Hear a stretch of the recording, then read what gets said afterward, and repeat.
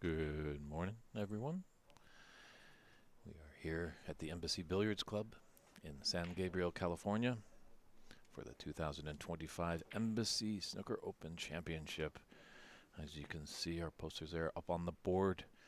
They're playing for some big money. The champion's going to run away with $10,000. That's going to be, finals will be on Wednesday, but it's day one. Great championship here. Players are just getting their little bit of practice before the match. It's David Burney in the booth. Our featured match on the TV table here on Ox Billiards and San Gabriel Embassy Billiards Club YouTube page will be Stephen Lee and Amin. So we're looking forward to that. And stay tuned. Once the practice concludes, we'll get into frame one of this exciting match.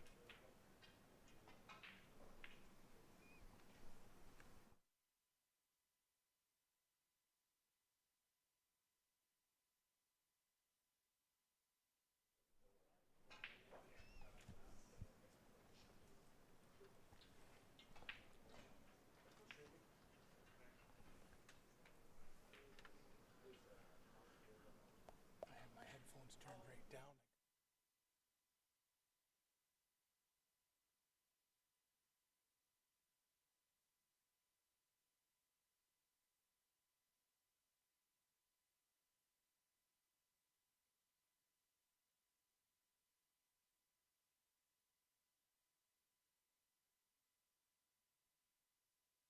Life goes on. I was 17 or 18, was on it for 2 years. Yeah. There was no money back then. Like, No. not the percentage. I gave it up for 10 years. Yeah, trust me. But when the last, I started playing again in my early 30s, and I'm in love with the game again. Yeah. It's weird, it's a real love-hate relationship with the game, like, you know. That's a fucking great night. You just give it a bit. Yeah, listen, you look like you're nice. Yeah, listen, it is what it is. It's blood in it somewhere. It's just, if you had, you know.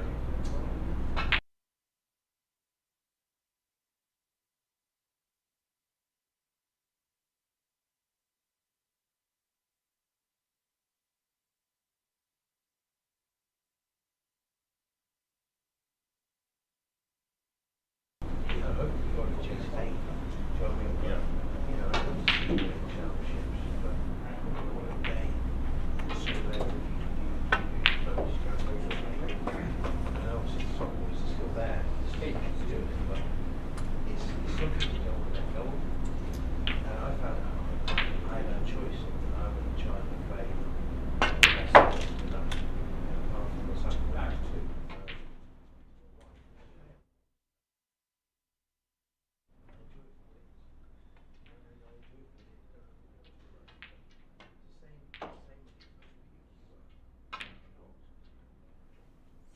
Hello, hello, hello. Just testing for audio. Yeah, those days are, yeah, they say 30 years, yeah. But again, like I said, it was that game. 14. Well, I honestly, if I didn't enjoy the game. No, no, big match went up. It is. Those 2 years, I got my ass handed to me because my mom was an arm and a leg every morning in her house, you know, and stuff like that. And I'm like, you know what? I'm not always going to do something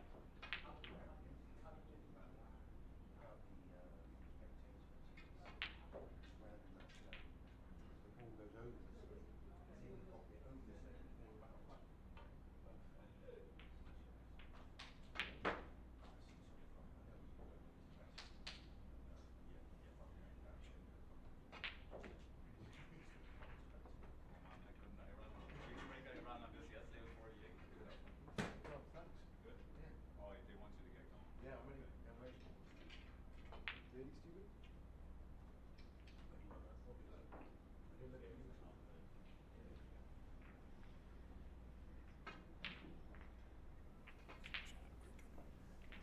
right, everybody, I hope you got that coffee and you're ready to go. Maybe you're having a little bit of lunch on the East Coast. The Potter is turned in. Appreciate the kind words about the amazing coverage. And yes, Stephen Wong and his team at Embassy Billiards putting on a great tournament. A little unfortunate. They did have 50 participants at the beginning, but things had happened. Obviously, life gets in the way of the amateur game sometimes, and people weren't able to attend, so we only had 26 players. So a bit unfortunate, but Southern California down here in the Los Angeles area just got slammed by some heavy, heavy rain. That might have deterred a few people. We were a little delayed getting in ourselves, the team behind the scenes. But this is going to be a fun match here. Stephen Lee, definitely a lot of people know him in the snooker world. Great player. An ex-professional. This is open to ex-pros. Actually, professional women can play. The man with the Rolls-Royce Q action set to break off against Amin. Not sure of Amin's last name, or maybe he's just like Cher or Sting, just as use one's name. Very intimidating, but David Burney in the booth. Frame 1, best of 5, round robin match. Here we go.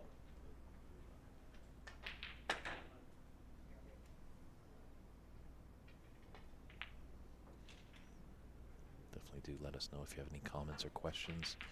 If we're sounding all right, if the visual's okay. If you're putting any support, any cheering for either player.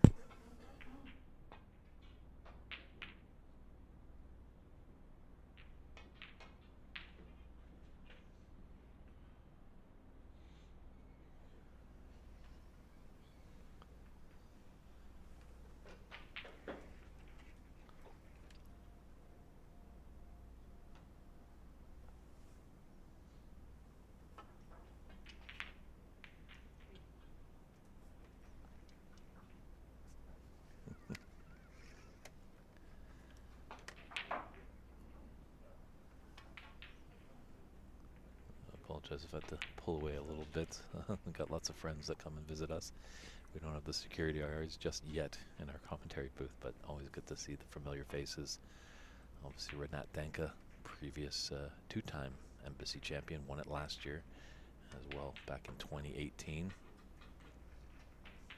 This tournament was looking great back in the teens, but unfortunately, as we all know, that nasty pandemic came and really halted the vehicle for us. But Stephen has rebounded, Stephen Wong that is, and his team at Embassy. And this is the back-to-back second installment, or third installment of the tournament. That's a beautiful long red there by Stephen, and he's off.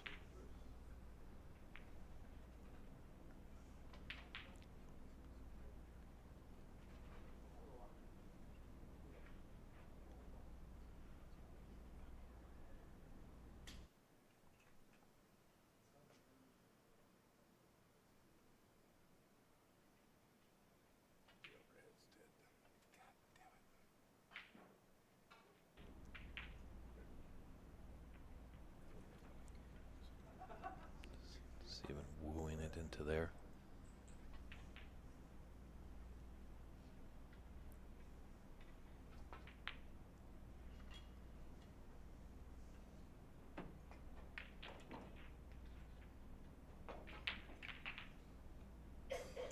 Nice red into the right middle to keep the break going. This is a new addition to the Embassy Billiards Club. This star table. This very table had two 147s rattled off by Ronnie O'Sullivan. Stephen was able to grab it from the Saudi Masters.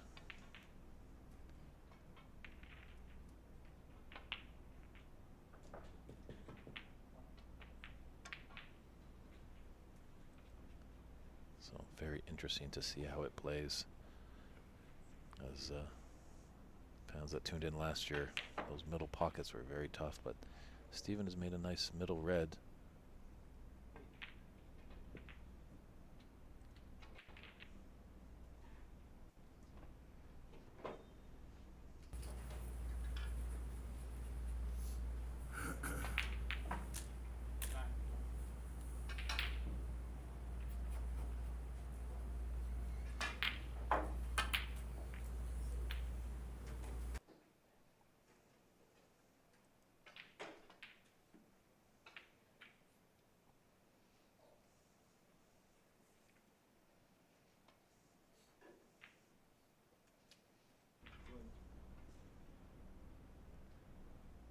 Nice angle for that open red.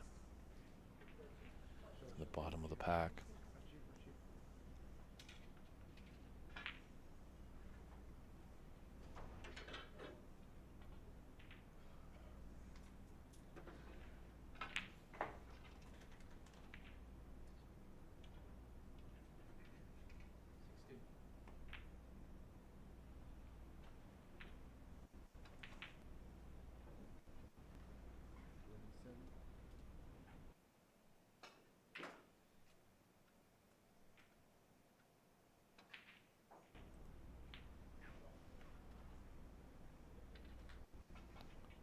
Stephen just waiting for fellow opponent on a different table to take his shot.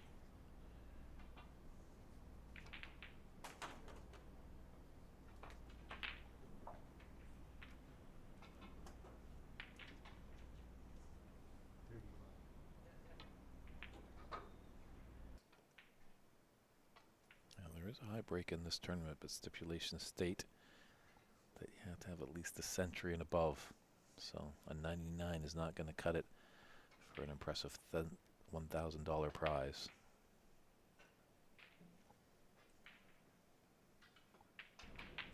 With the caliber of Stephen Lee, Renat Denka, Albert Kenny, to just name a few.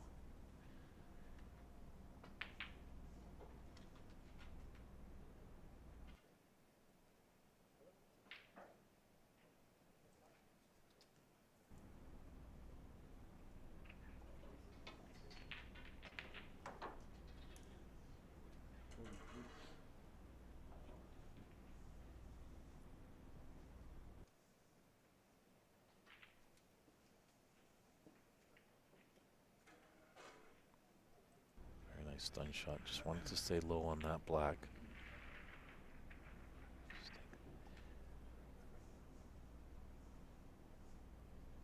Come off that black and stun into the pack and open them up. So big shot here to continue the break. Already's got a 44-point advantage.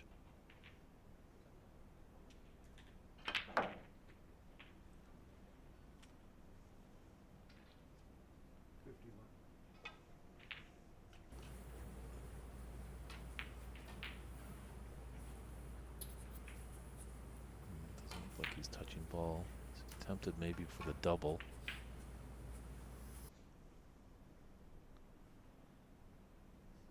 It's tough to say as he hasn't seen his opponent play yet.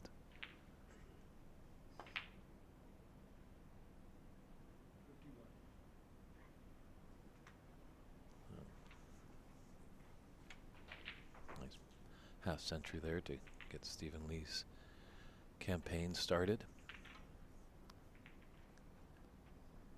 Still a lot of points on the table.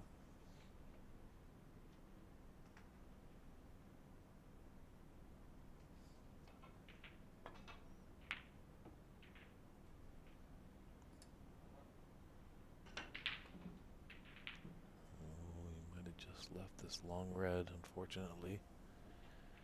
Good idea there by Amin. Trailing 51, you want to get in there.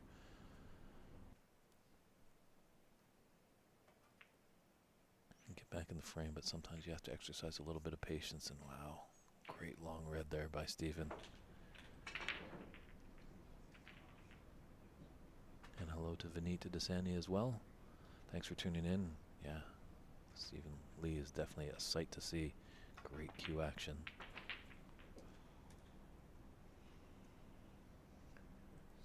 A little chat with Stephen before the match, Vinit, and letting him know about Rianne, and he was just excited to hear that a youngster's taking up the game and doing quite well. So guys, I'm going to do my best maybe and see maybe we can get Mr. Stephen up to see us in the land of the Maple Leaf. But I'm pretty sure it's all business right now for him, and Falter's on that red to the left middle.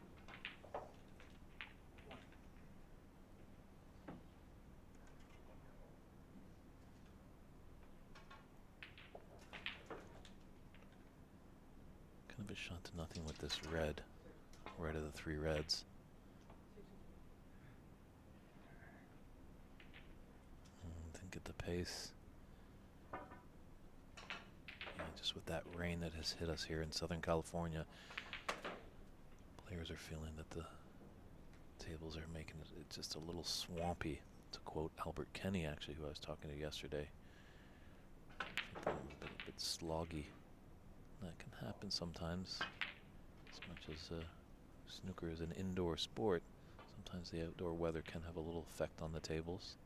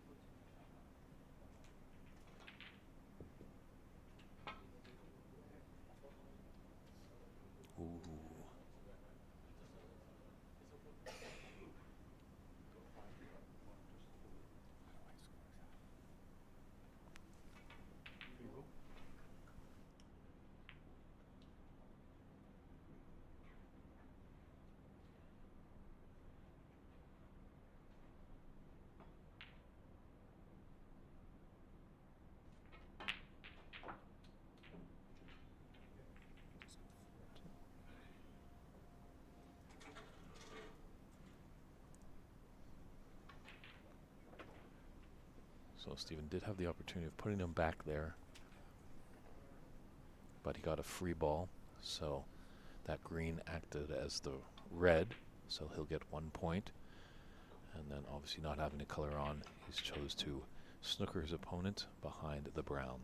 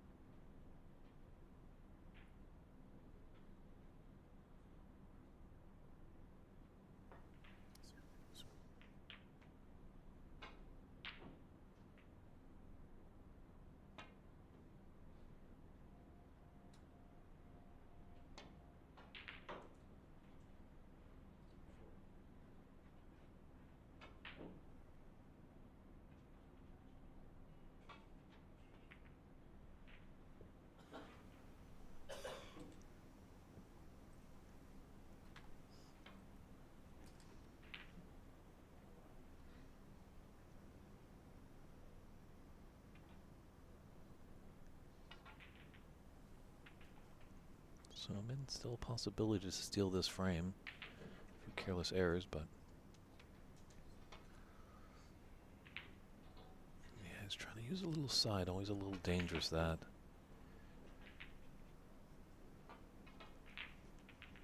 Now once again, he's left a free ball, as you can see. All the newer viewers. Amin missed the red ball, and the result is snookered his opponent on the reds. So in that case, Stephen can elect to use any of the color balls as a free ball. That would be 1 point.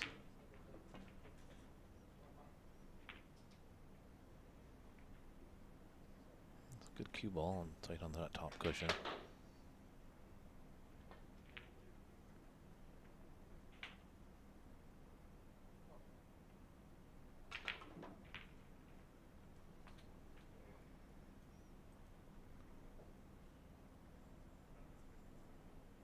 He's not going to be on the brown, so I think just rolling up behind the green here puts his opponent in a lot of trouble.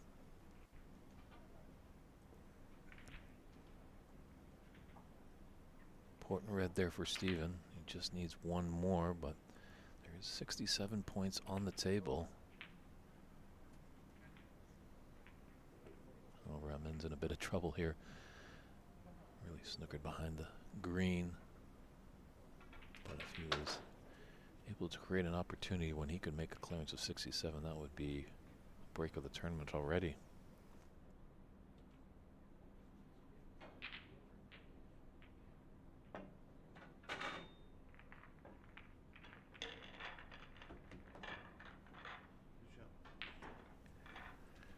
Good hit there by Amin. Not sure if that's touching ball.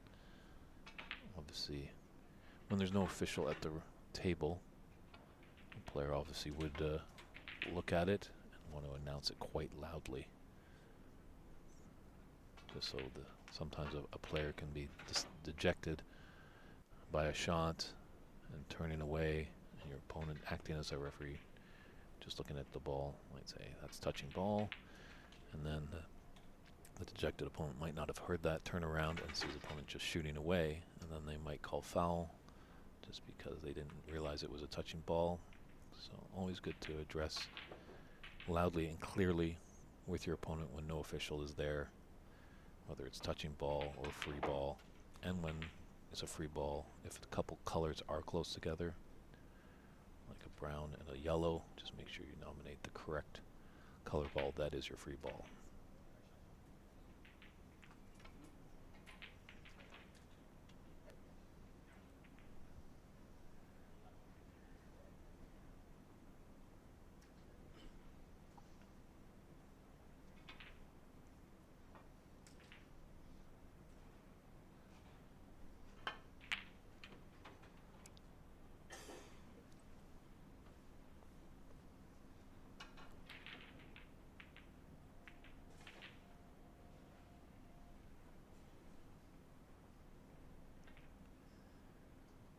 Just eyeing potentially maybe a plant here.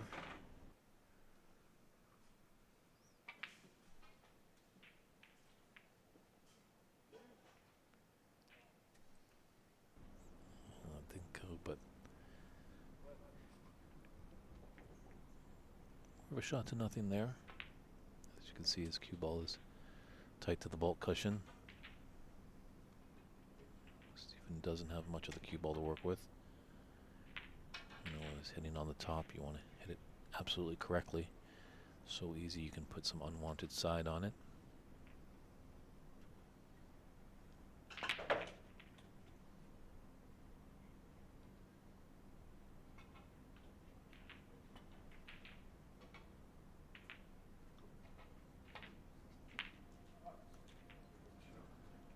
That's a nice long red there by Amin.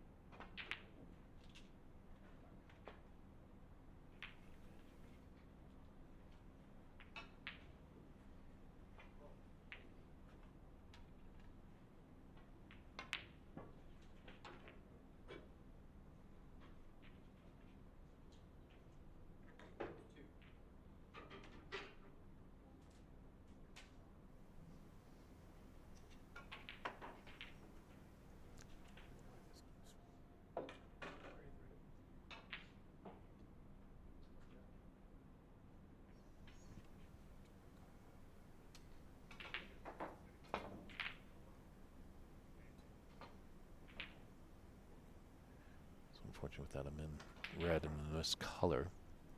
There's enough 59 on the table, and there's 63 in it.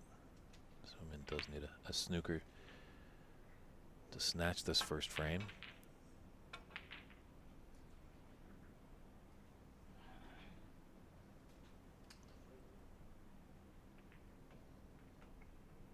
Steven was in first, but both players just showing a little bit of a early morning rust. You know, these 10 a.m. matches sometimes are a bit uncommon for some players. They are more often than not Nighthawks.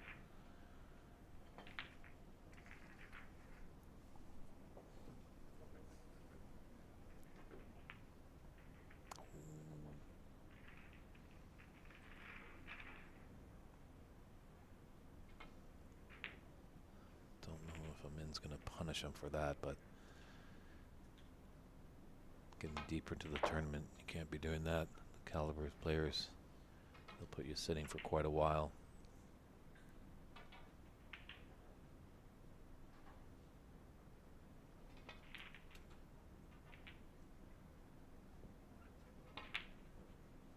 Oh, interesting.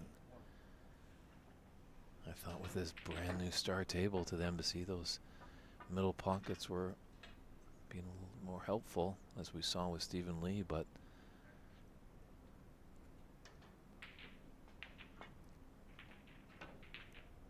Amin just showing us that you got to be so precise, full concentration.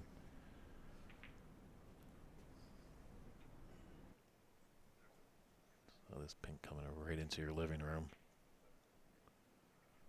This is looking definitely promising for Stephen Lee.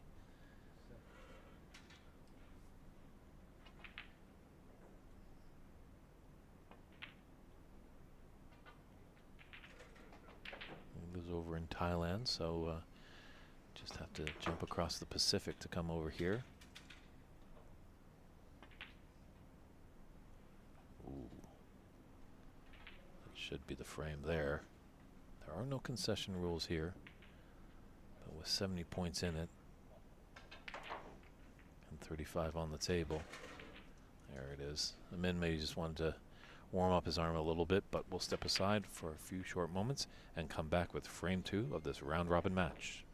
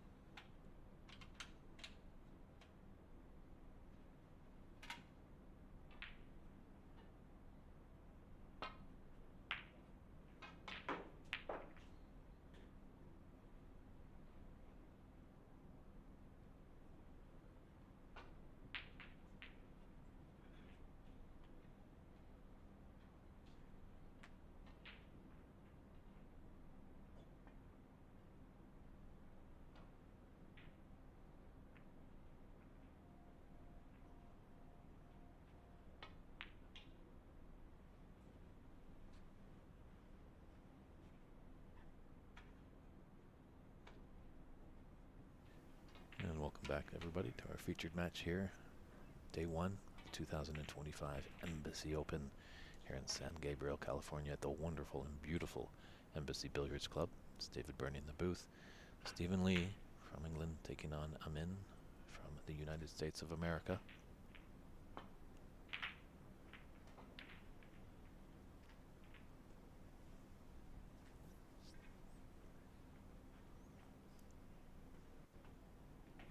We are streaming on the Ox Billiards page and the San Gabriel Embassy Billiards Club, as well as our good friend Rob Richards is streaming another match. I think he might be streaming the Renat Danka match over on the OBSA YouTube channel. So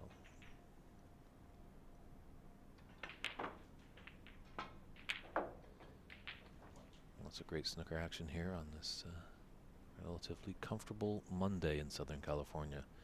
Not too hot, not too cold, and welcome sign for all the residents here. It's dry, as I alluded to in the last frame. They got hit hard by some rain.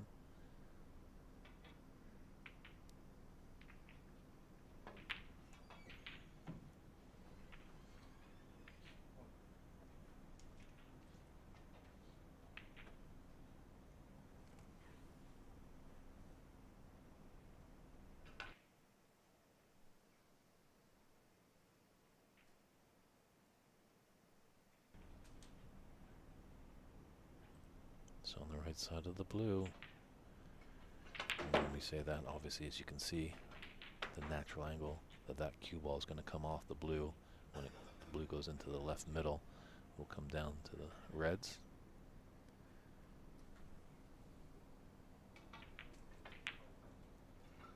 Steven just waiting for fellow competitor Sharam, coming from Houston, is in action over there.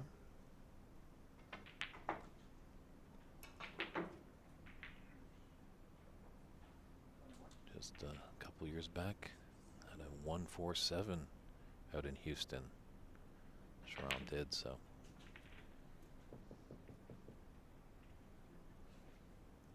Not sure if there's an extra bonus here for a maximum, but definitely you got to get a century or more to get the high break prize.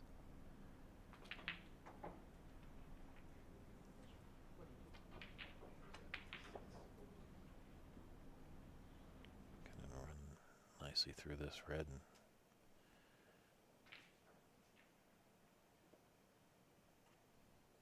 be on the black.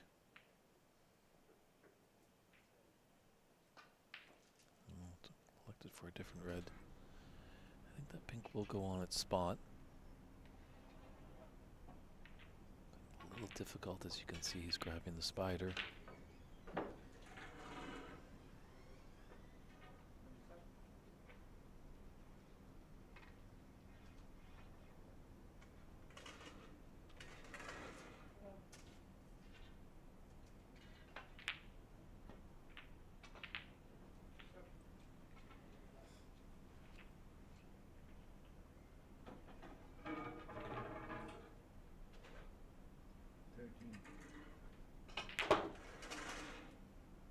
Don't think there's a pathway for that red. That's two left of the black.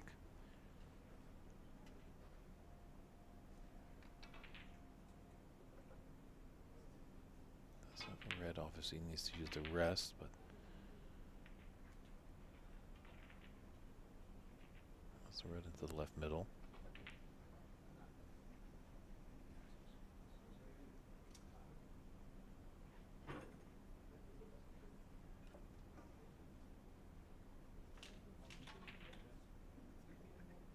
Obviously a little bit more difficult shot with the rest on this red. And as our great friend Cliff Thorburn once said, sometimes to keep the break going, you got to take that just a little bit more difficult red and leave the easier red a little ways down the line.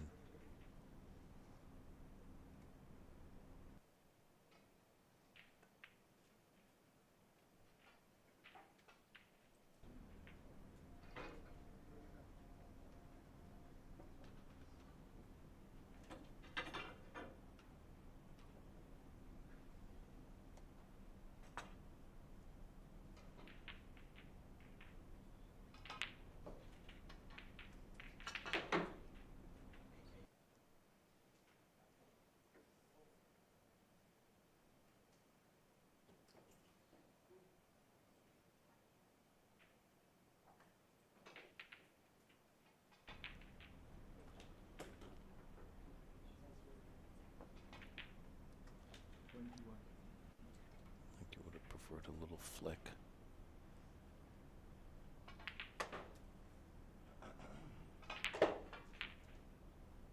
On that last red.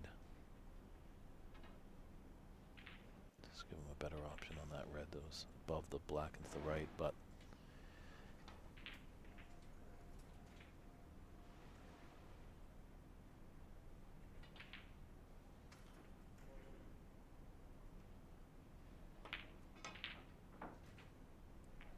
difficult shot there. So breaks down on 21. This is where Amin needs to pounce. He's got a few reds open.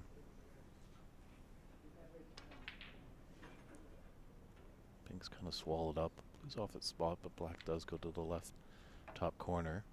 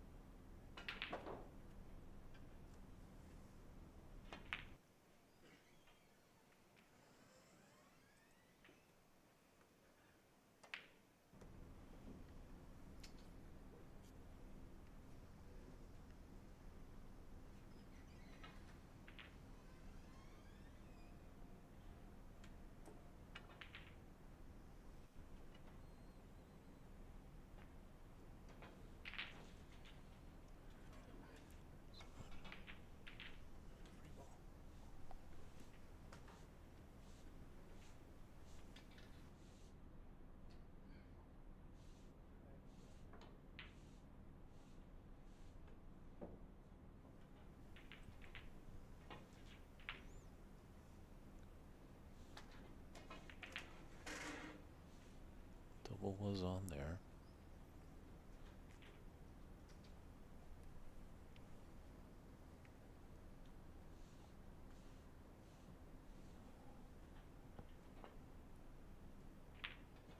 Oh, pretty as a pitcher, and he's gonna hold nicely for the black. Great long pot there.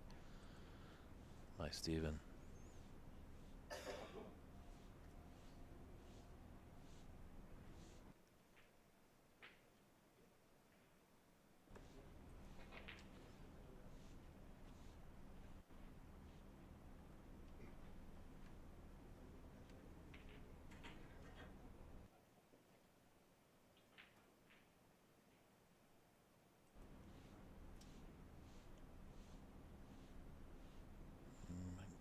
Just be a bit straight on that blue.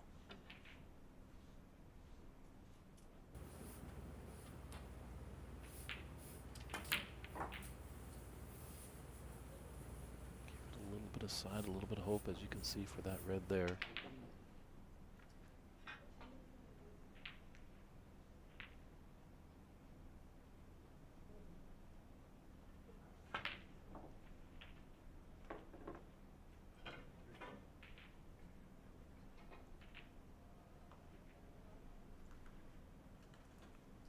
I think what makes the difference between a good and a great player is sometimes you get thrown out of position and you have to make a good recovery shot, and the great player is successful in that. And the good player might just falter a little bit.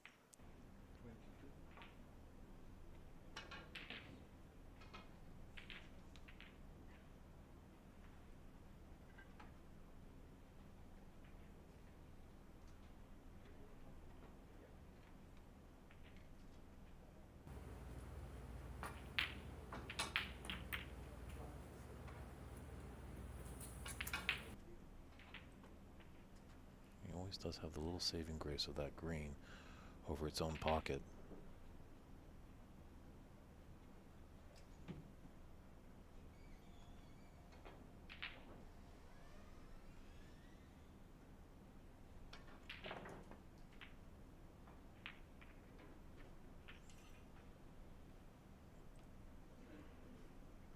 Just leaned a little just to make sure his cue ball didn't get hampered by that red that it's close to, and has given him a shot at this. It's a little easily red. Draw it back nicely. Kind of the Bill Werbenick shot there. Really didn't have to move around too much.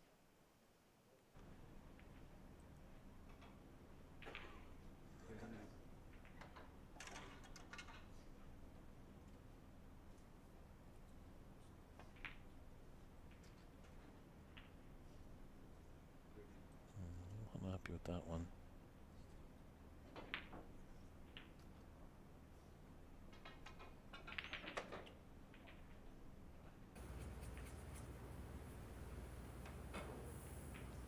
It's pretty straight on. Yeah,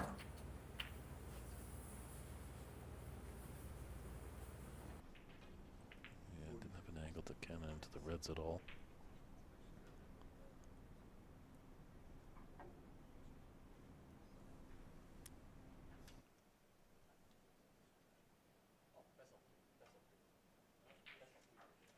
Oh, lovely plant. Opens up those reds. Got a little low on the black. Does have the pink into the left middle. Great chance here to take the second frame and a really commanding lead. As we are into the snooker's acquired stage already anyways. This 59 is on the table. The difference is 74.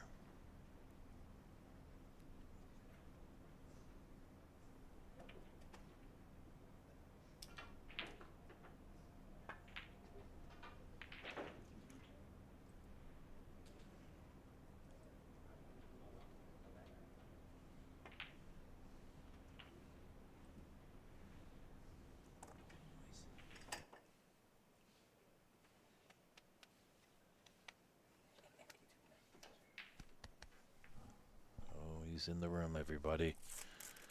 That chuckle you can hear far away. Charlie Brown. I think the lone Canadian, actually, that's come down for the event.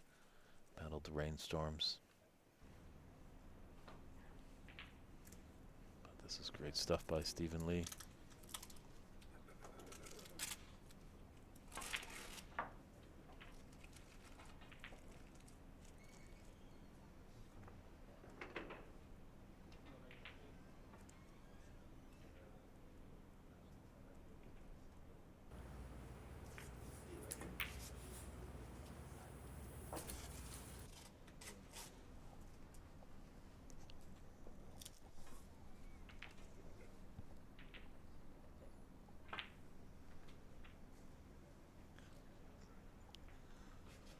Oh, beautiful little flick on that brown.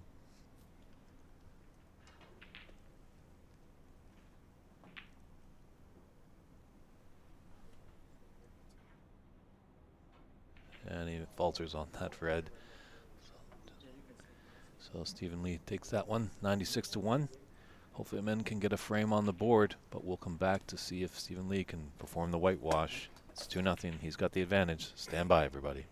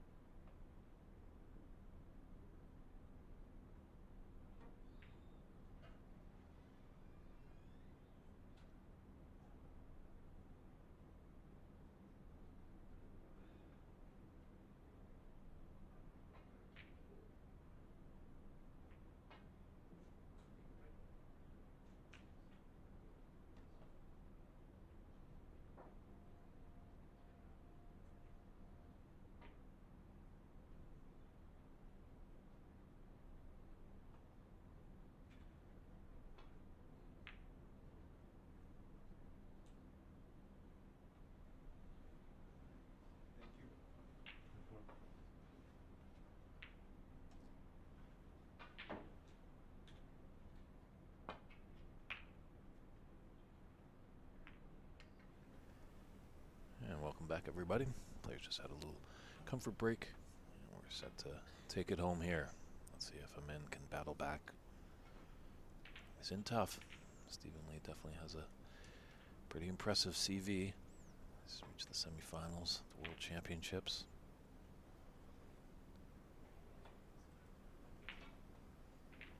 Glad that you're tuning in on whatever channel you find it, whether it be Ox Billiards or San Gabriel Embassy Billiards Club YouTube page. Nice to see that the chat is active there. Any comments or questions? Obviously a lot of people are intrigued to see the Rolls-Royce Q action, silky smooth, that Stephen Lee has. At the players meeting, he was told to introduce him with that Rolls-Royce Q action and kind of sheepishly shying away. Kind of piped back. It was more of a Ford Taurus, but I think he's pretty humble there. It is a smooth stroke. So any new players or any youngsters, this man at the table right there, take a look at that Q action. That is something to emulate.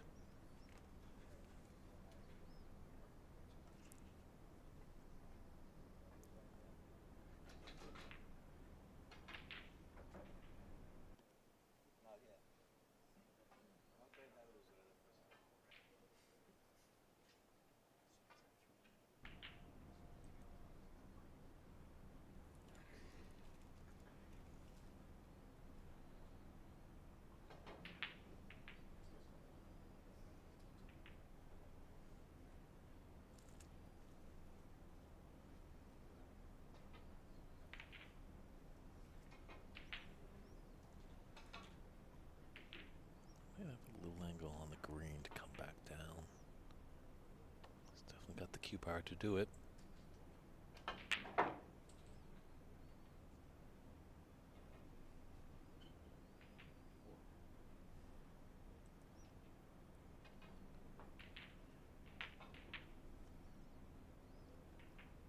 He just hammered it a little bit. I read in the back as he just come close to it. Looks like he's getting down. There's a space to go through. He's got the best vantage point. He did have the safety. That other red near the right middle.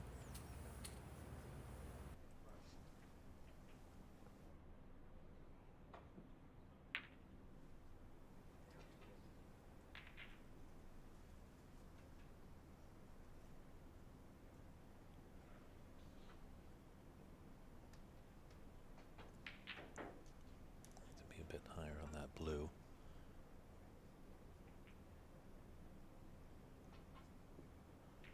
Still yet again has that green. And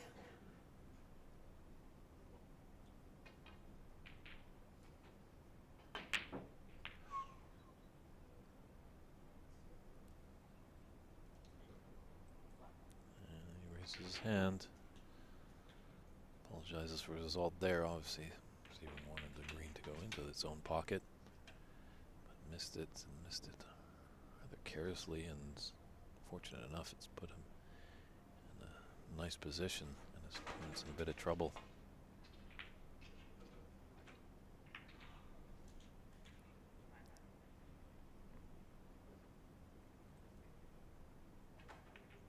Oh, it just might be okay. Doesn't look like there's really anything.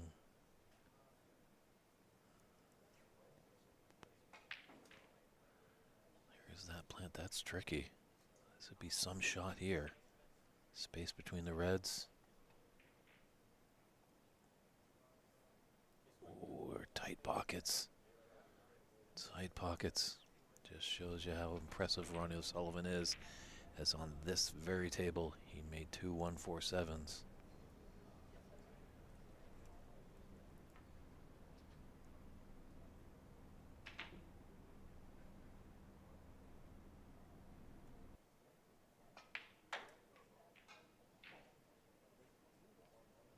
The pathway through the plant.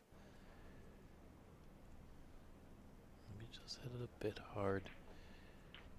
It's tough to see maybe if he hit it at the potting angle on the black, does that red that's close to it fringe on that, but it's a big recovery here, taking the pink into the yellow pocket.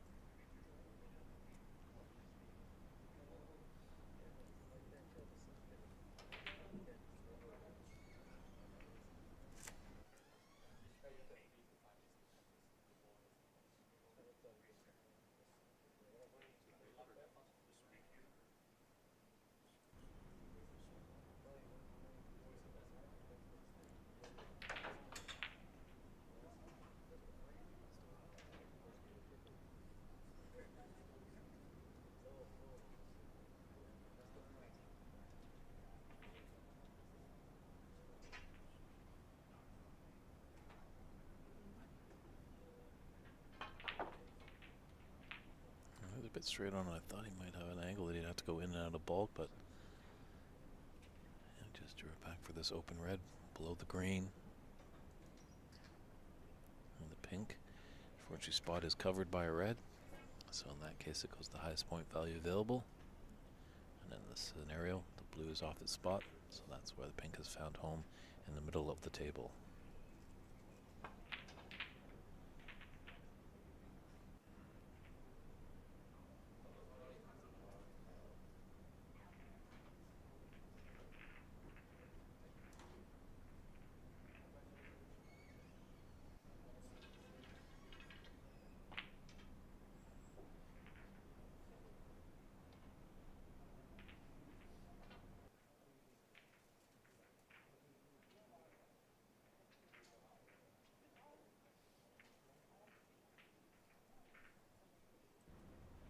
Just smooth as a hot knife through butter.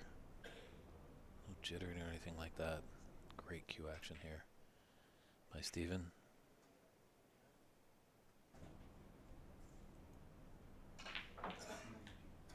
It's kind of got the stature of Bill Wernick. So I like to say that's the Bill Wernick shot. You take a red on, pretty much get up, cue, get back in the same position and take your next shot.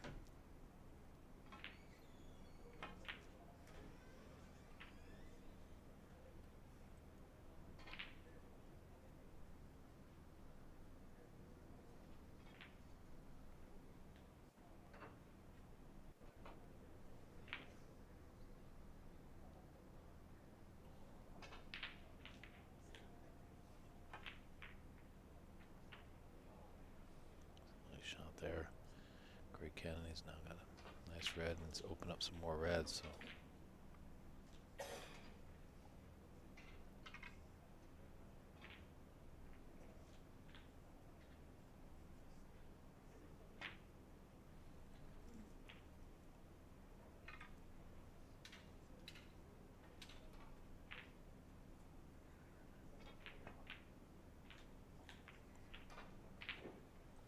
this is looking good.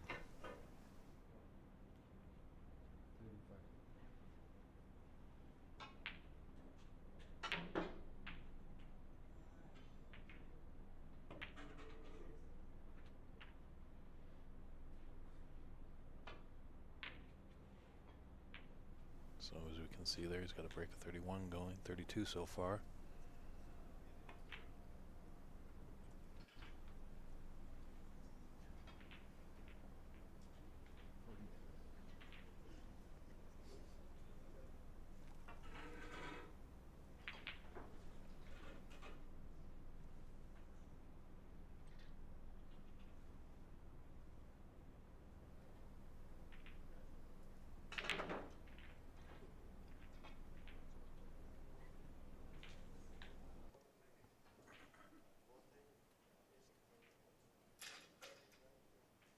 We have to use all the pocket there to fall, but it still went in. Because there, as you can see, he's got a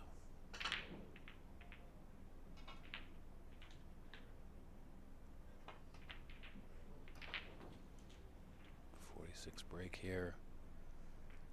We could be in the store to see a century. It's definitely there for Mr. Lee.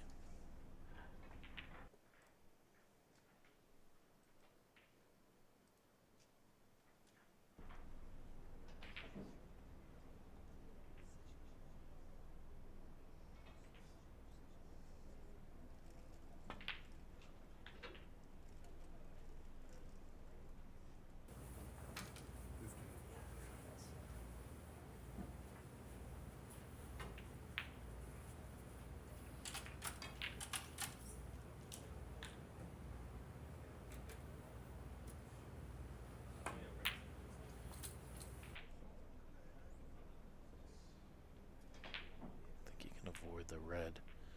It's just right of the pink. Skim by it. Oh, broke down on a 55. 51 in it. Amin can battle back. Just does need one snooker. And then the 3 reds with blacks and then run the colors to force a black ball respot.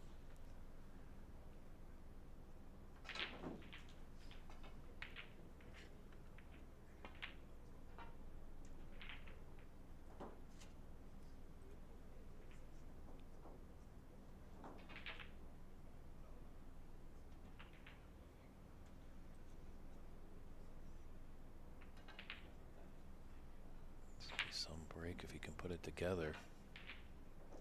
Always a free ball with that final red as well.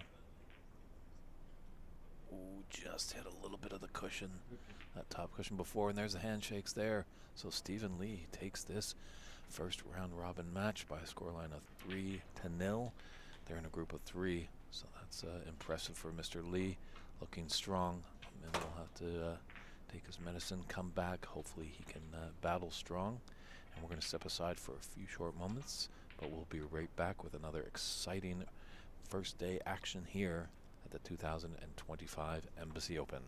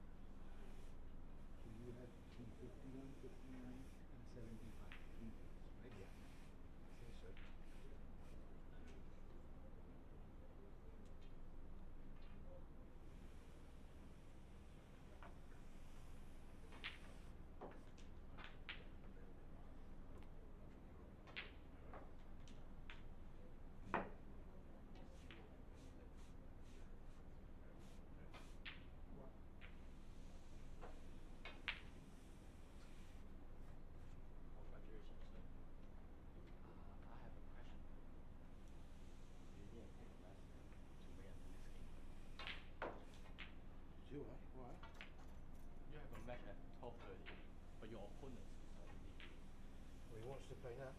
If you want, Yeah, I need to ask. Right now? Yeah. You don't need to take rest? No.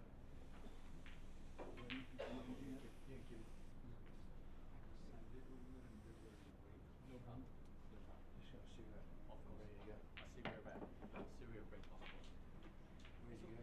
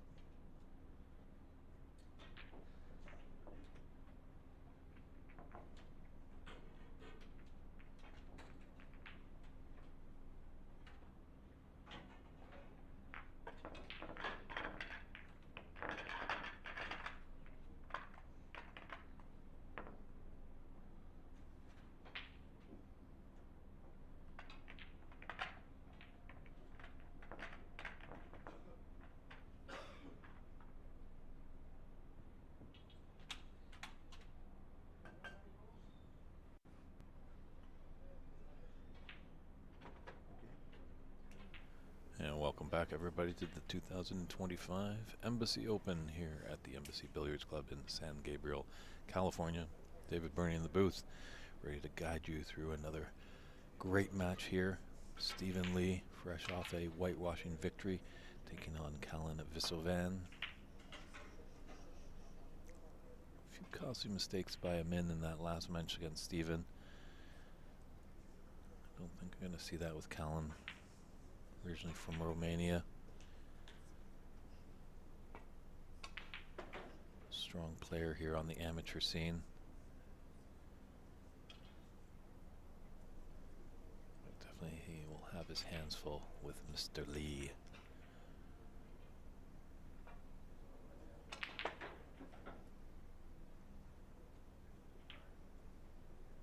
There's a pathway for a shot to nothing, but I don't think he can get to that angle on that red that's just above the black.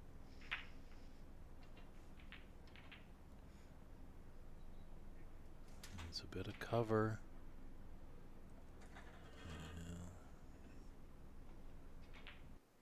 Yeah. Callum's got the first chance.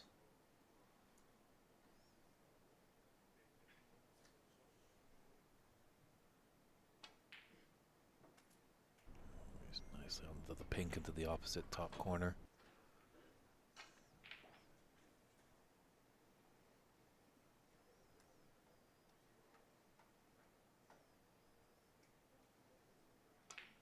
First glance, I thought it was a bit easier of an angle, but a bit tougher, so I'm just going to take this blue. Done well to avoid any bulk color, coming back down to the reds.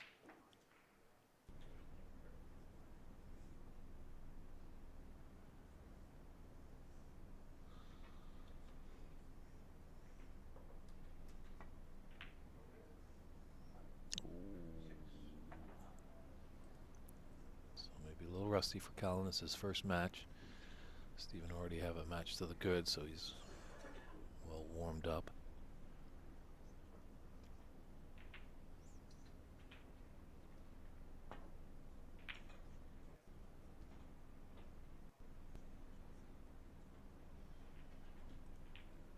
So Stephen probably has a little slight advantage here, knowing a little bit more about the speed of the table. So obviously these tables have been draped in the Strawn superfine cloth.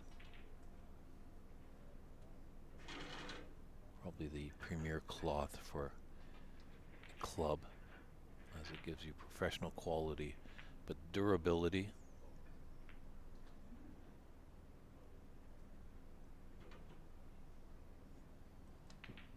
Because it's not an inexpensive thing to change the cloth. Cloth is a price, but then you need to hire up a mechanic. And we are starving a little bit in North America for mechanics. Definitely stress if you're in America or up a little bit north in Canada. If you want to be a table mechanic, I don't think you would go hungry. There's a lot of people looking for highly skilled people.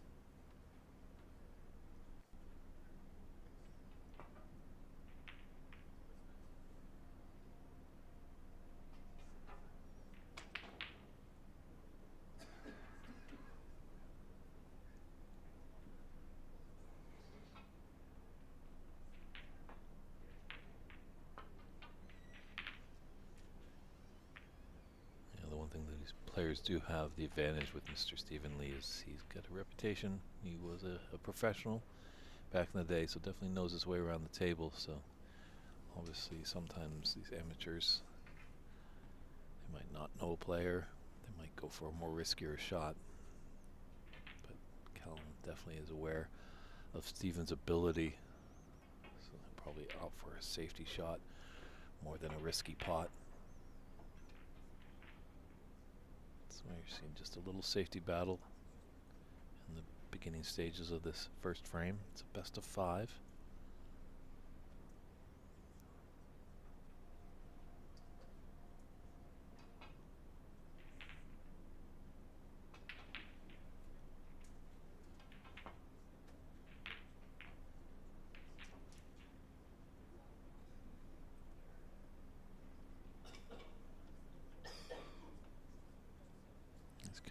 shot to nothing. Does he have the path? Take this red, find the gap. Ooh, couldn't find the gap. This could hurt.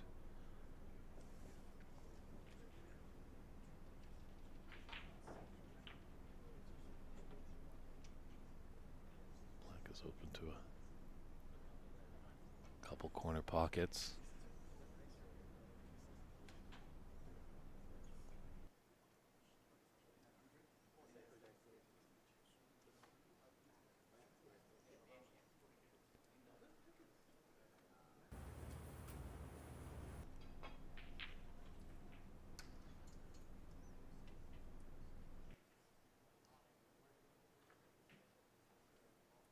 Ooh, can you believe it?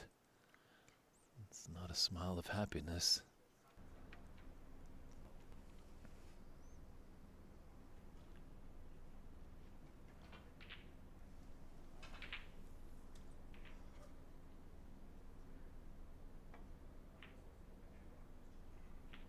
How can Callum pounce on that mistake? It's a colossal breakdown for Steven. As longer that Callum can stay at the table, the more and more Steven's going to think about that miss. So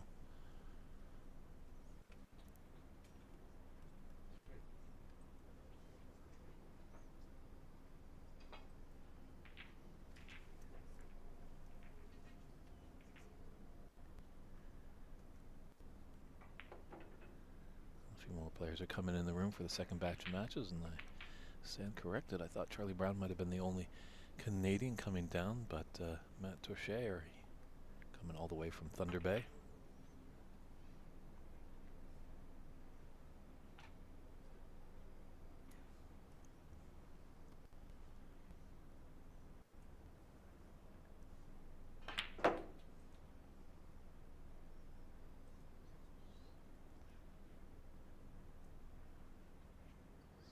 Callum had a big miss there, so that's not what you want to do. You do not want to give this man another chance.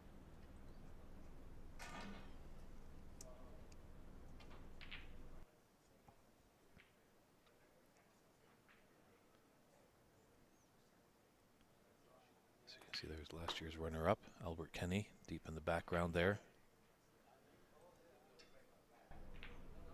It's a great final last year with him and Renat Danka.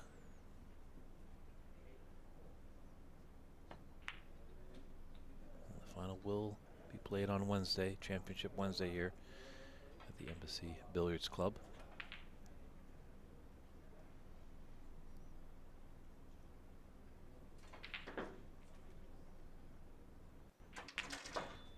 It's been fortunate.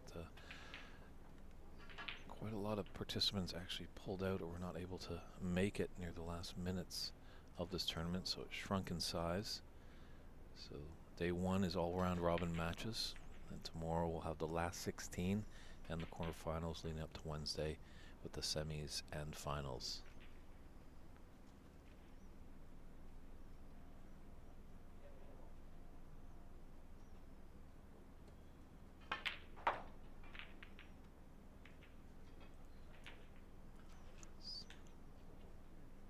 Gotta be mindful of the bulk colors. The wrong side of this blue.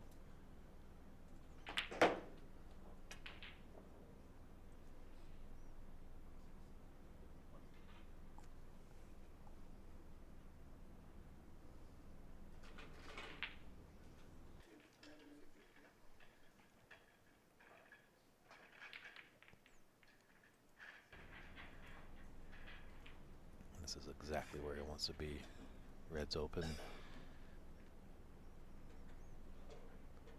Black is on its spot.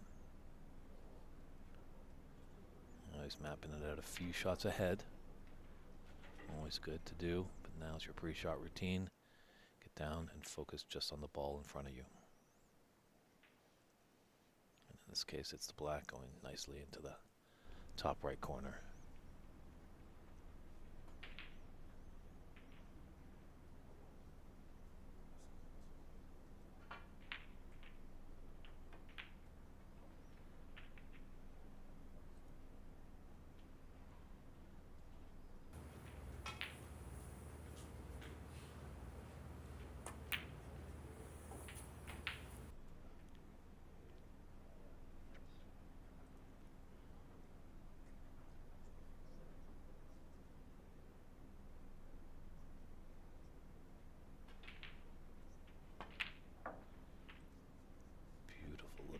there.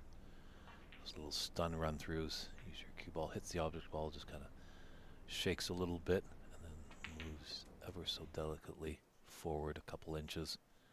It's nicely on the black with an angle to come off the cushion. Oh, he broke down on the black. Wow.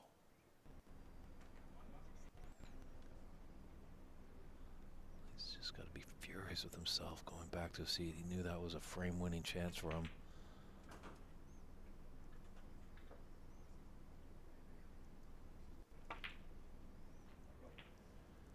The Potters chiming in of asking who Charlie is playing.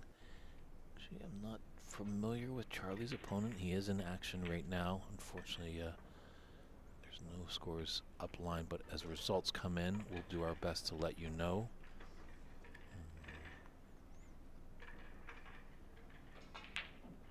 It would be nice. Canadian has not won this. There are a few in the field. And thanks to our friends at the San Gabriel, or the Embassy Billiards Club, I should say, that Renat Danka has the high break of the tournament so far at 86, the defending champion.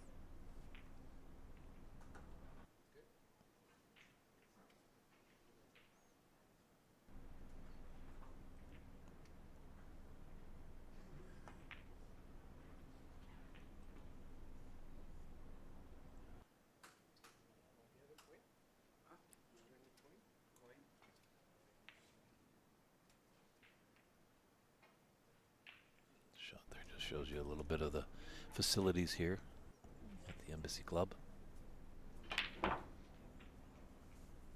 now snooker's required with that pink going down. That's a 48-point advantage and 43 on the table, but Stephen would like to get both these reds down. Just snuff out any chance that his player comes back to the table, and that's a great red. A lot of power needed to be so precise. Great angle on the pink to come back down for this last red. They say he's got Rolls Royce Q action. He's motoring around this table like a Ferrari, a man possessed.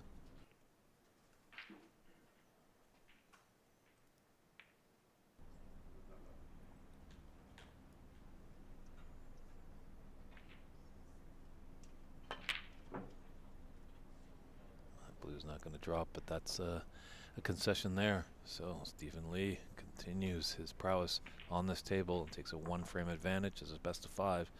Callum just needs to respawn, and hopefully he can get his first frame on the board when we come back for frame 2.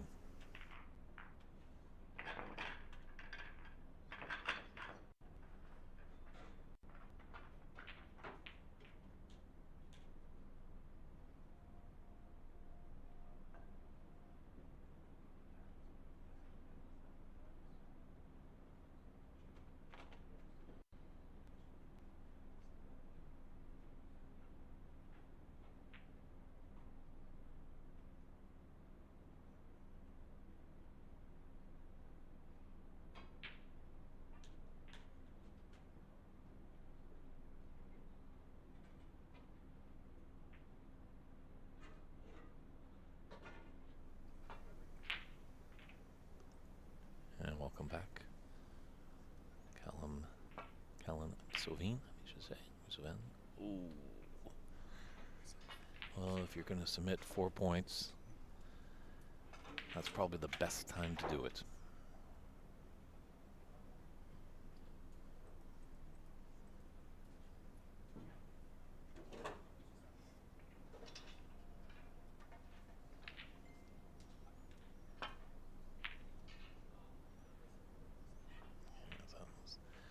Long red.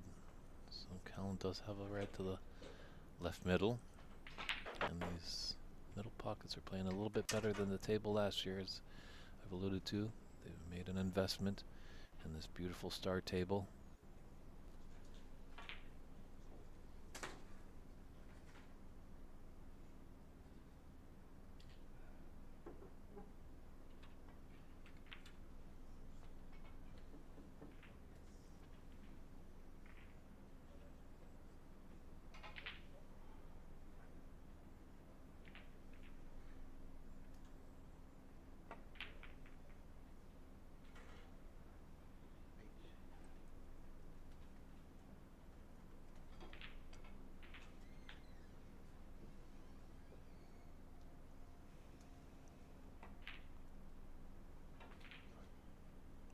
Stabro was involved in the 2024 Shanghai Masters, and at the Saudi Masters in 2025, that's where Ronnie O'Sullivan put in 2 147s.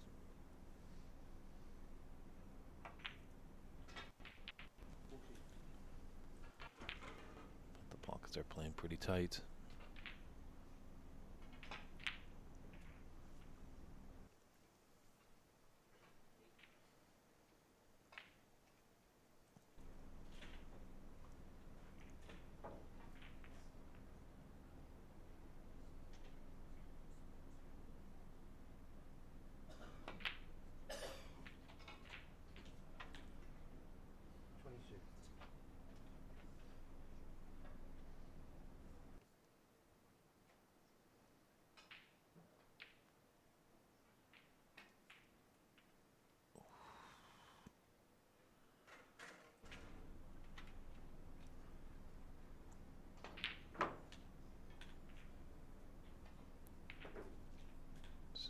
It looks like both players were playing pretty swiftly. I wonder if that he's just going a bit too quick for Callum. Just very nice. Nice, Stephen.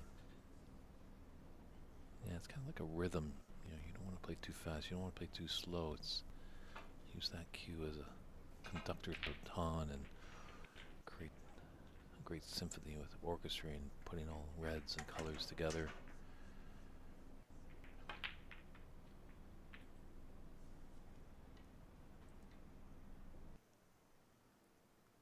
Looks like he's got a pathway for this red, as we can see there.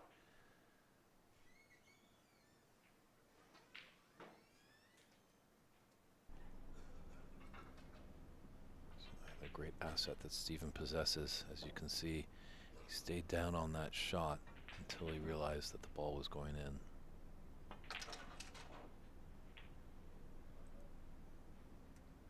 So often you see with the amateur players, they pop up like a Pop-Tart, wanting to see if their shot goes in, but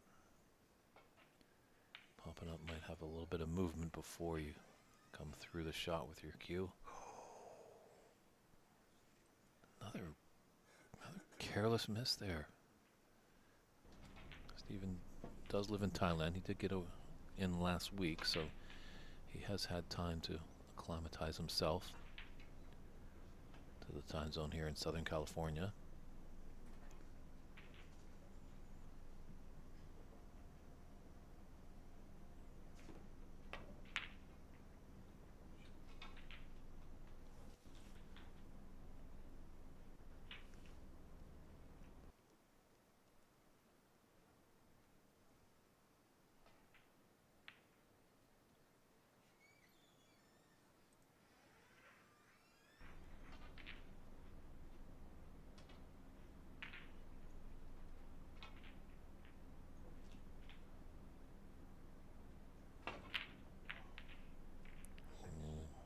Missed that by a country mile.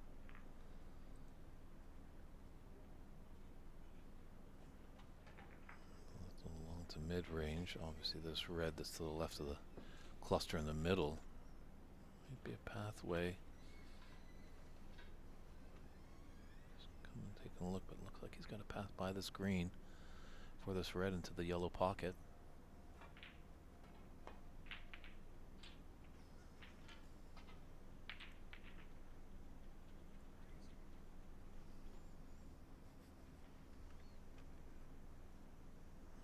Certainly all are taking on their shots, playing a little bit more aggressive, not refusing many pots.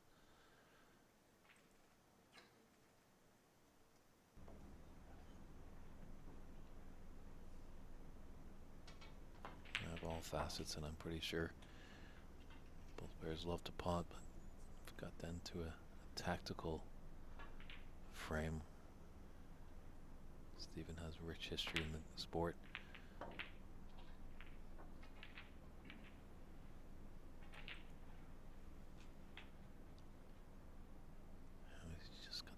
Slide by that red, tap it in the opposite corner, or is he going to go into the back? Opening him up. It's looking good. Just got to keep focused here. great chance to take this second frame and put him into a commanding lead, 2-0, with only needing one more frame. But we can get ahead of ourselves. He cannot. He's just got to focus on one shot at a time when he's at that table.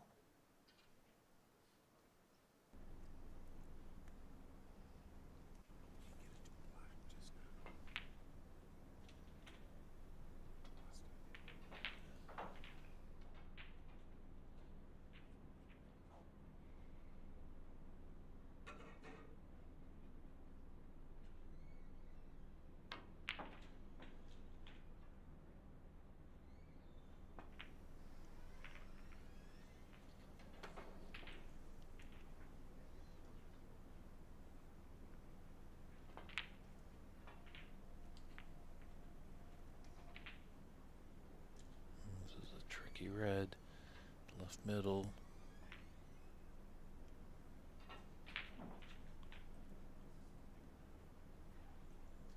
Very nicely done.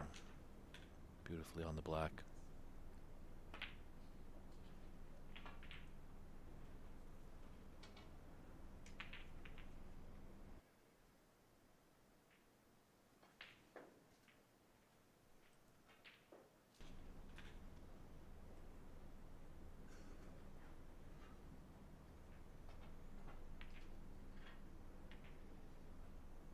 Red does go by the pink in the top right corner.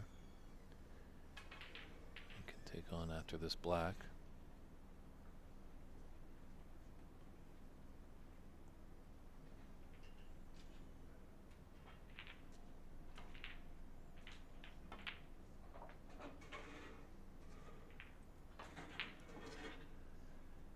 Just he tried to open up those reds. Had to put a little bit of side on that.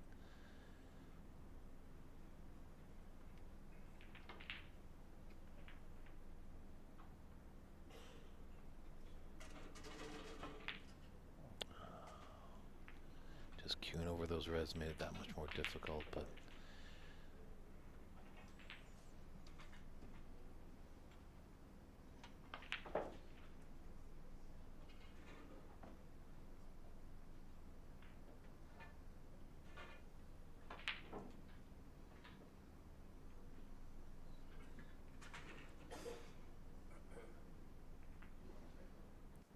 Steven does have a 30-point advantage, but 59 on the table.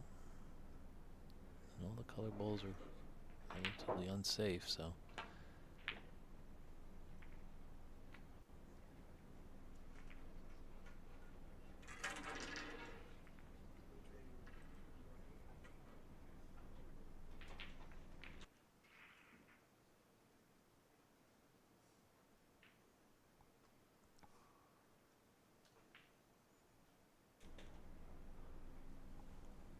Shot to nothing there.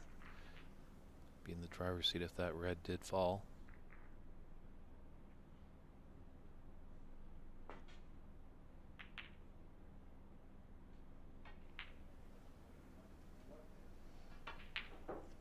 Didn't get the pace on that. Safe shot.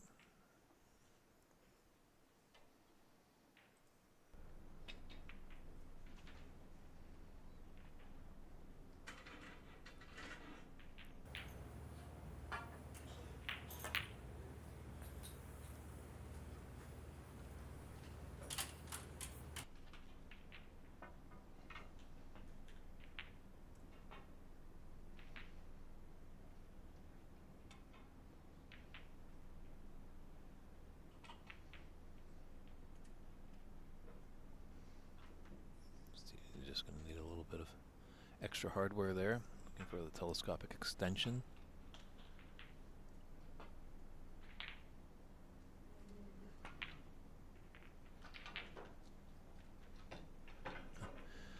His heart skipped a beat there. That red just rattled in the jaws a little bit.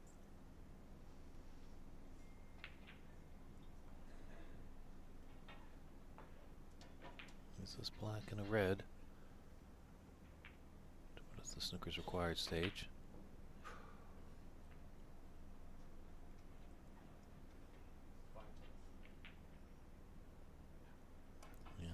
25-point advantage and 43 on the table.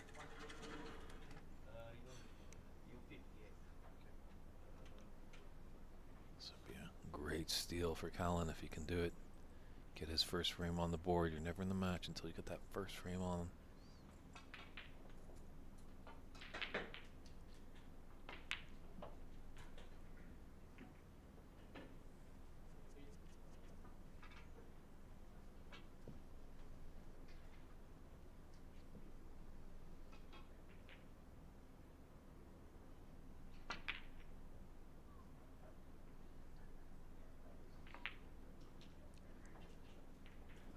Well, that's going to leave him in a position to take this second last red.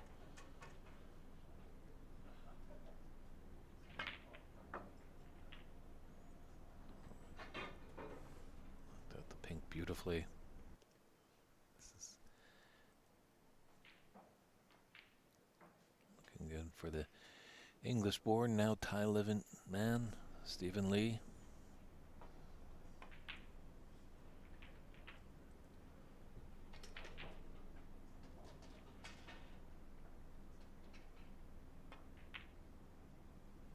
With that pink dropping, definitely Callum will not be coming back to the table, but etiquette, respect there. He's letting his opponent finish off.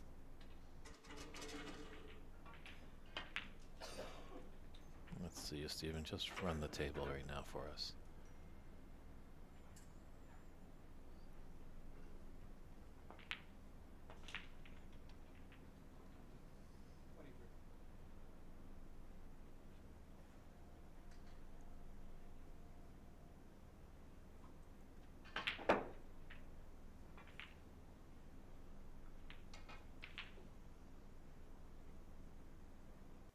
Once the frame's in your mercy, those buckets become the size of buckets, and definitely Stephen tried that theory out a little bit as that blue raggled on each horn before it fell. And there, that black goes in, so that's a 2-0 advantage for Stephen Lee in this round robin match over Callum Visoven. Just like to let you know, our great sponsors here, Omen Q's. Thank you very much for your help there. Jingpa, doing some great work in the billiard community. So these tables are Jet Q, so our good friends at the Arizona Snooker Academy. Unfortunately, Darren Taylor and Ramil can't make it. Embassy is creating some snooker academies in Thailand, Canada, and America. Also to the high-end snooker club over there in Thailand. Our good friends at OBSA, the Ontario Billiards and Snooker Association, and Ox Billiards. They've been doing some great work for many years up there in Seattle, and they continue to do it, and that's where you'll find the stream here. And we'll get going now in a third frame. It's do or die for Callum. He needs to do something to avoid the whitewash.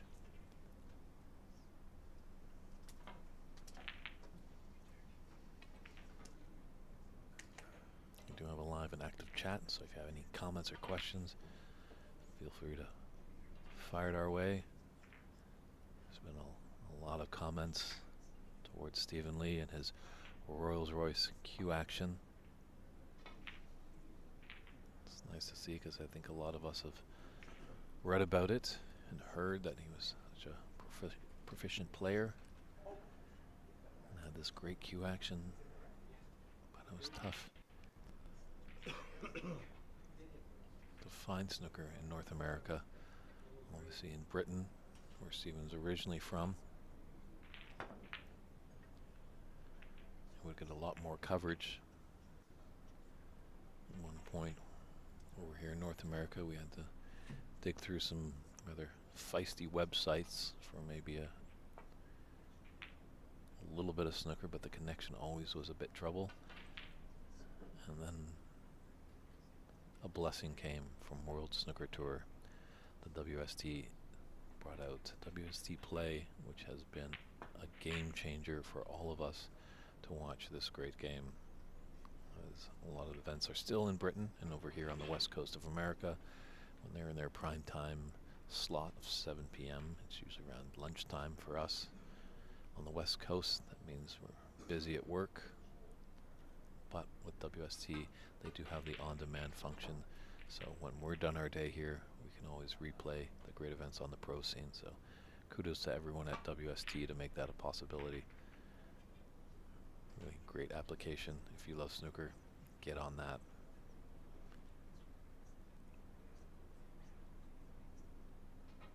And as well, our good friend David Hendon recently came out with a book, Pots of Gold.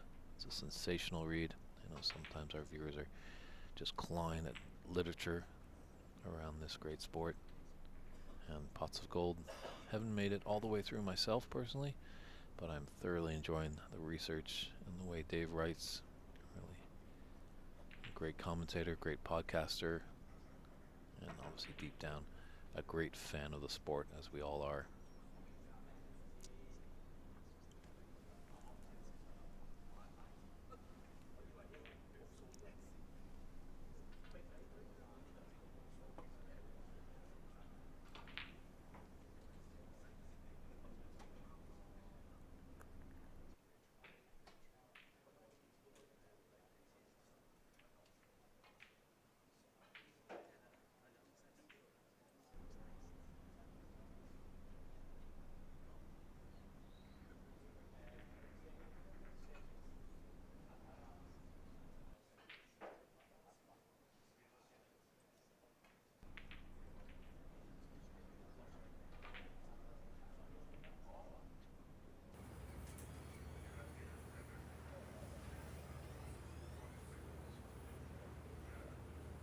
It's a bit tricky here with this blue. Green and brown. Yellow and brown, I should say, are off their spots. And just goes in and out of bulk a little bit trickier.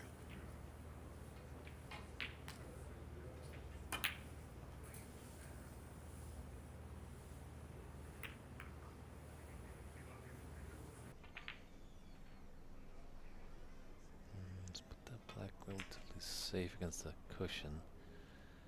It's a tough shot to get down for. Pink's rather tied up, so.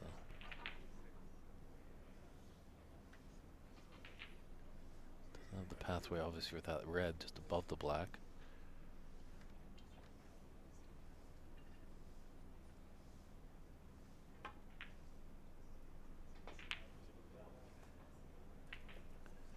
Our friend at GFTS GF4250. I have to agree, Rusty Steven is still pretty good going against some of these amateurs. Callum, as we've seen in tournaments in previous years, he's a strong player.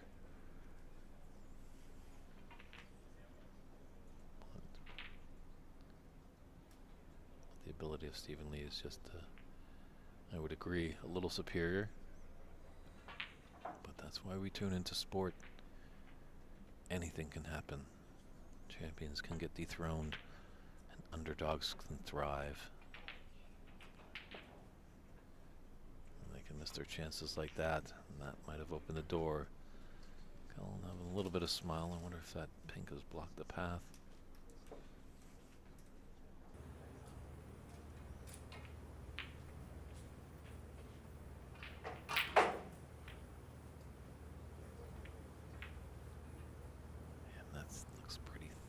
By the potting angle on that red. It's open on the left.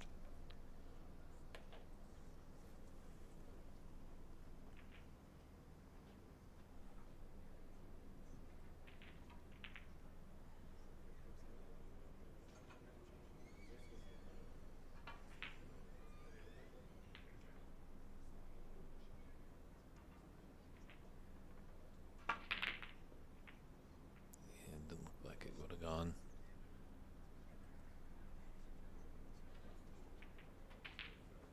And didn't gift a chance receiving. That's what these players got to do. He's got a reputation, so you don't want to gift him a chance. You'll probably be sitting for quite a while.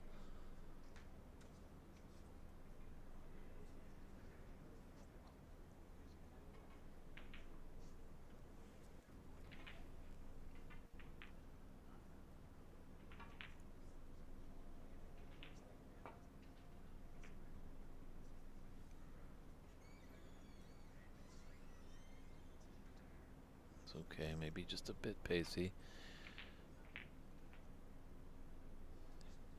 There could be an angle here. Yeah, shot to nothing there. He's come off nicely, just doesn't want to be straight on the brown. Overhead shot looks like there's a nice little angle that he can come back down table.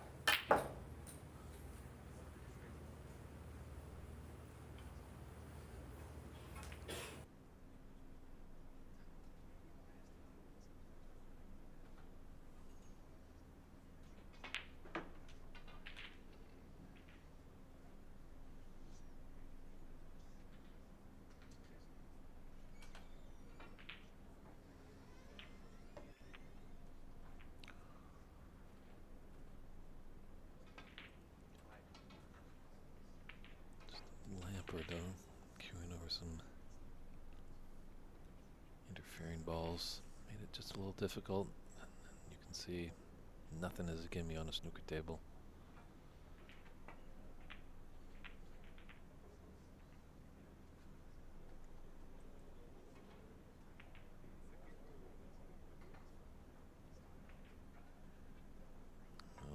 Is he going to take green and maybe try and get behind the yellow? Obviously the blind cut on the black to the top left corner is there, but he's not got a lot of the cue ball to work with. Knocking into that green, sliding over, possibly coming off the bulk cushion to get behind the yellow. He's got more of the cue ball to work with. At least the cue ball will be running up table if he is to falter on the pot.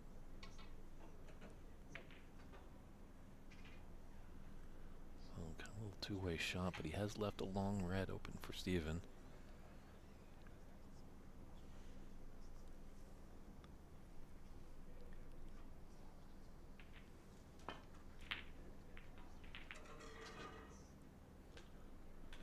And up 2-0 in a best of 5. When you just need one more frame, you can maybe take a few more riskier shots. Don't want to take too many, don't want to give your opponent that little belief.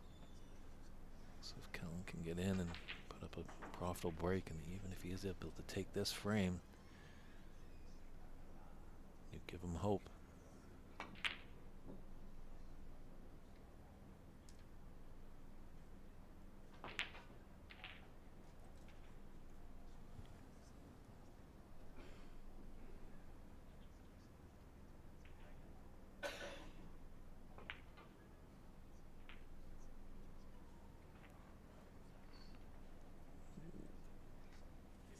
Just was up for that red to kick out.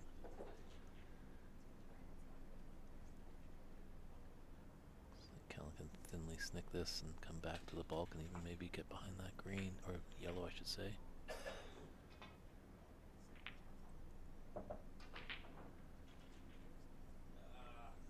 Controlled pace.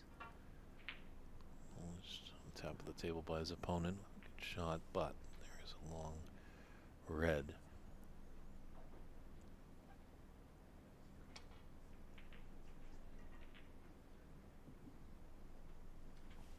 Certainly isn't a gimme. If he has to miss, there's a lot of reds open up in pink and blue. Quite open.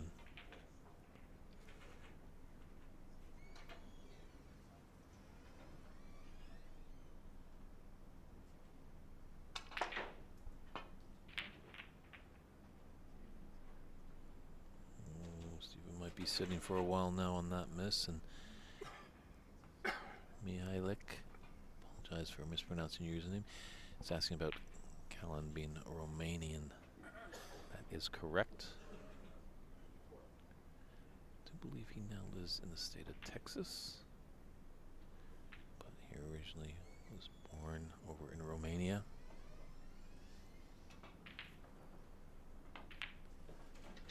One of the more taller players here on the amateur circuit. Oh,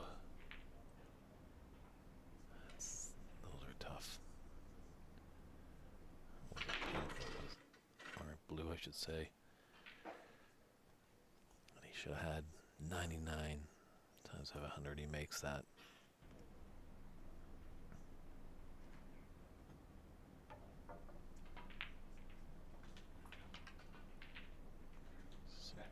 in blue.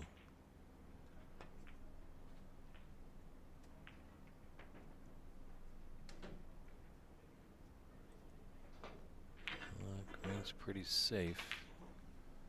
So we'll see what happens with that, how this frame materializes. It's not even a good snooker spot. So it's really tight to that right cushion.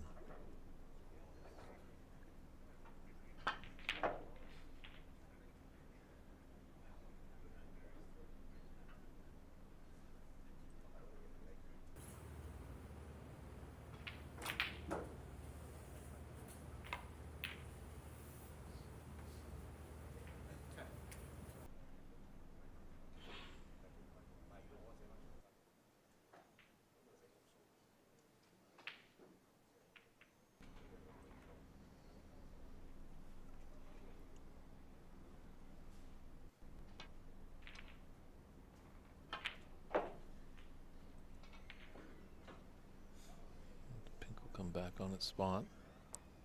Players always like to get those color balls on the spots as they practice that routine of running the colors for hours and hours.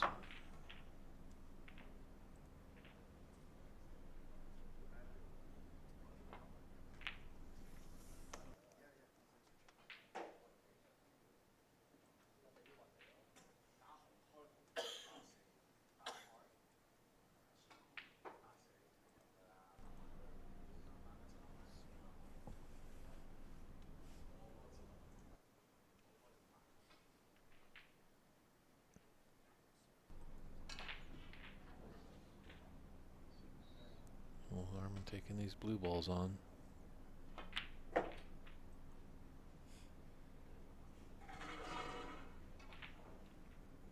Great shot to be beautifully on this red.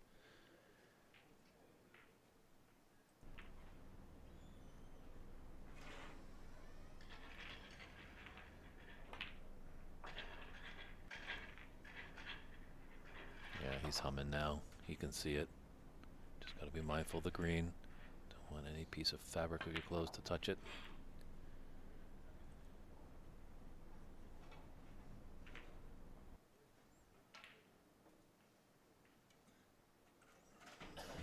Just develop that red on the left side a little bit. But as you can see, he's 60 points ahead and 51 on the table. So Callum is going to need some snookers and some magic if he wants to prolong this match. Stephen Lee looking to be atop the group at 2-0. Ooh, but just broke down on that black. Callum just looking at the scoreboard. I think there's a nod there. There's a handshake to confirm it. So Stephen Lee takes this match by a scoreline of 3-0. He will be first place in his group. He'll be into the knockout phase coming tomorrow. But we're going to step aside for a few moments and we're going to come back with another match in this group, an important one because both Callum and Amin have a match defeat. So winner of that match is going to move on. So it should be excited when we come back to the 2025 Embassy Open here in San Gabriel, California.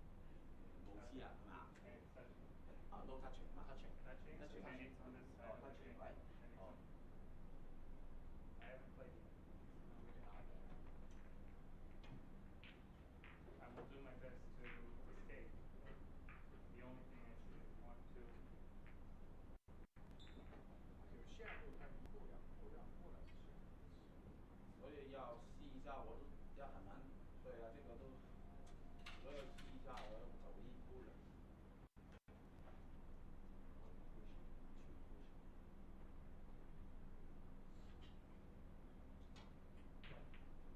Nice roll.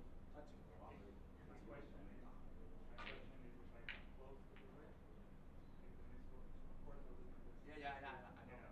Yeah, you're not doing any unsportsmanship behavior on the game. Yes, sir. Yes, sir. Because this is a tough situation.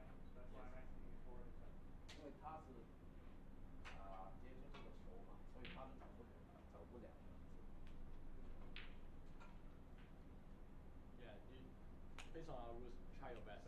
So if you can watch it, Yes, yes, yes. based on my Yes, attempt. yes, yes, yes, yes. Are you staying over here? Yeah, thank you.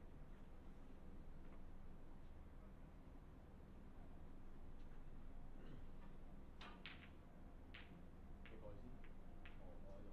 係啊，總之佢個方向係去嗰邊咯，要夠力。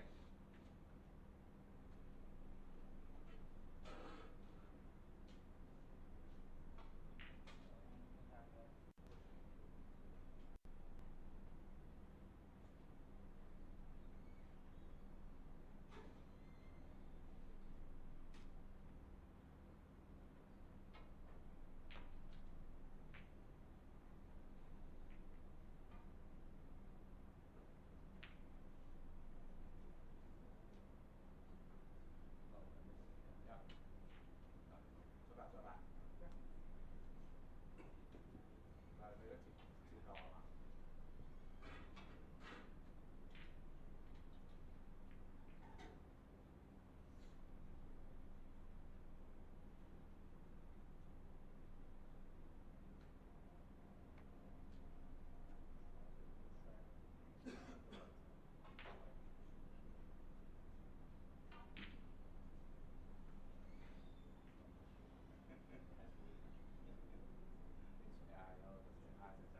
？Yeah, sometimes maybe the table and the ball.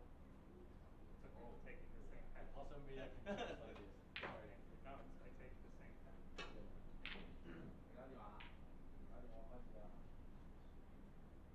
4.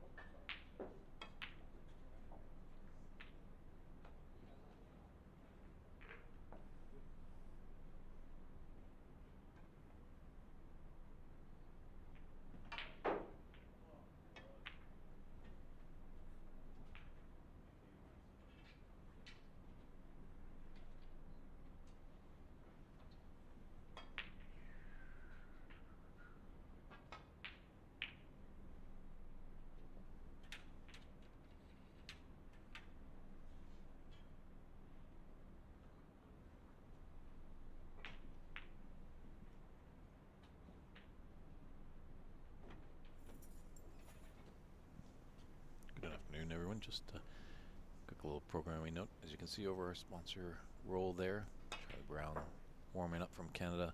He will be taking Hansen from China. You're just going to have a bit of practice for the both of them. So just letting you know, this is your opportunity to get that cool drink. Maybe tell your friends to check out Charlie Brown going against Hansen here on our stream on the Ox Billiards YouTube page and the St. Gabriel Embassy Billiards Club YouTube page. So stay tuned, everybody. We'll be right back with our featured match.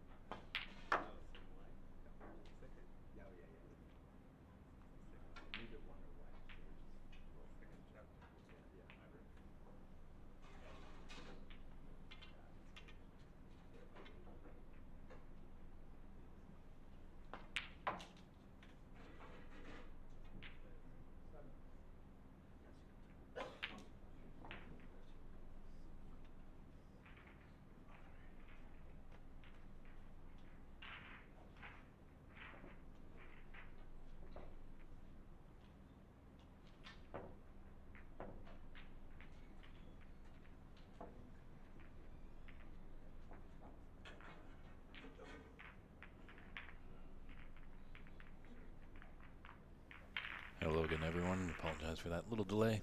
I did have a roll-on, roll-off philosophy and stuff like that.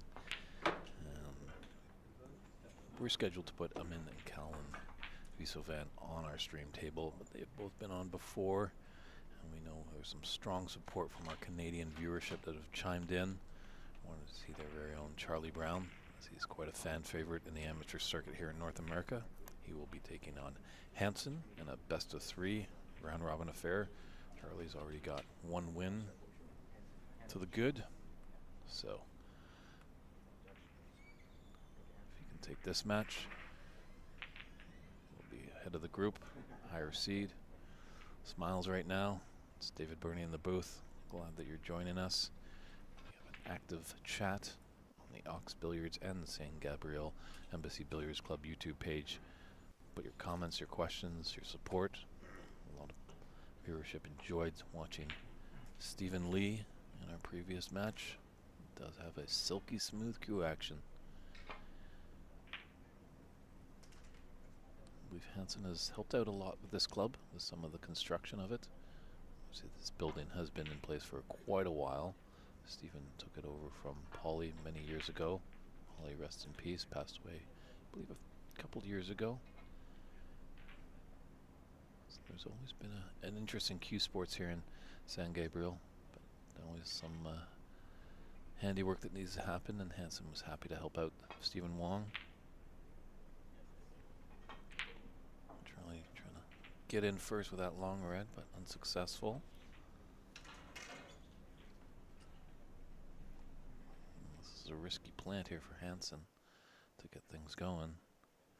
Always tough when you have space between the two reds.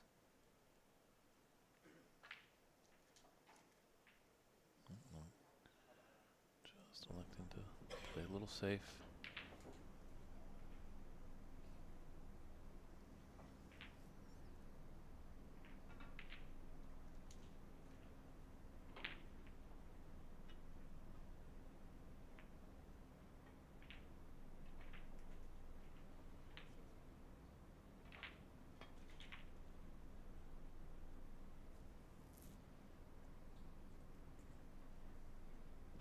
Bad try by Charlie. So it's a very thin cut there, as you can see from our overhead view. What Hansen has to deal with.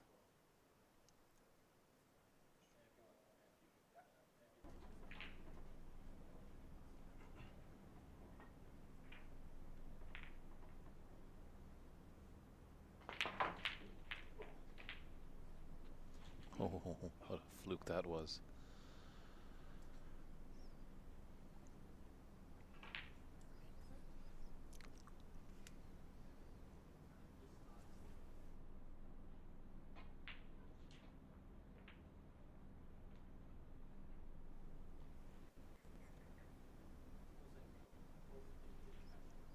Charlie Brown, a great friend of the fellow Canadian Cliff Thorburn.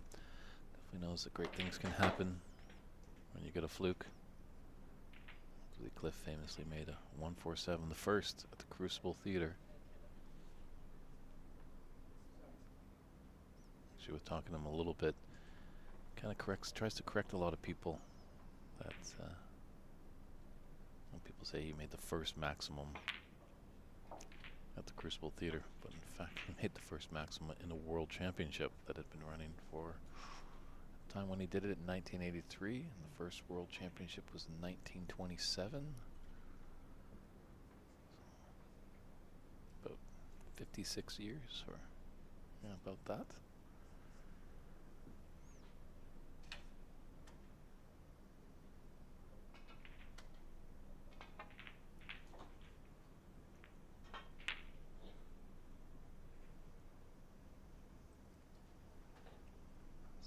Hansen is in first.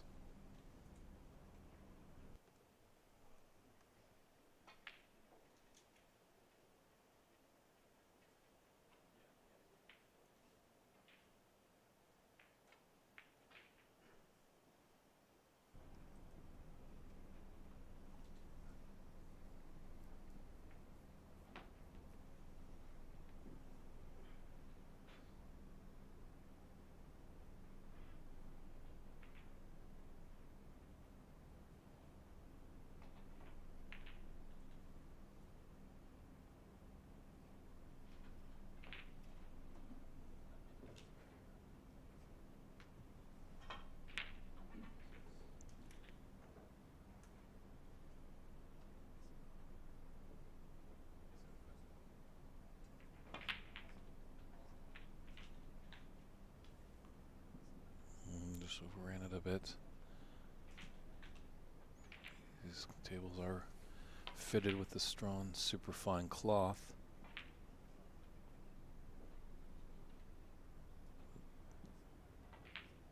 The rain that they've had in Southern California, players have felt that the tables have slowed down a little bit.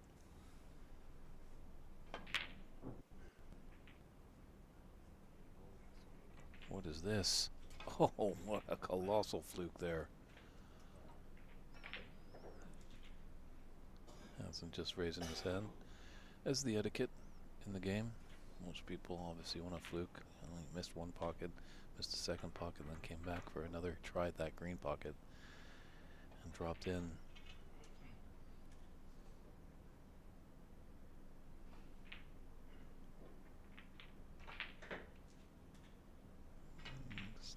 Ran a bit too much, just giving, I think, Charlie an opportunity. Get by the green, or the yellow, I should say. Hit the red. Looks like it might be coming cushion first.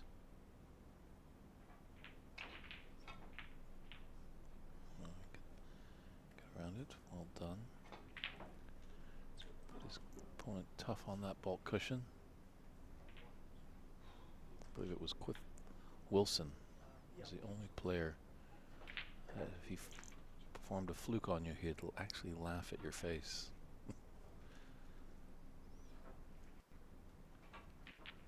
With individual sports, you get all sorts of characters.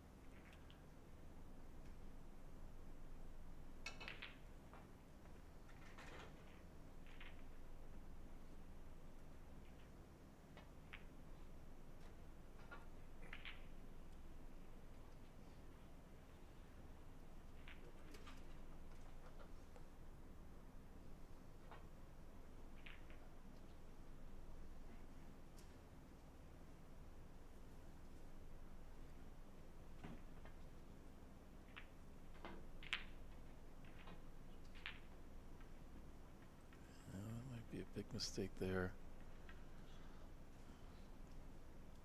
Red is certainly open to the left middle. Doesn't look like it goes by the blue into the yellow pocket. Looks like Charlie's refusing it. Just gonna.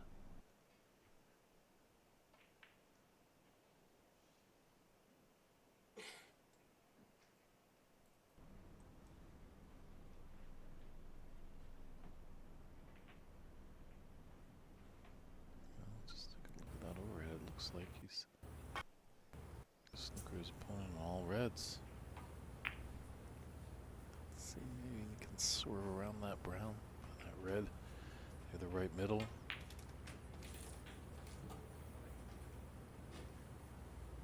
Even tough to come off the top cushion and just gently into the bottom of the pack.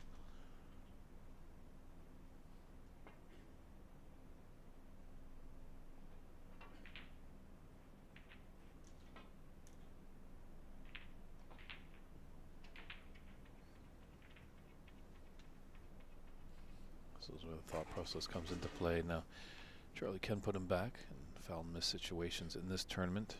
It is 4 attempts, 3 putbacks. Don't think his opponent is going to falter on the second attempt. I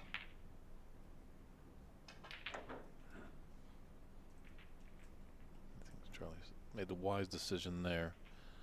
These are tight pockets on the star table. Maybe would have liked to run a little bit more on it, as the black obviously is out of play there. But got to make the red first.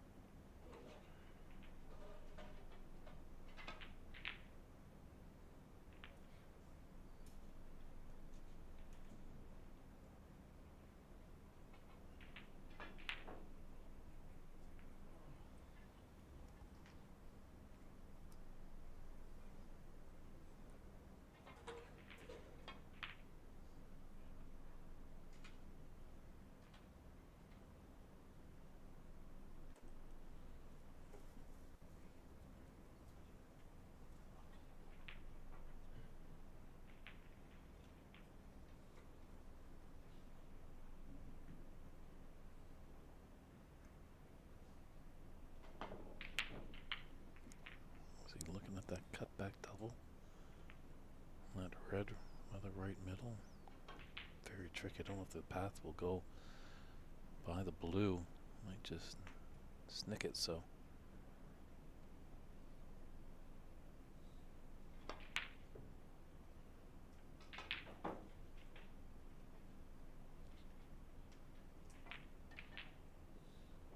I'd like that red to kind of disturb that red a bit. It's a thin cut into the right middle for Charlie, but it is there. And then I'll have the blue.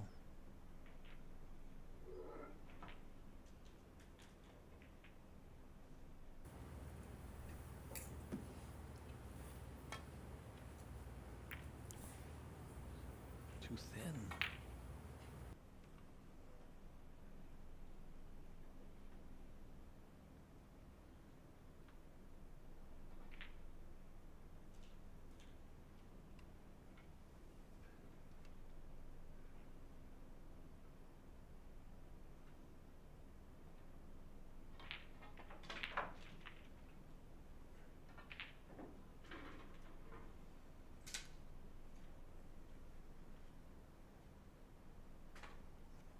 A little nervy first frame. It's a best of 3, so winner needs to get 2. So that's my one. They're a little hesitant. Obviously, if it was a best of 5, might be going for a few more shots in the inaugural frame. It's always good to get that first one on the board.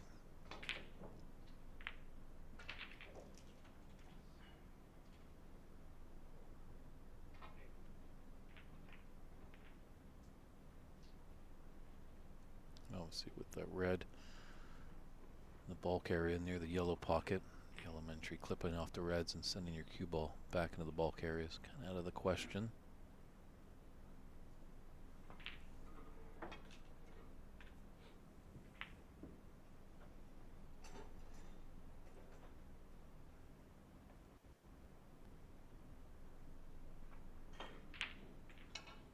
Well, he's giving Hansen half a chance. It's a thin cut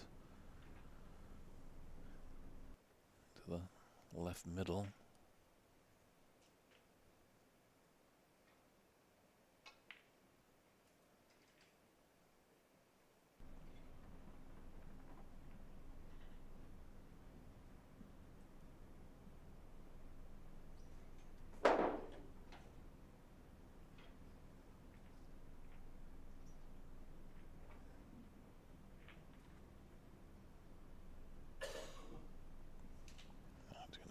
Blue, smack right into the face of the pink and open up those cherries like he's spilling the basket. Didn't get the blue and didn't go into the pink at all, so might have just been thinking about that cannon. Took his mind off the pot.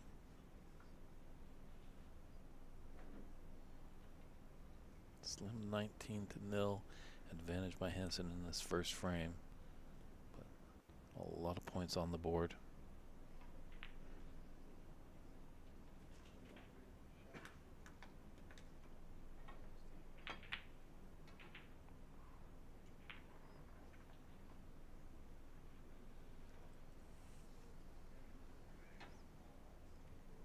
Just missing Charlie Brown is.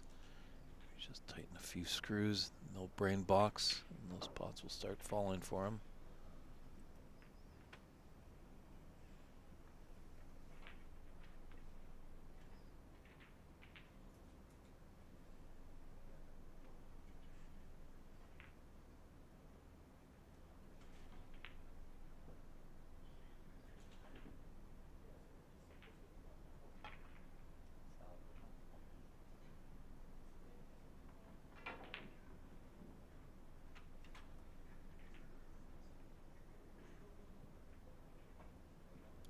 Hoping potentially tomorrow at the conclusion, probably our first televised match. We hope to get our good friend Mr. Stephen Lee into the booth just for a little interview, little chat in between matches.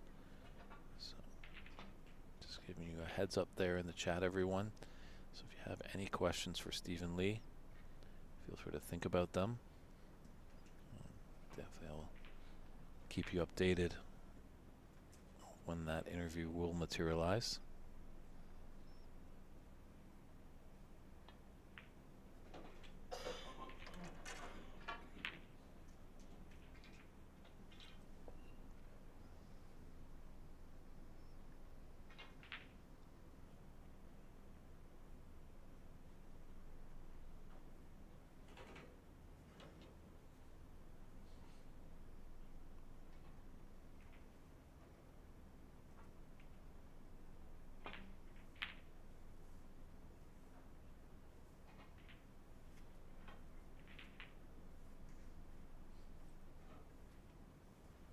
Interesting. Obviously, the shot to nothing would have been tough as he's got the red into the bulk area.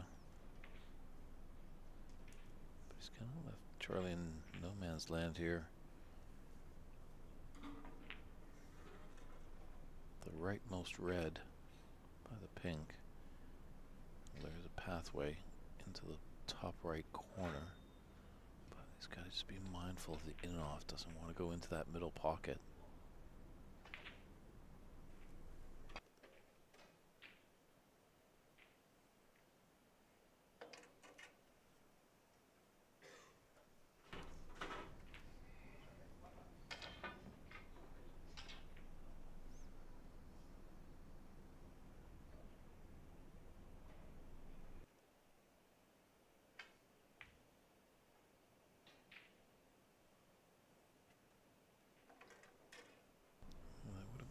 Red. I just don't know where his color would have been after that.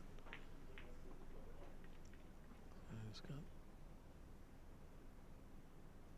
early mid to long range red. That's just to the right of the blue spot into the yellow pocket.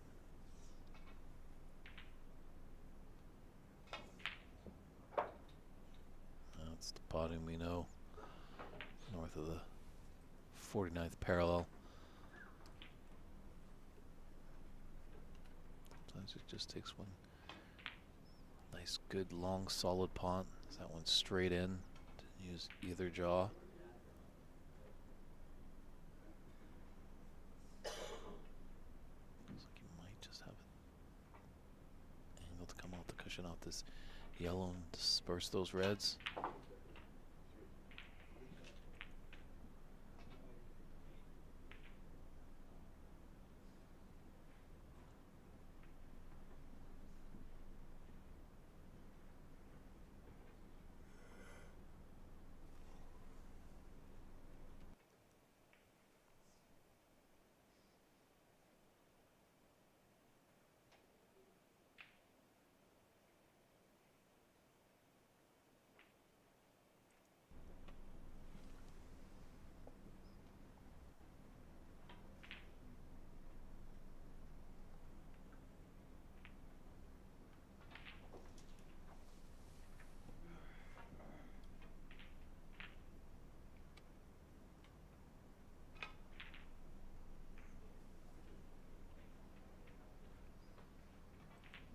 Both players respecting each other, not taking on any wild shots, hunkering down, playing a little safe.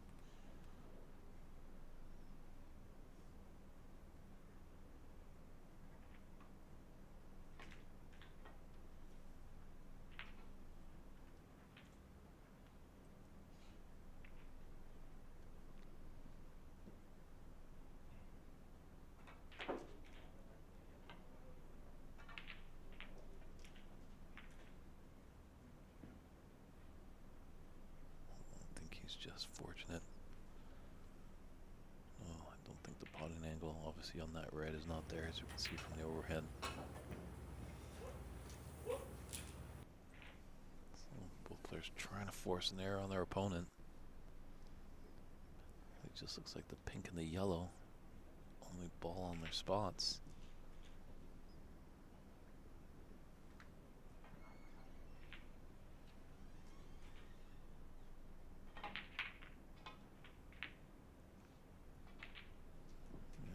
Going to start to open things up a little bit more. Put the black safe and put the pink down to the bulk area. If you are to get a red, you definitely would like to get the blue or the pink back on its spot. has to get the black. It is in a tough potting spot.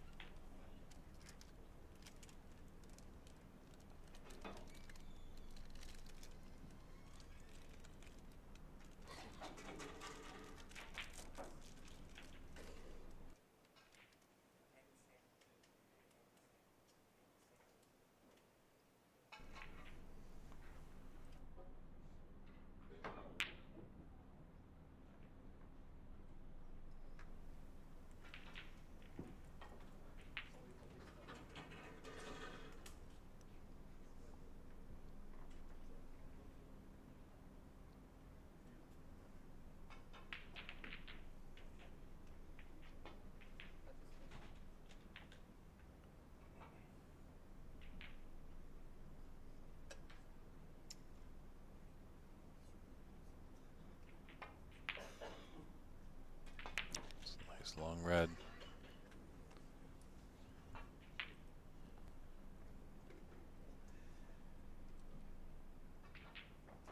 He's just run a bit too far. And for that blue. I think the blue as well cuts off the potting path for the pink. He's seen something we don't see.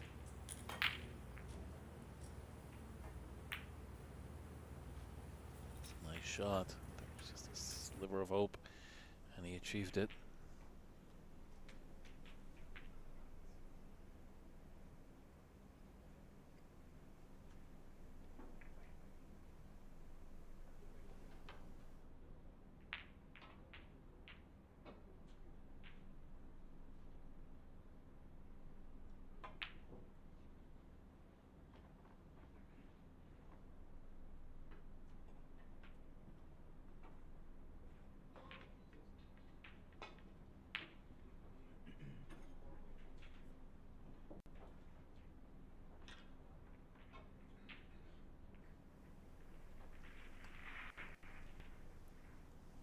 Didn't capitalize on that red after the blue.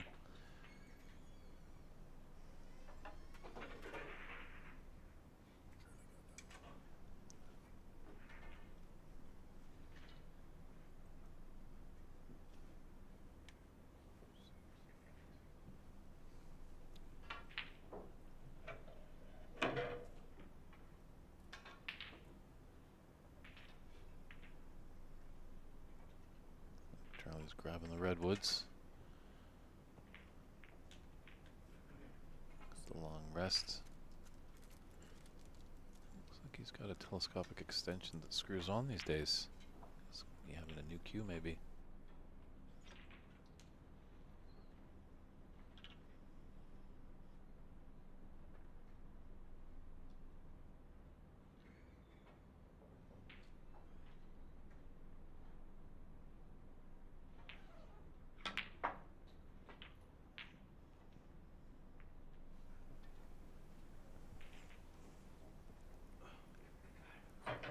He's got the brown, but unfortunately, it's a bit of trouble. That green has snookered him on 7 of the remaining 8 red balls.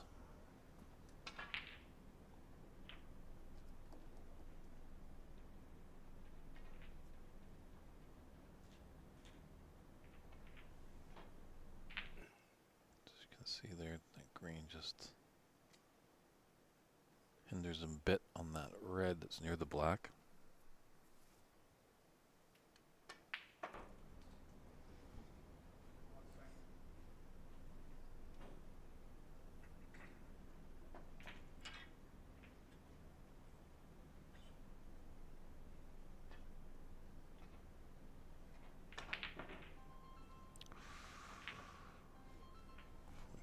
hit.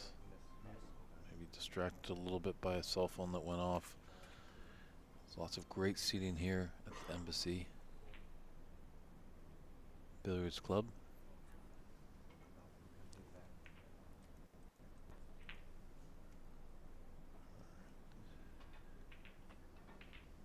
Right, 220 South San Gabriel Boulevard. Definitely come and pay us a visit if you can. But do remember to turn off those cell phones.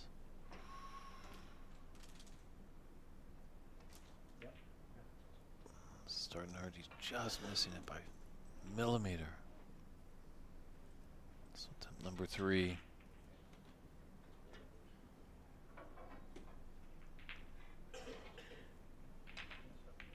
just wanted to gently snuggle up against that red, as you can see. His opponent Hansen has a shot for this red. These are still tricky, but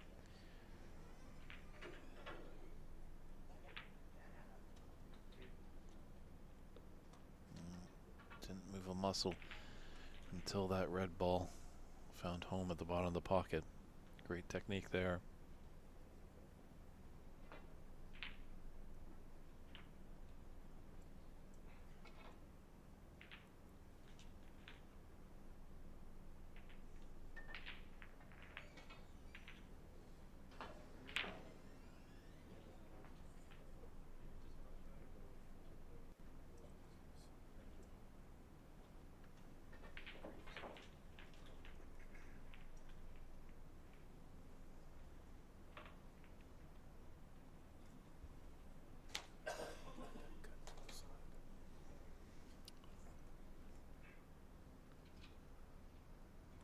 Sensational shot by Hansen, cutting that pink to the side, and it's also nice to get that pink down on its spot, back down to the business end of the table. It's blocked a little bit by one red. But there's a pathway to the top left corner pocket.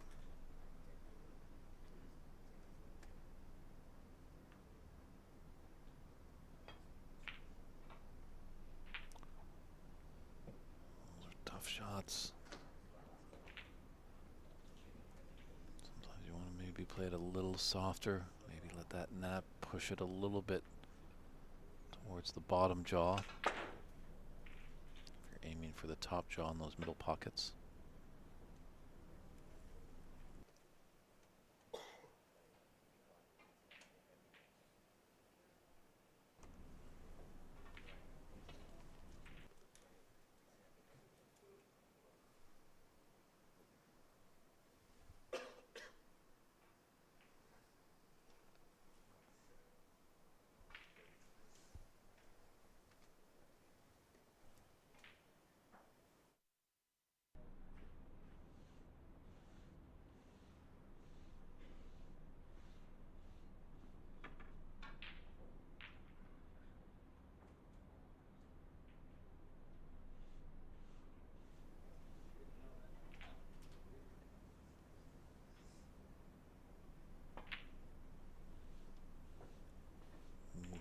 Big miss there. Didn't even give the pocket a chance, so.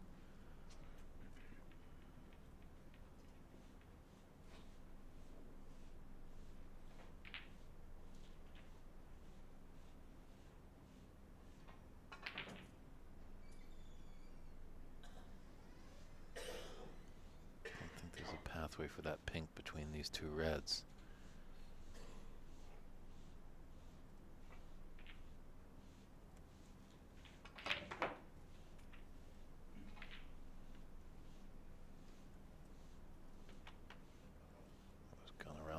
Nicely flicked off that red to be plumb on the blue. Draw back a little bit, have that red near the green spot, the green pocket. It's kind of got to be his thinking, but when he's down on the shot, it's all system goes just for this blue. So there's some good points available here for Charlie to get right back into this first frame. It's been a bit scrappy. Players have faltered a little bit.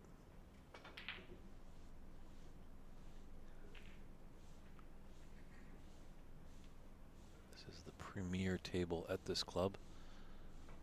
This table was used in the 2024 Saudi Masters. As well in 2025, Ronnie had two 147s on this table.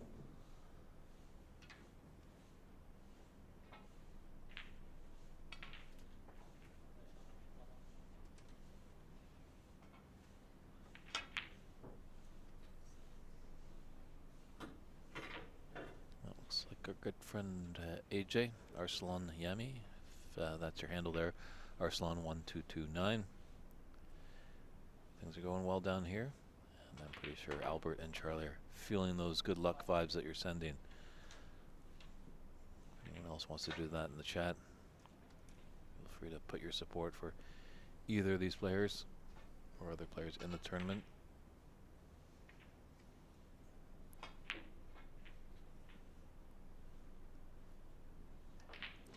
Albert was in a match against Jackie Wee, very strong player, runner-up at this year's Seattle Snooker Open Championship.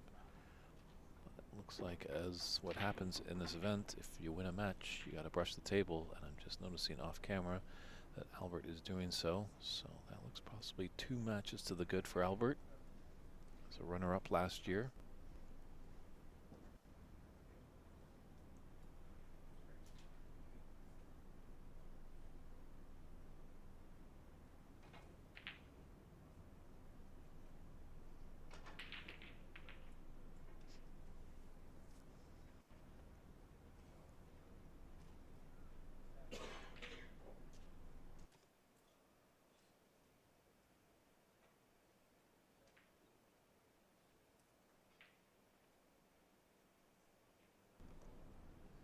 They developed the black too. And these reds that are around the pink are available.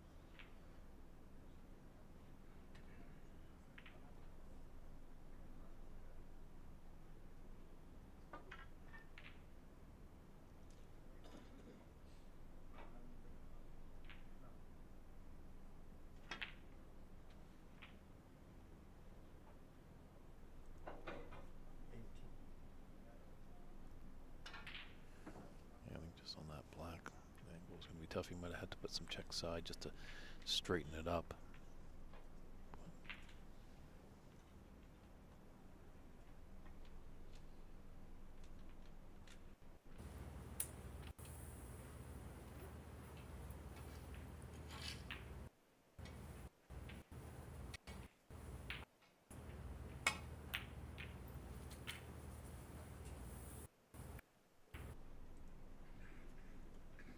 Alright, little kiss on the green.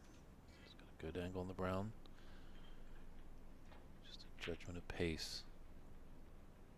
Does he want to go out the left cushion? Just gently roll down for that pink that's, or the reds that's below the pink. Tough cueing, obviously going over that green.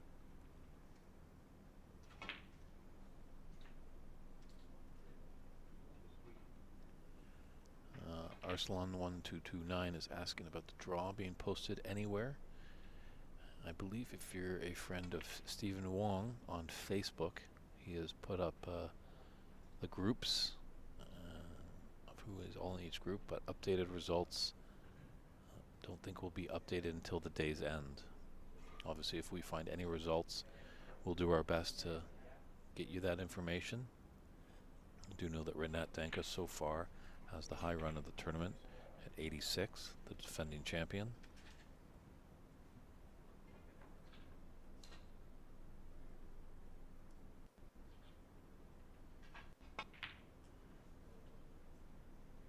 Watch out for that cue ball. Went from bad to worse there. Hit by quite a miss.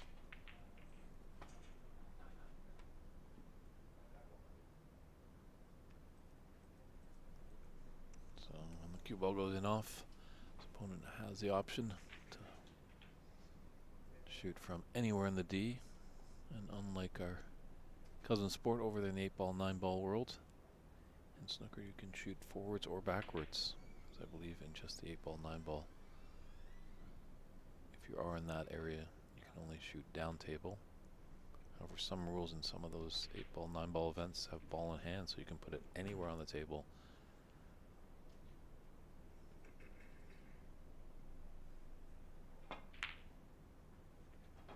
Very nice long red there. Just ran a bit too much for the black, but Charlie could be in a bit of trouble here. Gentle roll up behind the black.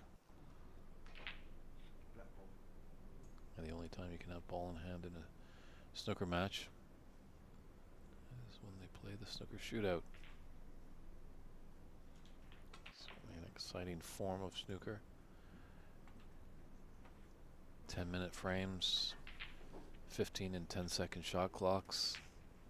Really, life could change just with one frame.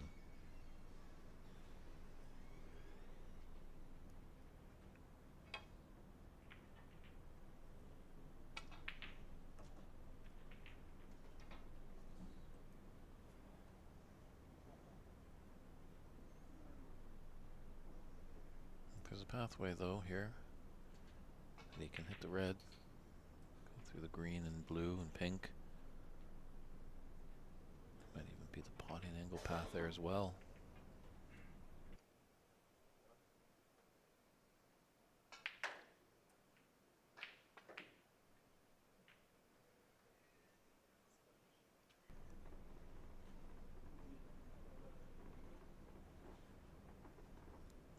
Arsalan as well, just inquiring about the qualified draw can be posted at day's end with the match timings. I believe that is the process. Obviously, when all the results of today's action will conclude, because this is the round robin with the unfortunate low number. They did have a high level of entries, but a lot of players, for some reason or another, withdrew. So today's the only day for round robin. Tomorrow will be starting, I believe, at 10 a.m. on the West Coast, so 10 a.m. Pacific time. That will start off with the last 16 and then the quarterfinals, and then on Wednesday we'll have Championship Wednesday with semifinals and finals.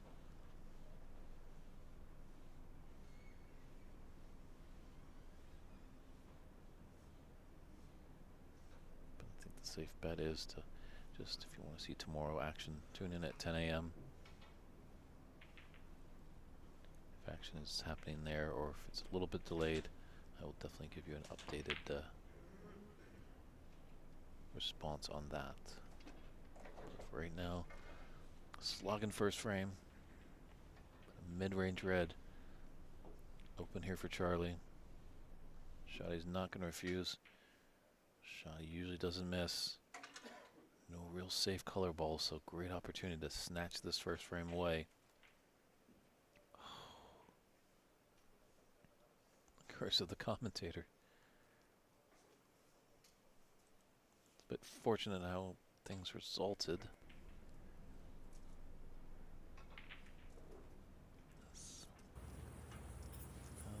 Just looking at our over, there might be a path through that green.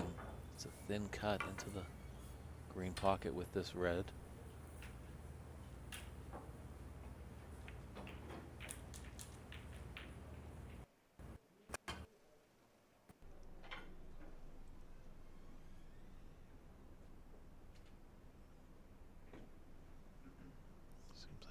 Some visitors to the table. Both players swatting over there. Maybe a fly has come in.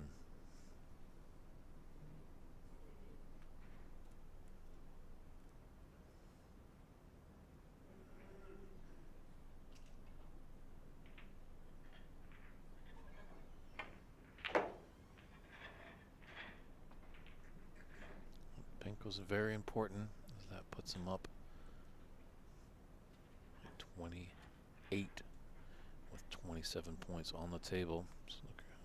Charlie does need a snooker if he wants to get this first frame. Brown's not in the worst positions, that's for sure. The high value colors on their spot, a little tricky sometimes to lay a snooker on.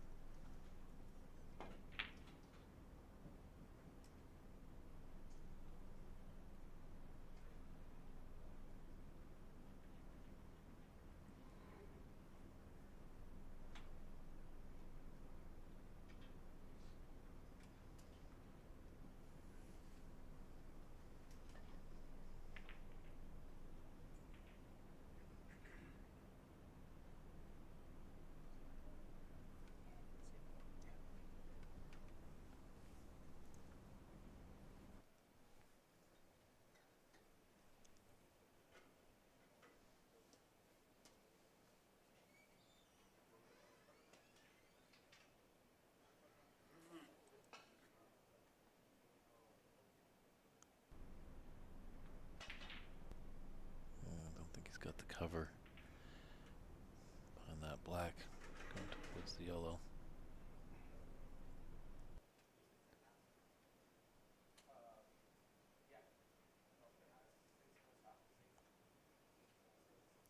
Try for that cue ball. Just dance with the double there.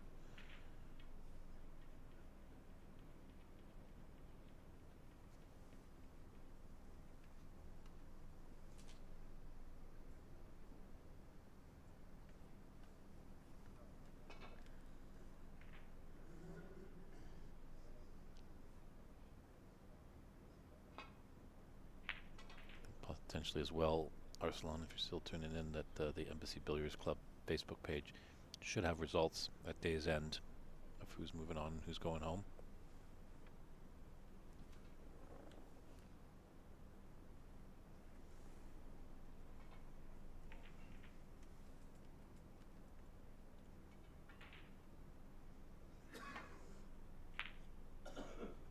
It's nice to hear from our good friend Christian Younger tuning in.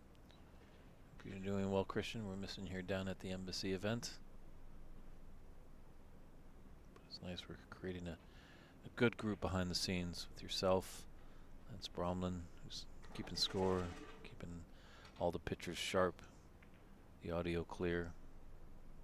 It's definitely really nice to see, as we are trying to create a community within the sport. See, we're nowhere without players. That is just beautiful. What a shot there by Charlie. Obviously, if that yellow went in, it would have been colossal for him. So, let's see if Charlie can get back some of those penalty points he gave away earlier in this frame. Just going back to that community note. You know, the players are there, but it's nice to have when we have scorekeepers and we have referees, you know, streaming producers, great tournament directors, commentators. Really gives a great package, a good structure.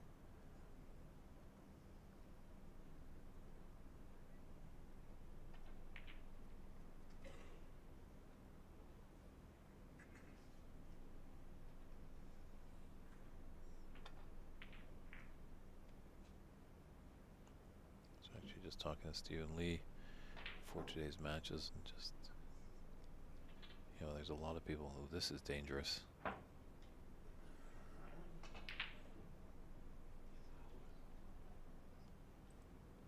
to be mindful of a free ball.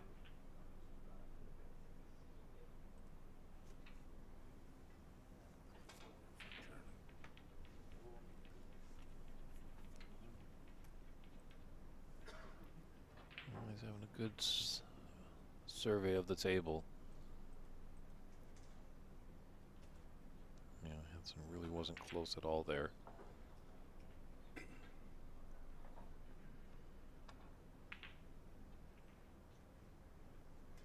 It's all there for Charlie.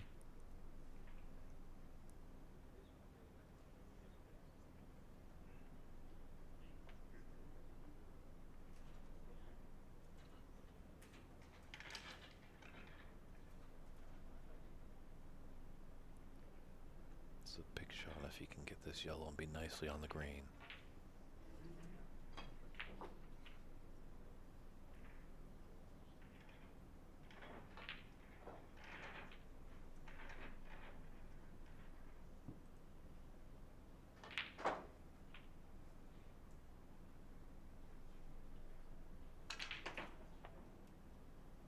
Is there a path there for that green to go by the brown?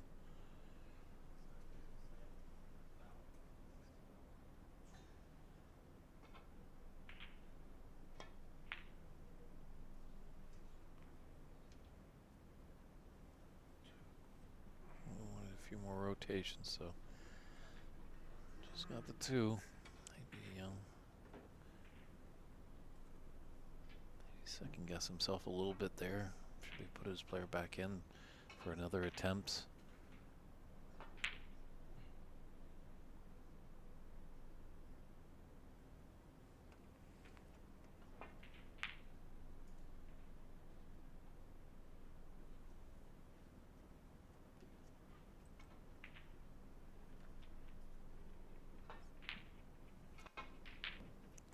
22 points in this first frame, 25 on the table.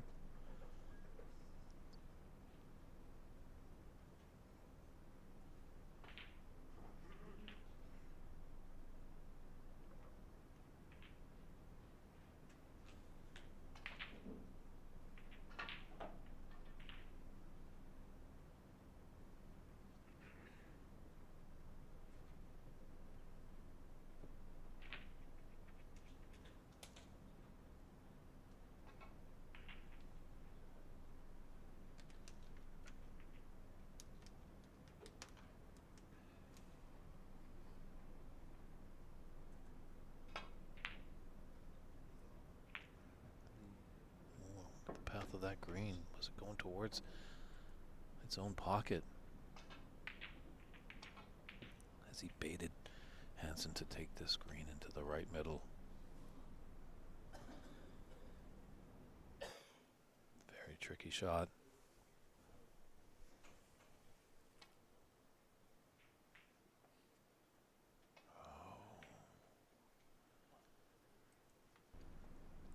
Those are tough into the middle. No, just Charlie doing a little housekeeping.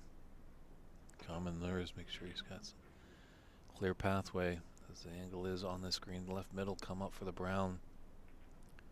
High colors on their spots. Just gotta keep his composure.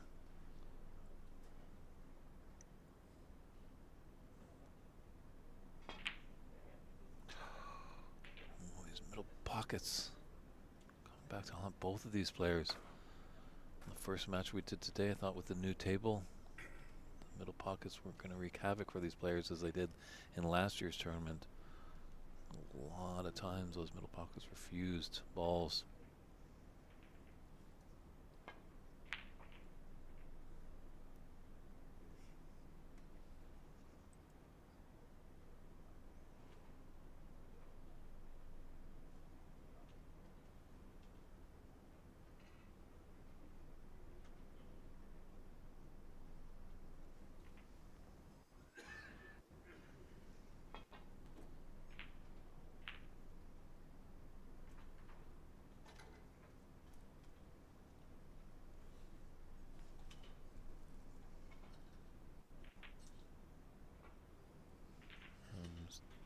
The Potter S and 3X, appreciate you chiming in.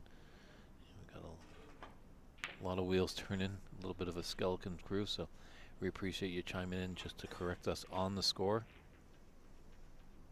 Let's see. The Potter, that's AKA Peter Singh, Canadian, but no bias there, Peter. I'm pretty sure he just wants to see both players play well and a fair game, so we appreciate you letting us know of that error in the score. And now we've soonly hopefully corrected it.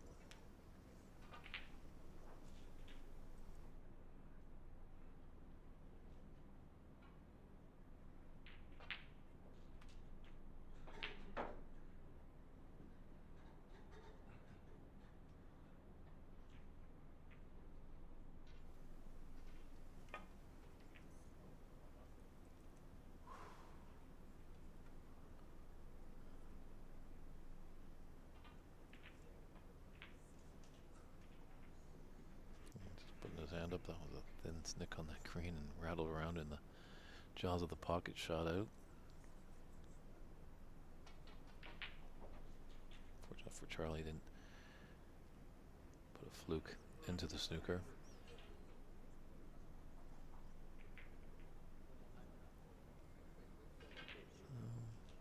Coming down the wire a lot of time in the amateur game.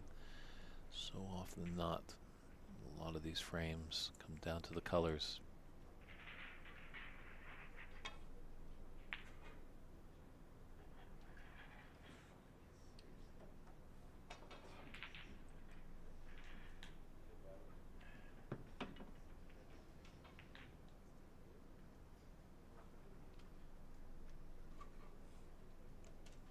Brown is going to be very important. Hansen needs green and brown to put us into the snooker's required stage. So if this green goes, he'll just have a slim 21-point advantage with 22 on the table.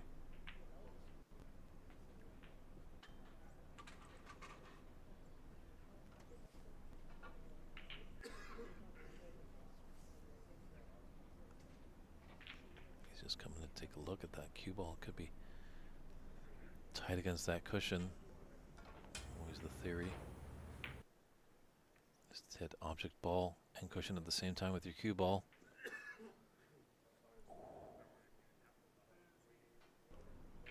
Certainly gave it a shot.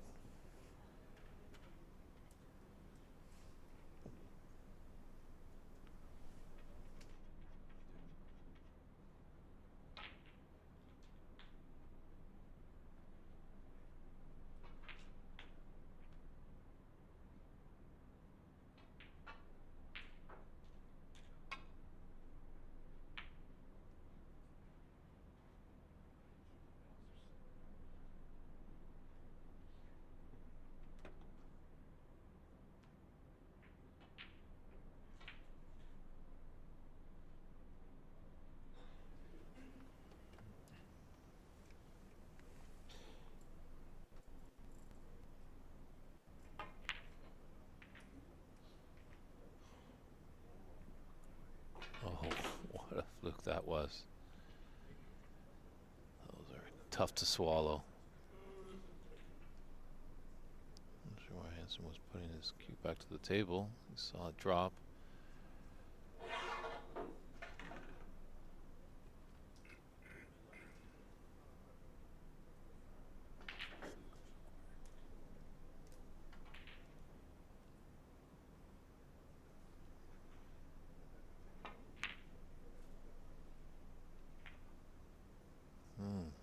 Just don't know why he just tried to cut that into the middle.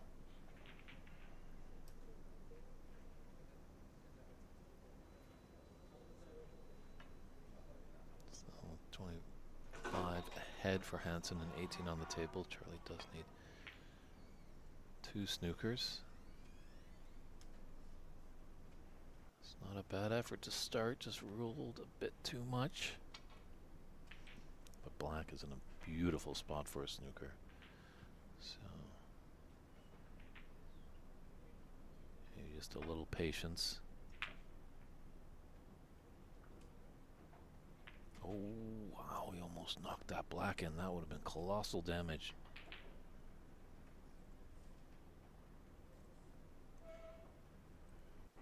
Let's just try and cut this blue in.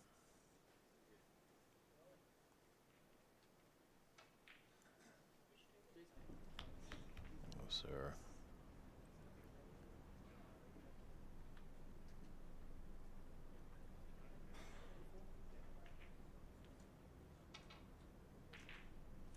Don't know if he's got the snooker there. It was definitely a great attempt by Charlie.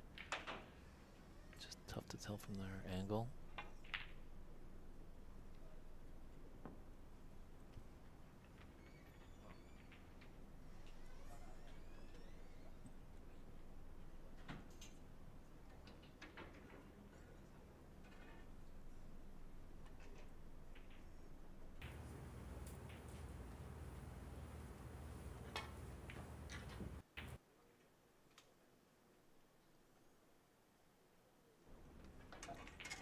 Again, trying to just come cushion first, cannon into the blue, and hopefully put his cue ball tight behind the black. Unsuccessful here. So Hansen, I just try and roll it into the yellow pocket from here. Why so much pace?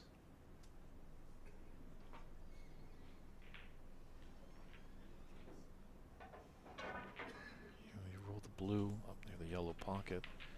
It's a lot tougher of a snooker for Charlie trying to get. He's going to hit the blue with his cue ball and bring his cue ball back down to either be behind the pink or the black.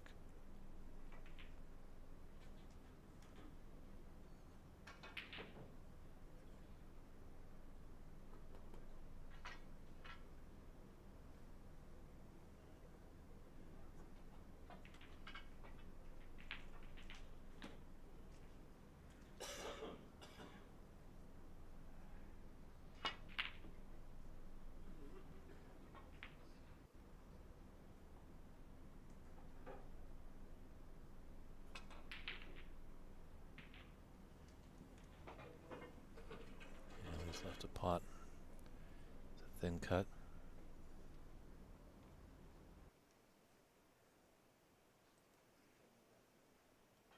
Do apologize a little bit for the score. New scoring system that we are trying out here might have a few glitches in there,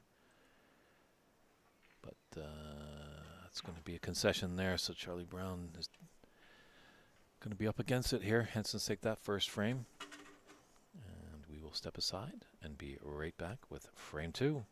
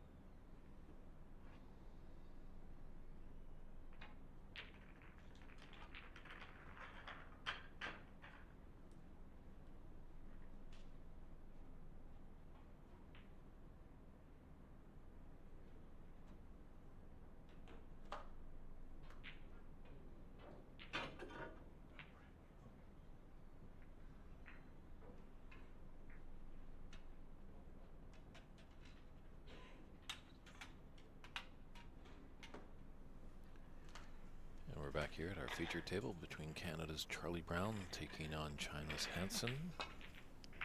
Hansen was able to take that rather scrappy first frame. This is a very nice break off there by Charlie.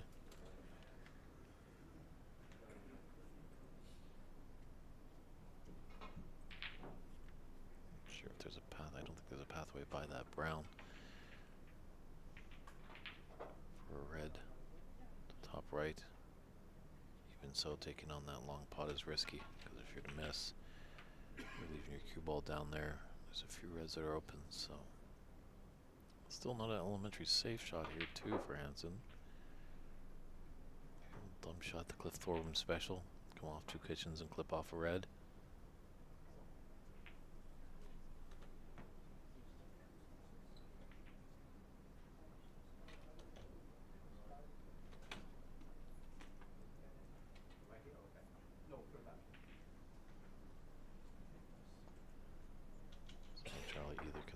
His opponent back the original spot.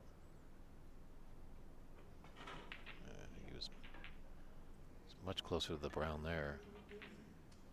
Charlie seems to be okay with it. That's well, both players agree when they don't have the official there. Do their best to get the ball spotted back. Exactly. Obviously, when we're in a foul miss situation, and if it's not put back to the exact spot, it's more detrimental to the striker, because then they have to rethink their plan of attack.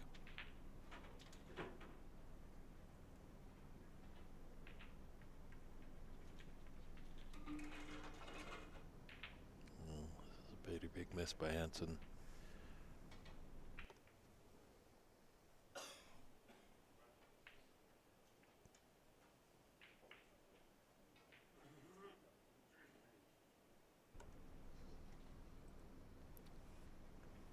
Can put up a good break here. This will really beam him with some confidence.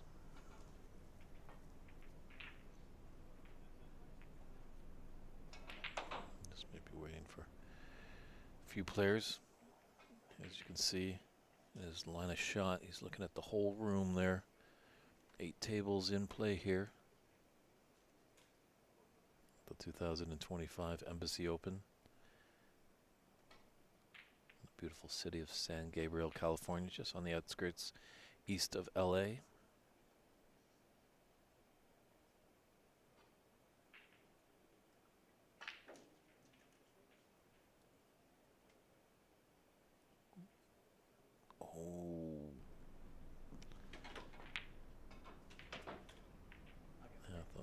Rainstorm didn't hit Southern California. I'm pretty sure that pink would have fallen.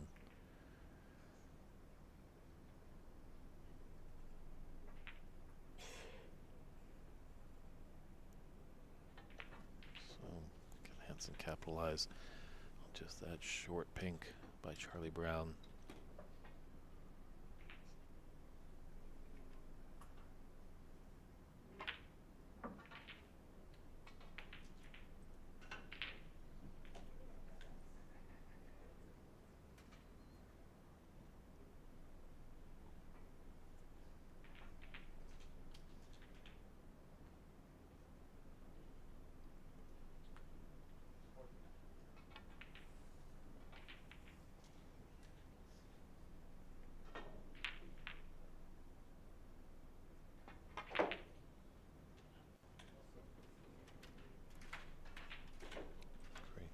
Didn't need to go up and down table. Stunned it nicely at the good angle. Now's Hansen's chance to capitalize.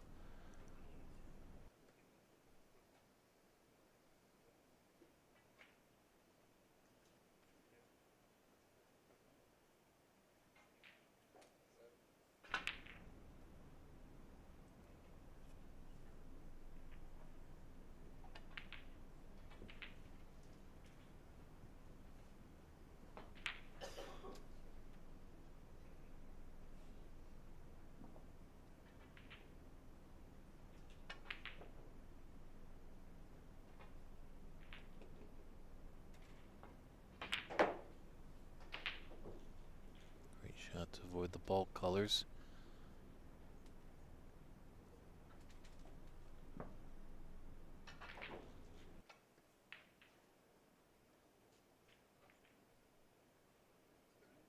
Yeah, looks like he can get to that bottom of the 2 reds just left of the black spot.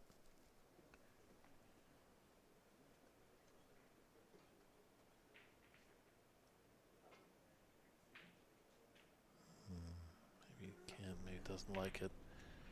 So just a little clip off a red and bear himself into the bulk area. So he breaks down on a break of 13.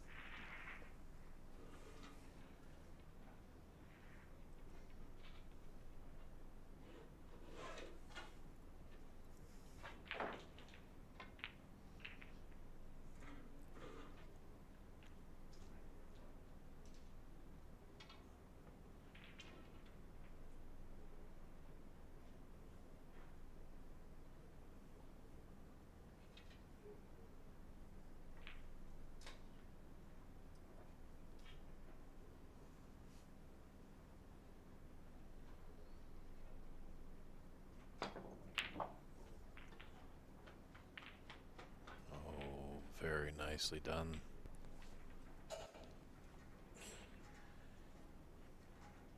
Great long pot, just got a nice kick. So he's plumb on the black. Just looking back at this long red by Charlie. Took it on full-blooded.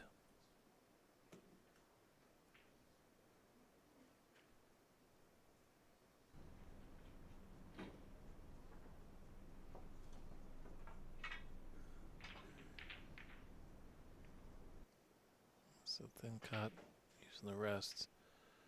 A little bit tricky here.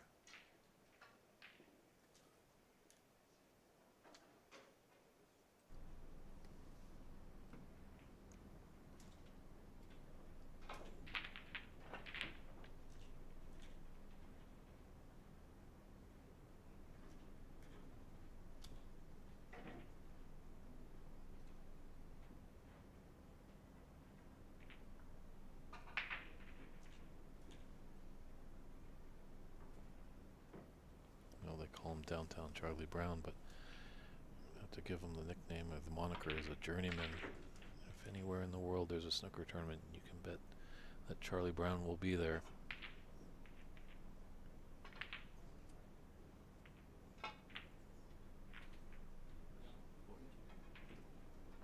If you want an adventure, just go through his passport, see all the places that he's gone to.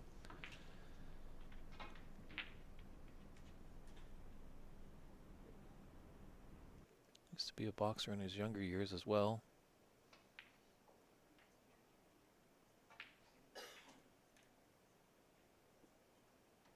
He's putting something together nicely here in this second frame.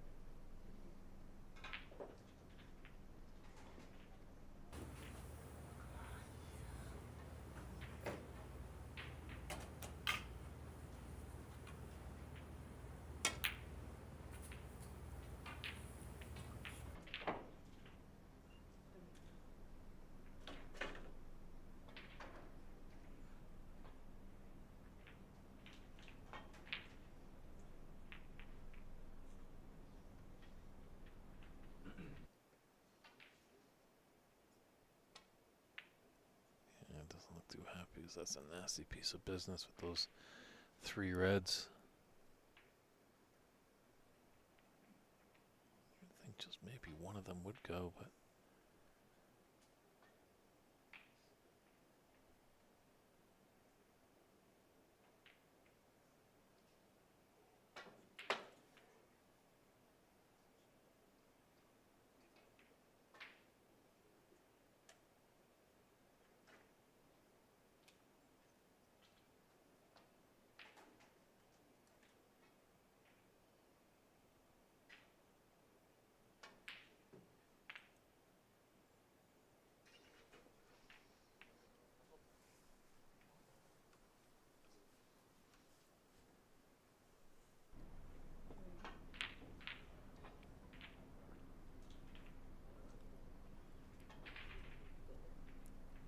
be mindful of that red on the cushion for the shot to nothing with the red that's above and to the left of the black spot. Happy fame.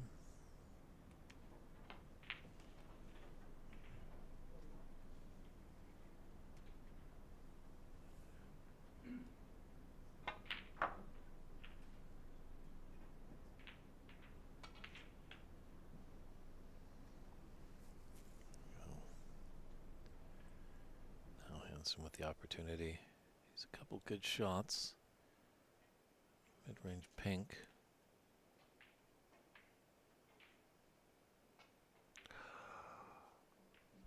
If you can believe that, just rattled in those jaws and didn't go in.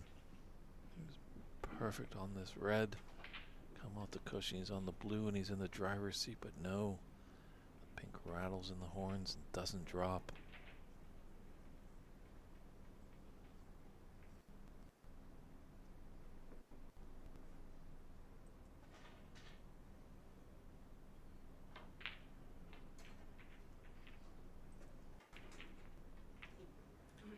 Sport can definitely drive you insane. No wonder there's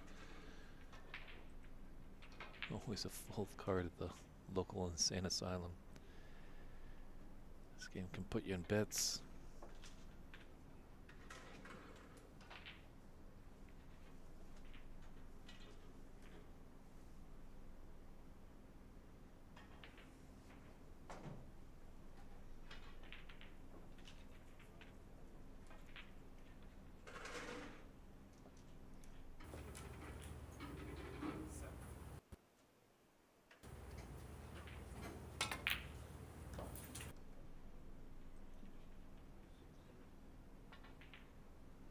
Charlie would be happy with blues. Pink and black are relatively safe. Good angle. Oh.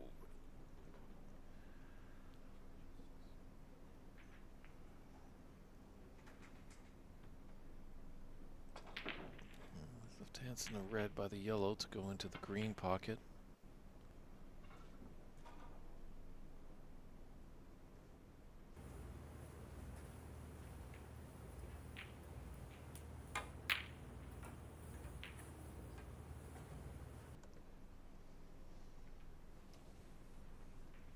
Trying to play for the snooker, but unfortunately he's left one red.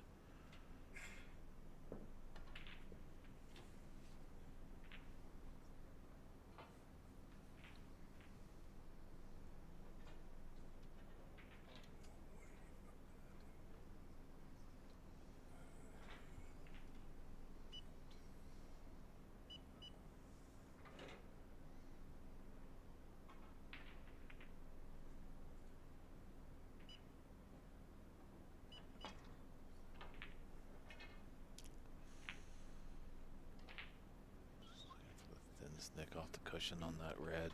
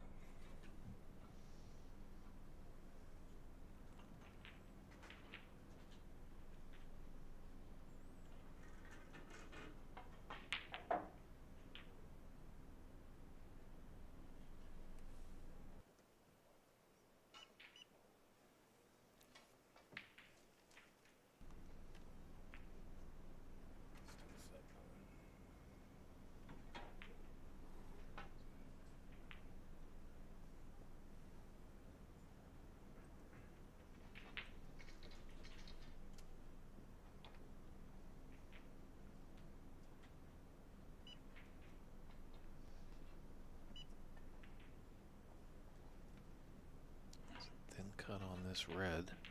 Just got to be mindful of that middle pocket.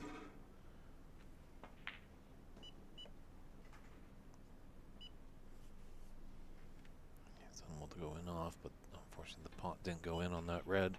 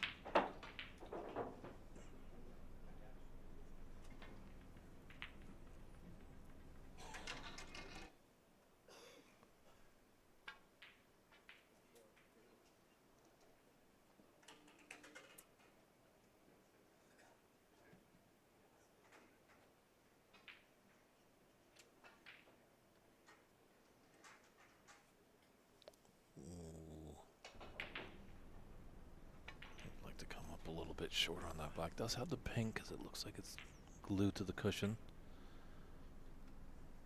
Gotta use the rest as a right-hander. Might have had to avoid using that implement if he was a left-hander. Unfortunately, Charlie is not an ambidextrous player. I've seen that a lot more often of late with snooker players. That they can take shots both left and right.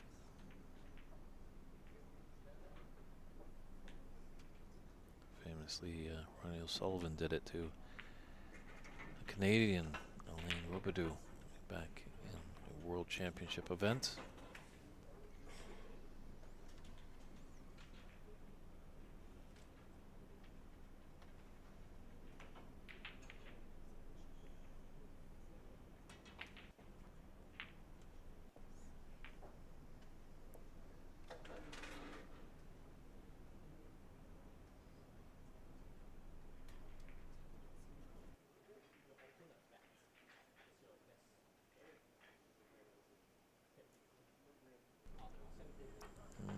Hughes playing a little bit with an element of safe on that last one.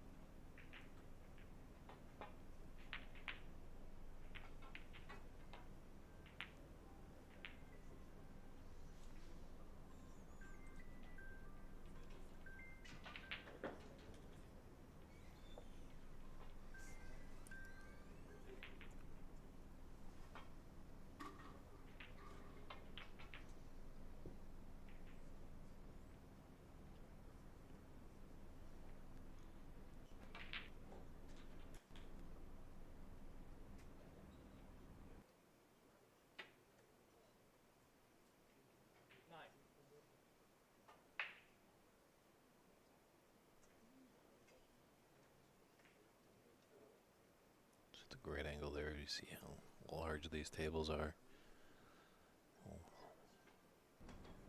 6 by 12 feet.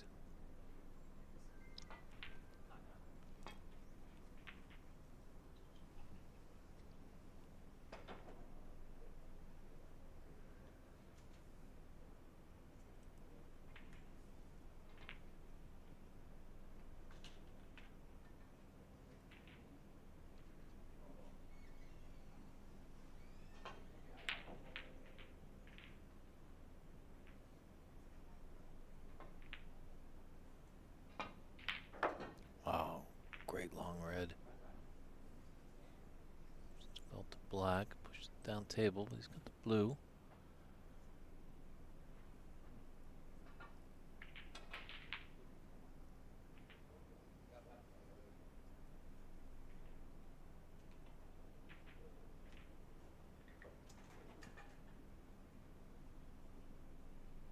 Still anybody's frame here.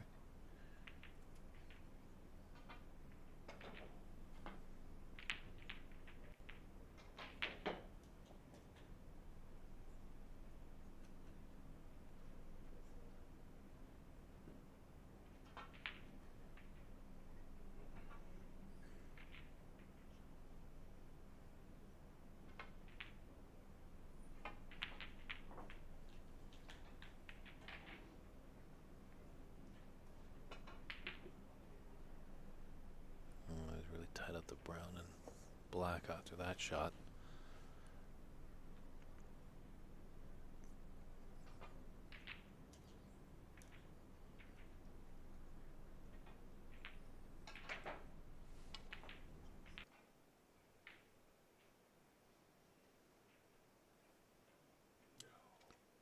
Oh my goodness, can you believe it? It seems like all the luck is going towards Hansen in this one.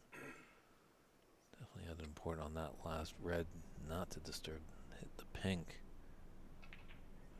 With such authority that it came back and went all the way down into the green pocket.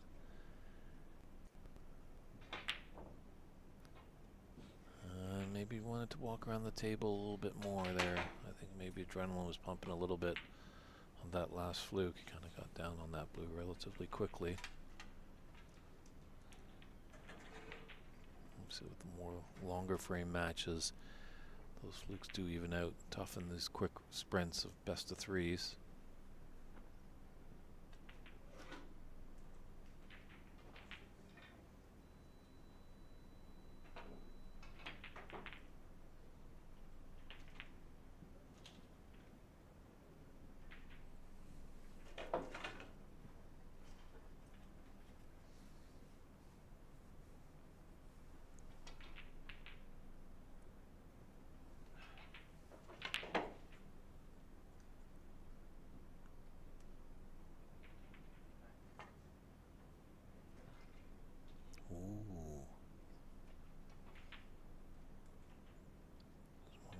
Too much. Free ball. So 4 points awarded to Charlie. Charlie can put him back into that original spot. And he found in this area. And then Hansen would have 3 more attempts Or Charlie can elect to his player to play on from here, which he's deciding to do.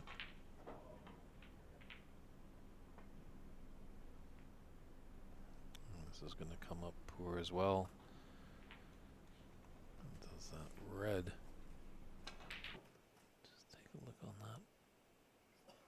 Charlie having a good look at it just to see if that red does go past that other red that's close to the cushion.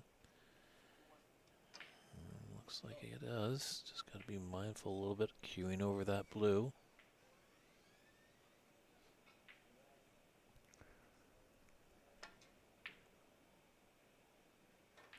Oh, it's not happy with that one. Missed it and he sold it out.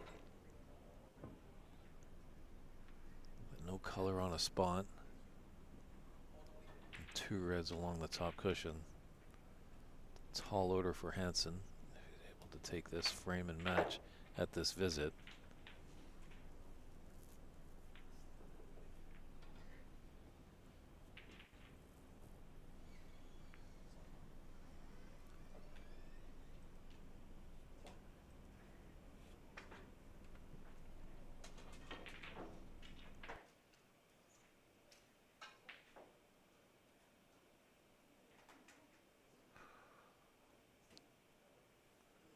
Just not sure if Hansen has the little mini butt in his toolbox. I just wanted to just get a little extra extension. I wonder if he was stretching just a bit on that.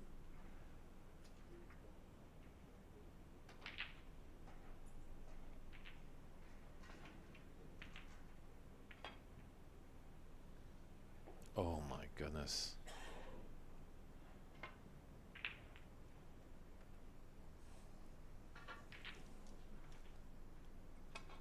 Where's the luck?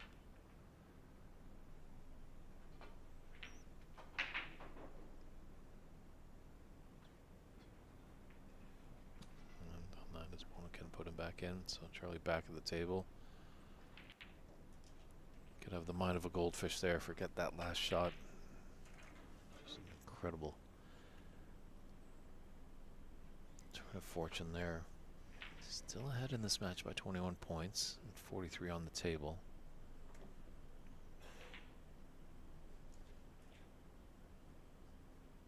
Oh, this is just getting nasty now. 5-point foul there.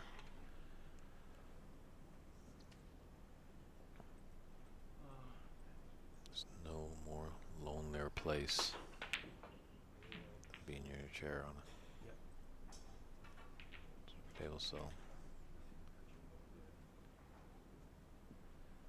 Put him back in.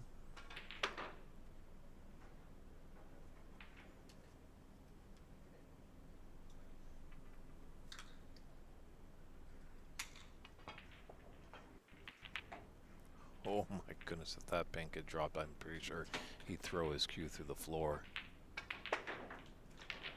Luckily that pink rattle didn't go in.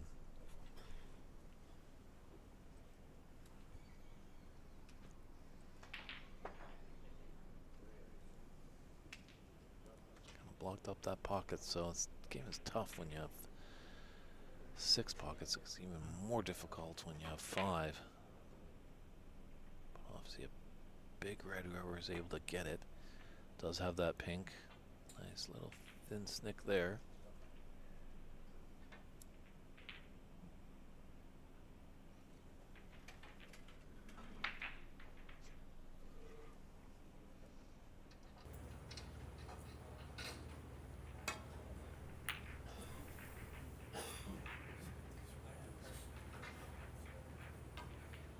That's okay.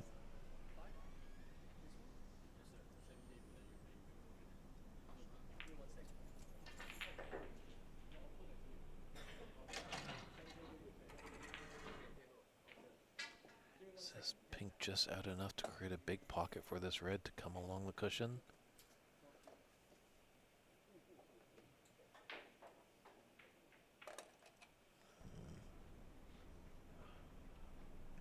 It's got the snooker nonetheless.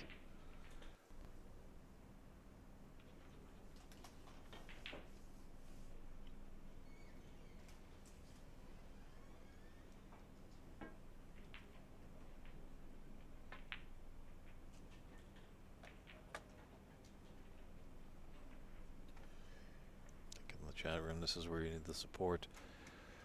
Obviously, Charlie's been reeling a little bit. Unfortunate bad luck.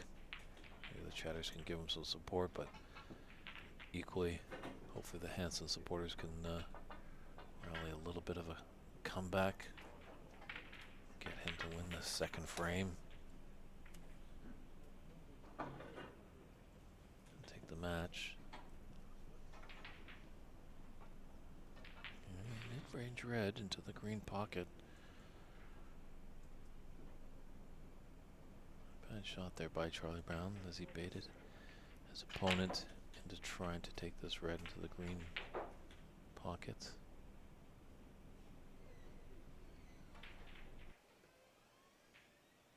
Got a good glimpse of that over his shoulder.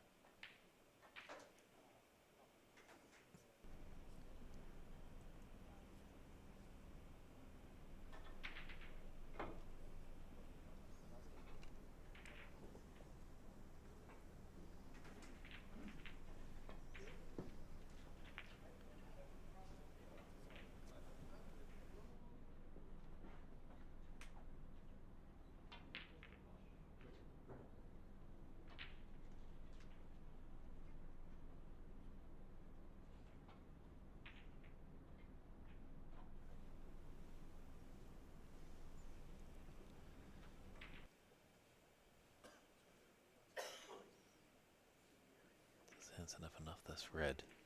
Cut it into the top right corner. It's hard to tell from this vantage point.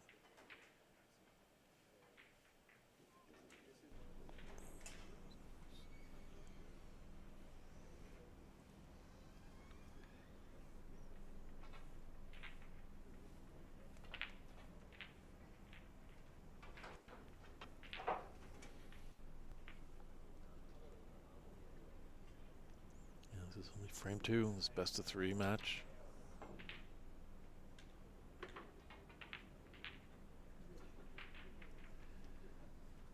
We start the knockout phase tomorrow. Our last 16 and quarterfinals will be best of 7s. As Charlie and Hansen are in a group with 4 players, so that's why they pay the best of 3. And if you were turning in earlier, you saw Stephen Lee going against his opponent in best of 5 matches, as they only had 3 players in the group.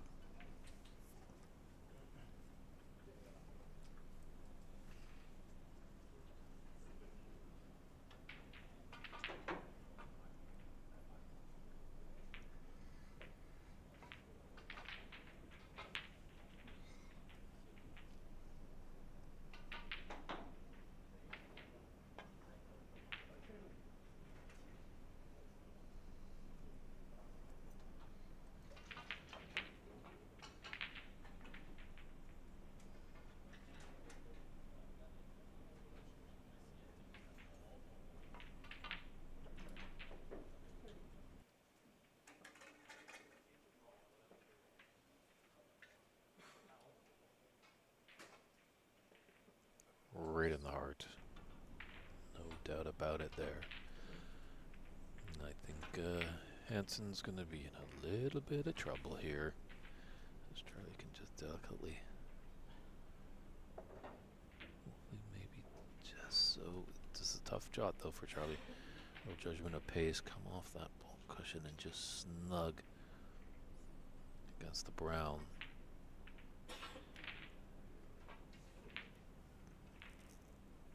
First and foremost, with that pink covering half of that red down there, just at least make sure you hit the brown.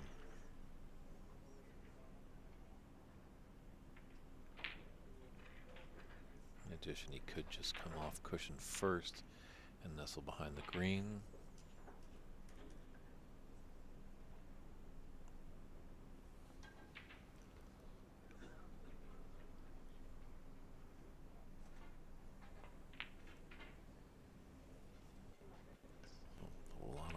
Here for Mr. Brown, as you can see that overhead, what he's got to deal with.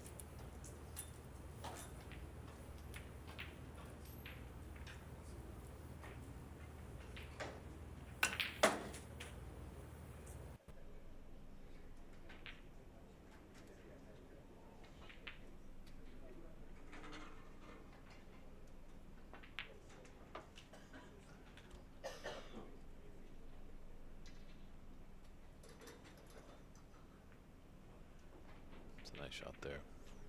Well disciplined as well. Obviously getting near that brown, there's always just the potential you might just run a bit too far, and if you nominate the brown and hit the black first, that's a 7-point foul. So that's just experience there on Charlie Brown.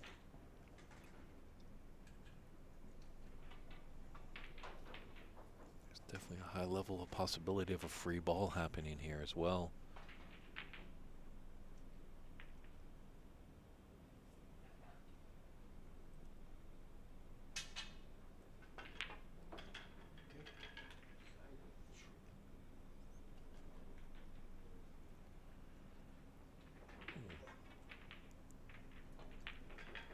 It's gone off. That's 4 points for Charlie.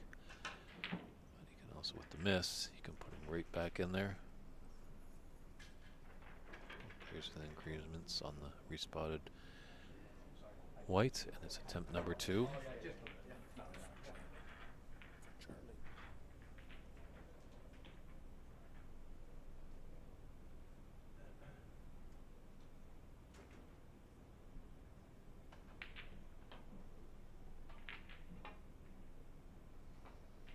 It's a better attempt. Well done. Oh, what a shot there.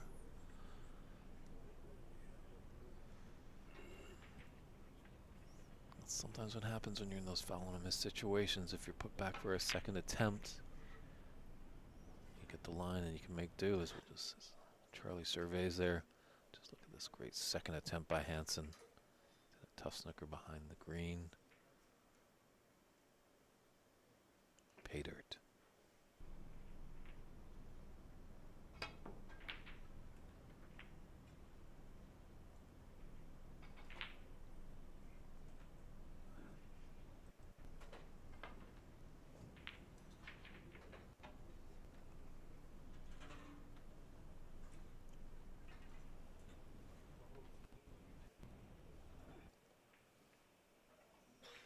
Thin cut into the right middle.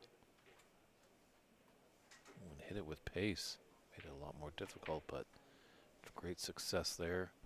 It's nice on a pink, but getting up for the yellow. It's hard to tell from that angle and that. Be straight on.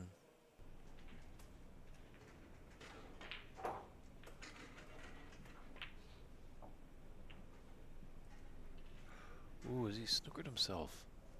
Thought that was a smart play there. Just make sure of the points, because then you're still at the table. But there might be a little path by the pink to get the yellow, but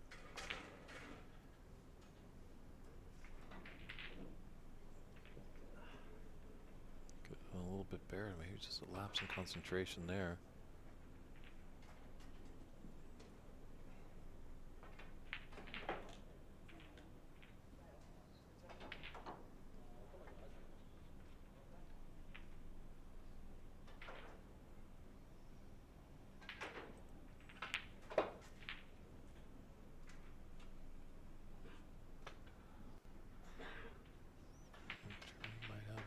Here. Get by that green. A good look, so maybe it's not as elementary as I thought.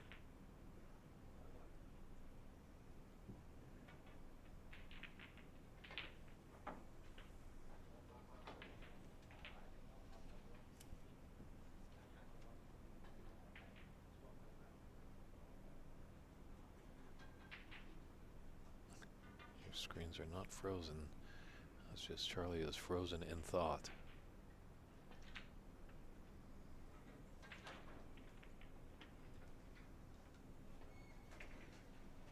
This has got to go. Ooh. So 4 for Hansen. As Charlie comes up short on the yellow. Hansen's going to put him back in. Charlie shouldn't falter on the second attempt.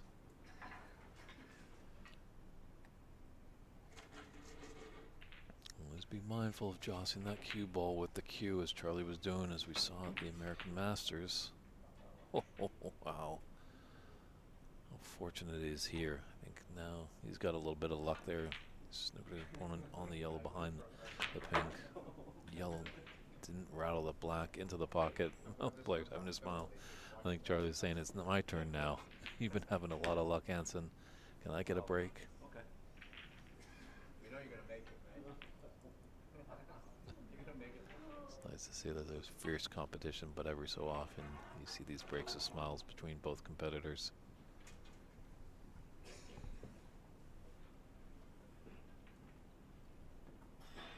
As well, potential of a free ball as well, just how that yellow is really close to its own pocket and the black is covering it up. So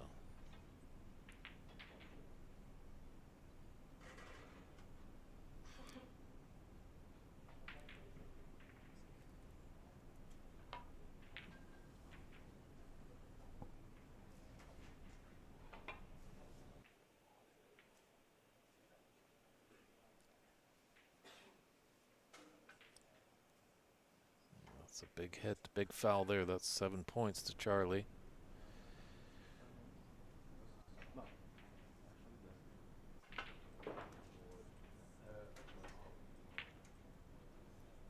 Obviously no free ball as that black was knocked out where the cue ball landed.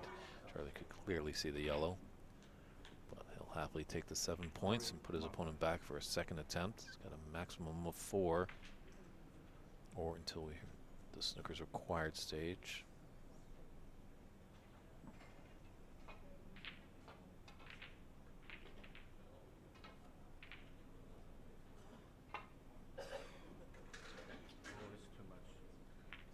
Ooh, 5 points for Charlie.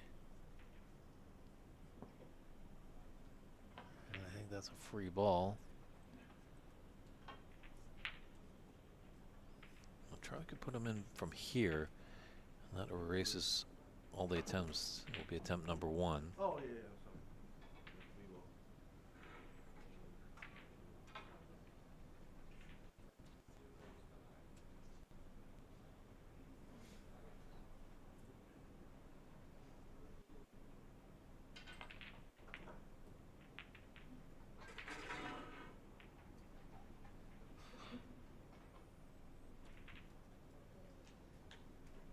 It's got a nice angle on this pink to stun up for the yellow. Obviously, in this case, if Charlie does nominate the pink as his free ball, it will be 2 points if it is to drop.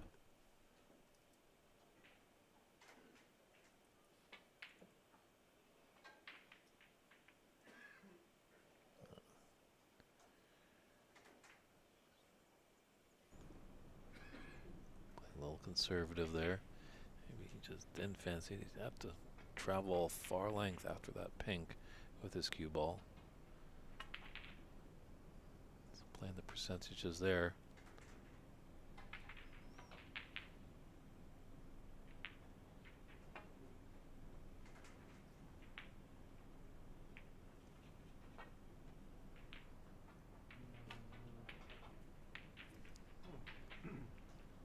Another 4 points. So Charlie enjoying racking up these penalty points. I think if that was a little bit of distance between the yellow, he might have come back to the table and taken it on rather than putting his opponent back in. No, I hit it bro around here because one cushion. Okay. Around here. Okay. Sure. Whatever you think. Whatever you think. Yeah. You mark for it. Thanks. Both players discussing where all the balls go back.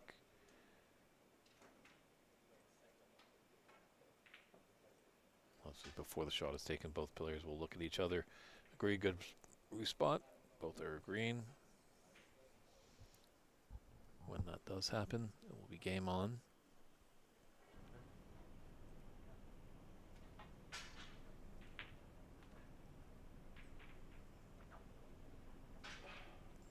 And here comes attempt number 2.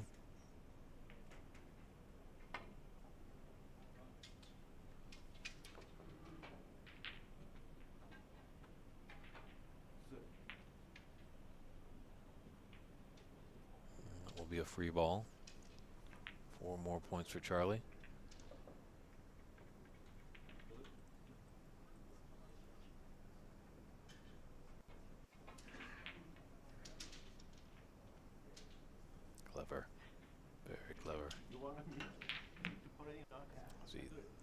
blue as his free ball. Now with a 30-point differential, 27 on the table, snookers are required, so at least Hansen knows if he does miss, he's not going to be put back in this position. But with the black covering the yellow, free ball is a potential. Both players are just coming over to take a look at the scoreboard. Okay, so technically, okay, so blue's here. Yeah, I just realized that. My phone was there. Kind of like something like that. Okay. So was we were putting that. I took a free ball. That's right. Sure, what's happening here? I took a free ball. He was okay? Yeah. Okay, they're confusing us. You know, Charlie was left the free ball, so that's why he took on the blue and snookered his opponent behind the pink, which is completely legal. Obviously, if Charlie nominated the free ball as the blue and snookered his opponent behind that blue, that would be a foul.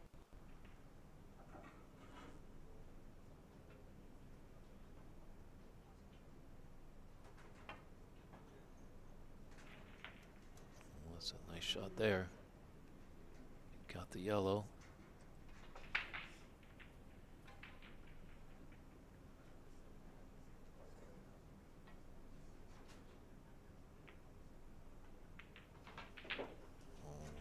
Very nice judgment of pace there. Charlie'd love to get this green. Snuff out any chance of bringing his opponent back to the table.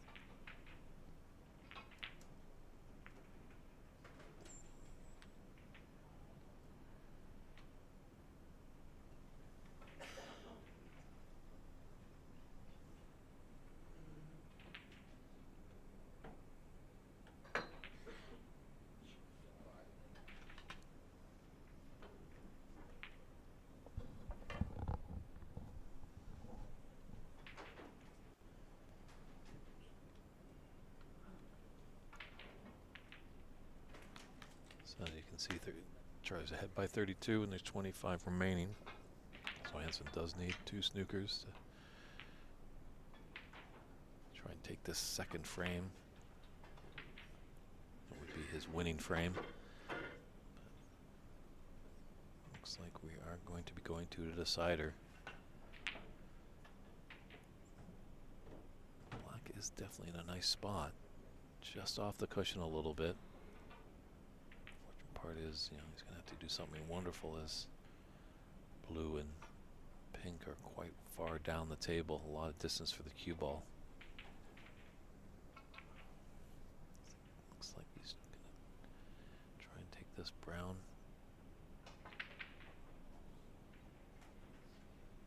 No, just trying to get behind the pink from it. Unsuccessful. I'd be surprised if Charlie maybe tried a cross double here with the red. Try and put it into the green pocket.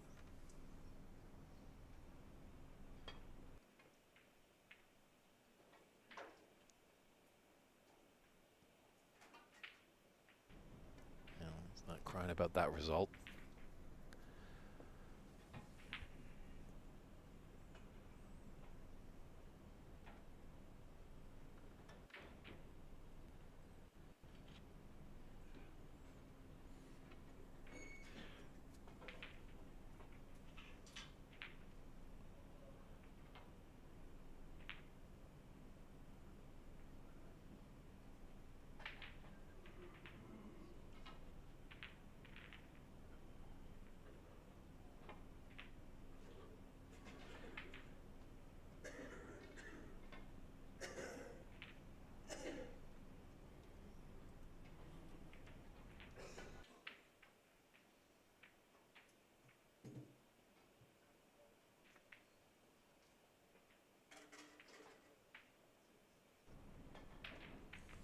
Charlie might goof to get behind the black, but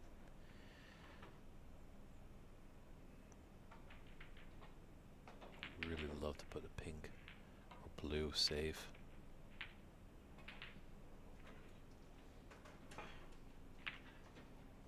Probably that is. Double kisses are usually only good in France, but that's not too bad. Could have been a lot worse there for the Chinese player. Well, that's a little struck of fortune there, maybe for Charlie. And obviously, he was hooked on the blue, but definitely Hansen's hands were in the pockets already to pull up the balls and send us into a decider. Gripping stuff here at the 2025 Embassy Snooker Open. As you can see, there's the cash prizes, what these players are playing for. $10,000 to the winner, who will be crowned on Wednesday. Runner-up, not too shabby for a few days' work. $5,000, and the semifinals get $2,500 each. Quarterfinals, if you make the Elite Eight, that's $1,250. And if you get a century or more and not get toppled by anybody else, you'll get that high break prize of $1,000. So both players are just going to take a little quick comfort break before we get into the decider. But stay tuned. We'll be right back to see who's victorious.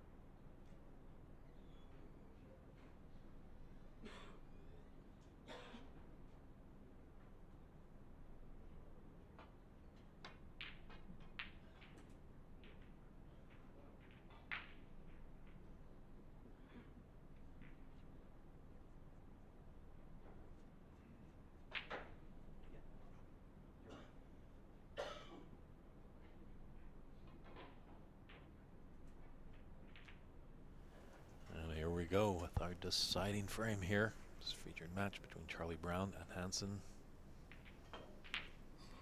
Just a sluggish affair here. Just that rain made these tables maybe just a bit sluggish.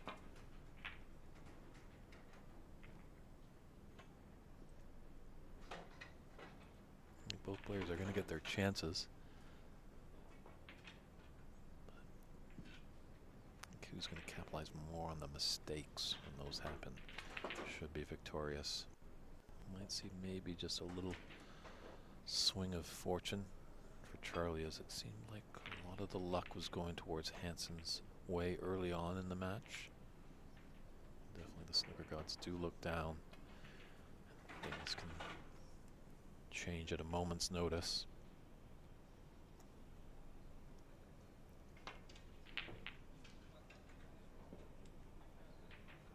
We might have one more match today on our featured table.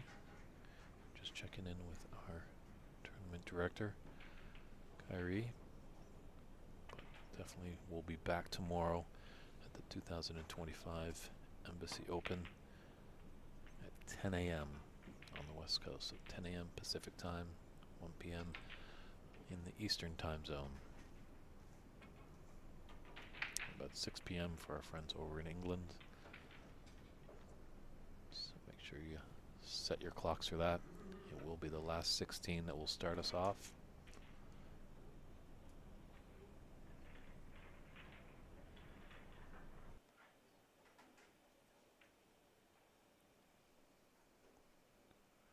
As well, at some point, we'll give you a heads up. Hopefully, at the conclusion of our last 16 match, we might be having a little interview with Stephen Lee in the booth.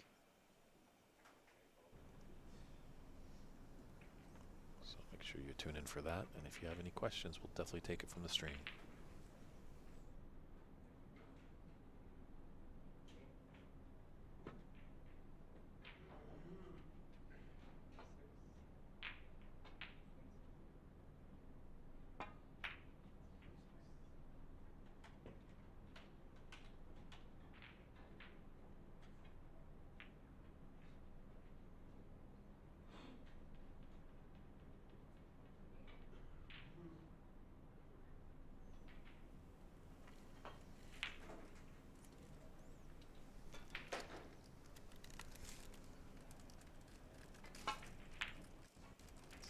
Red held for the black. Charlie's in first.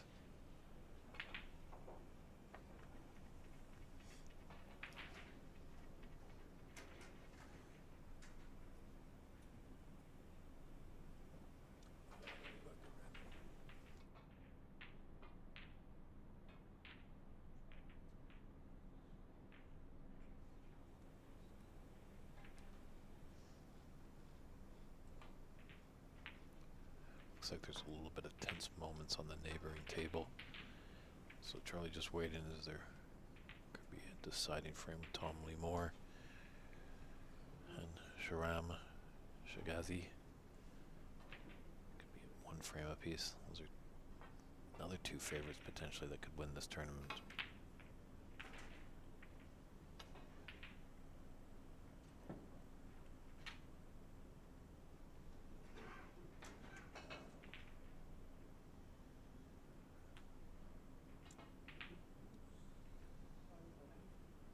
This is Hansen's first game, so definitely could set up quite an impressive final match for him if he's to take on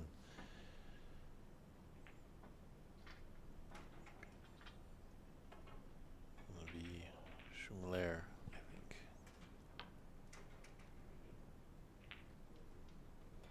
This is who Charlie defeated earlier.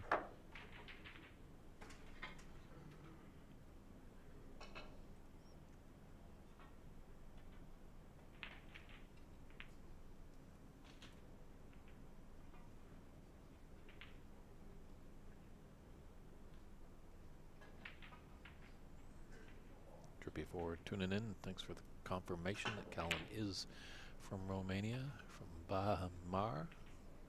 Sounds like a lovely place. Feel free to let us know, Drippy4, if you are from Romania, how the snooker scene is over there. As well as any of you out there on the stream, let us know where you're tuning in from. This is a global game played in over 100 countries. Did you get a black?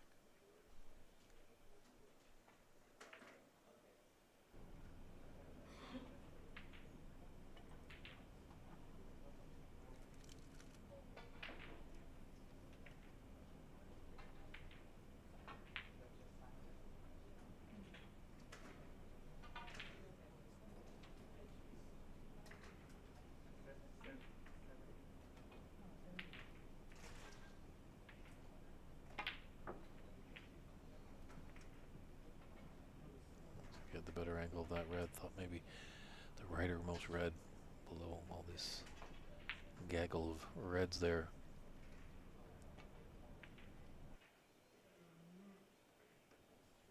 Thinking maybe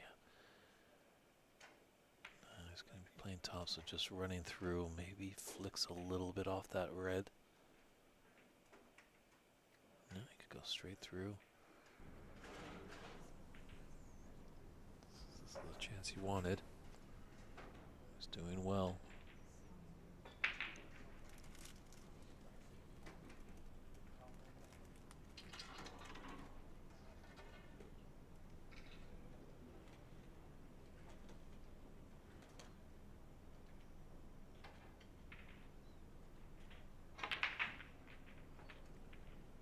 He's gone in the pack and his luck is okay.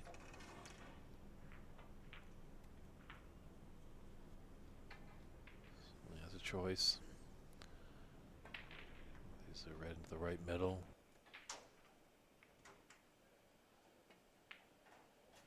There's at least one red going into the top right corner. It's a little bit trickier with the rest. If we can stun down nicely for the black after this.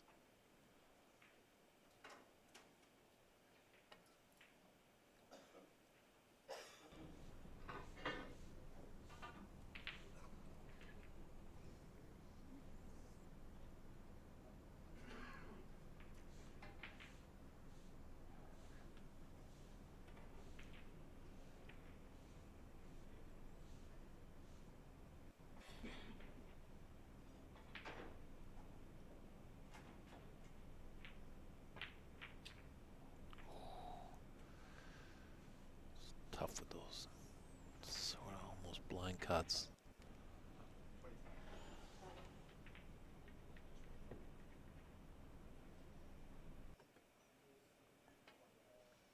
As you can see, Charlie has a nice red right there.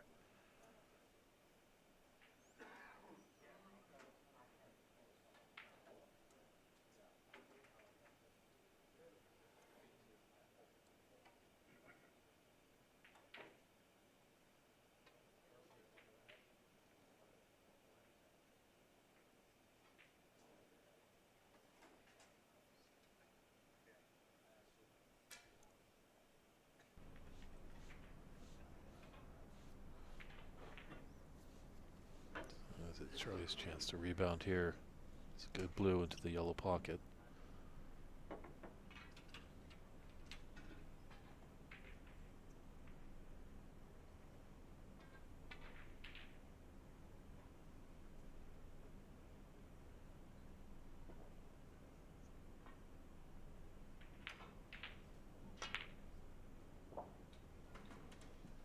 Definitely have to be very still as that rest was close to that red on the right cushion.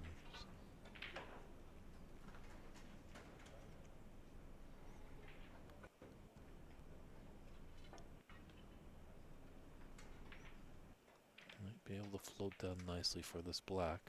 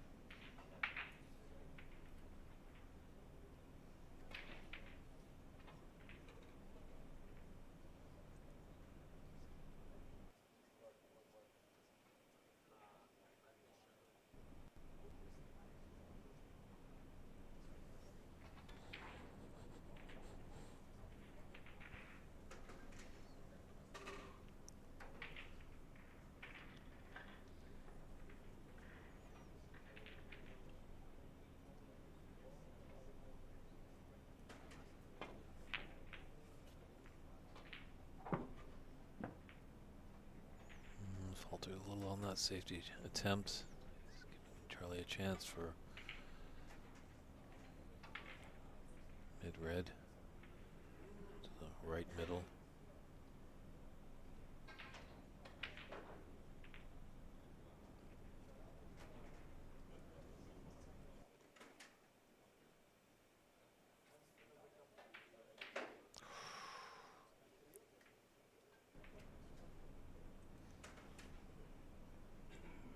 Just so difficult, these middle pockets. I guess Stephen Lee was just making them look like they were easy in our previous match.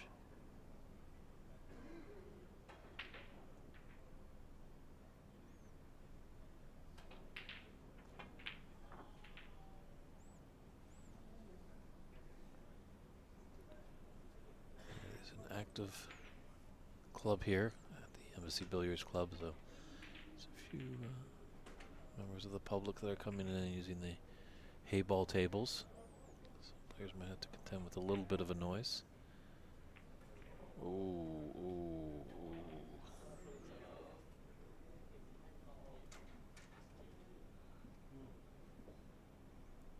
What happened there? That's a plant you never see. I don't think Charlie's tempted with the round red, brown, red.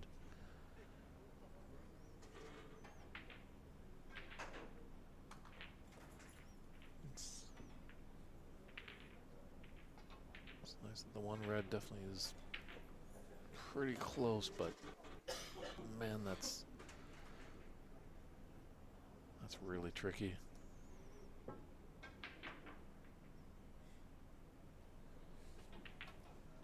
what he has to deal with, as you can see.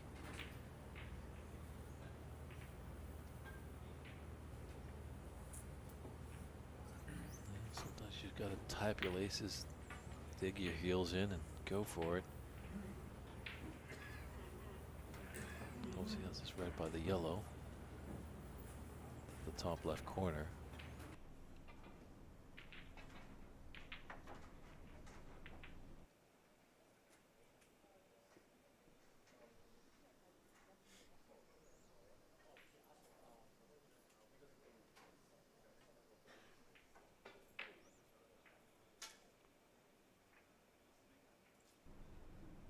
We are getting to the climax of day one here at the championship.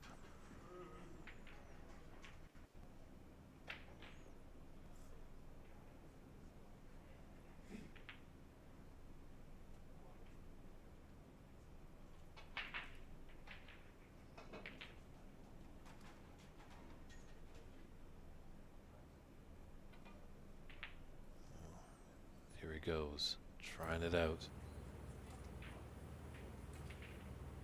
Well, that went a different way than he thought, but success, success for downtown Charlie Brown.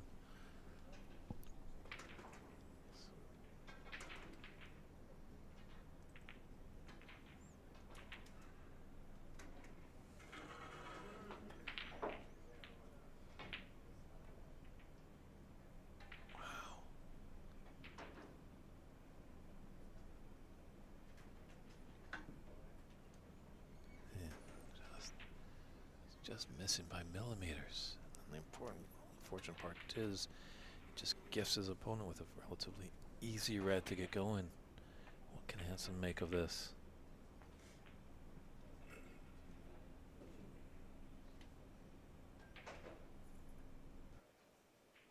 This one moving a little bit more swiftly than the previous two.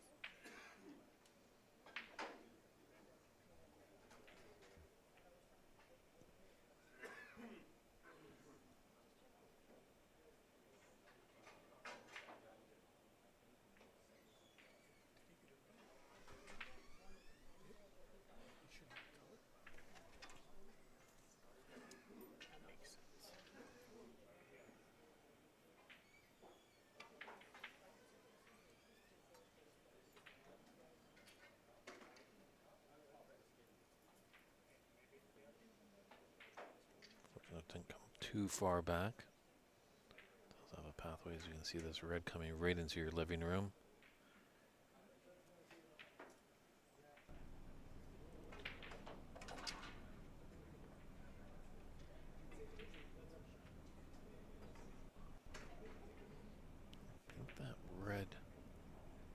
two reds that are blown to the right of the pink. The furthest right one just might pass that other red to go into the other corner pocket, but you got to get the black in there first.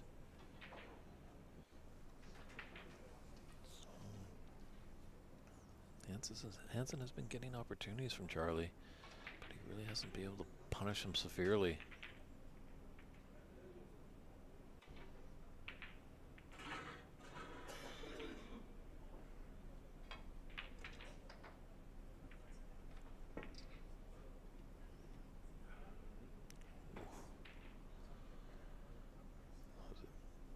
It was a tricky one. Those tough middle pockets. He's come up and locked that yellow pocket with its own ball. Brown just kind of in a strange spot near the green pocket, so almost feels like there's 4 pockets to cut down, but with that miss, given Hansen a shot into this top left corner.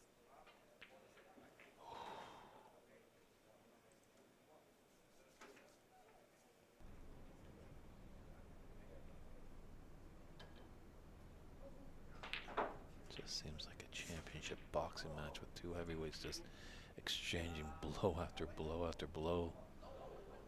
No real opponent getting the combination and knockout uppercut punch.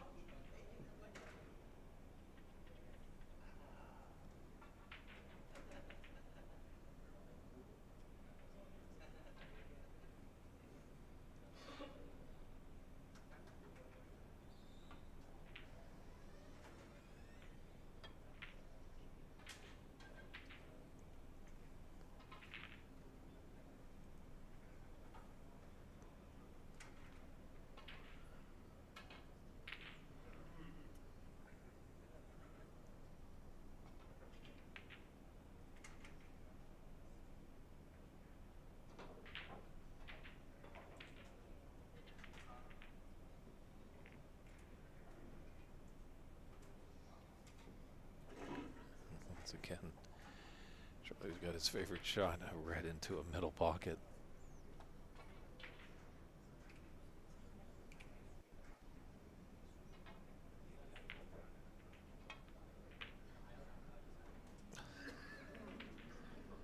Unbelievable. Gee, cannot believe it. He might have baited his opponent, that red near the yellow spot. That's going to the left middle.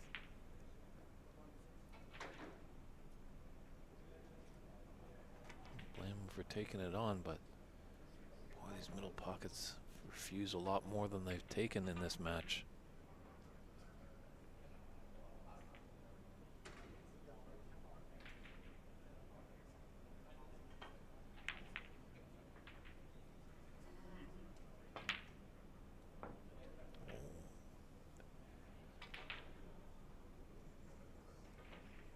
That's not a bad idea, as much as he had to travel a lot more with his red ball. You know how pain these middle pockets are. He opted for the top left corner, and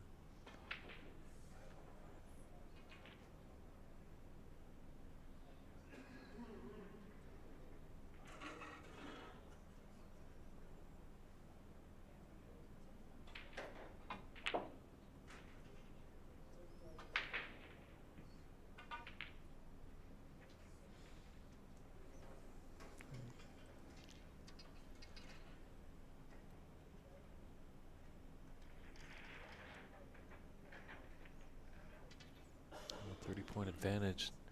59 on the table. Yellow blocking the pocket, so there's only 5 pockets available for a red ball.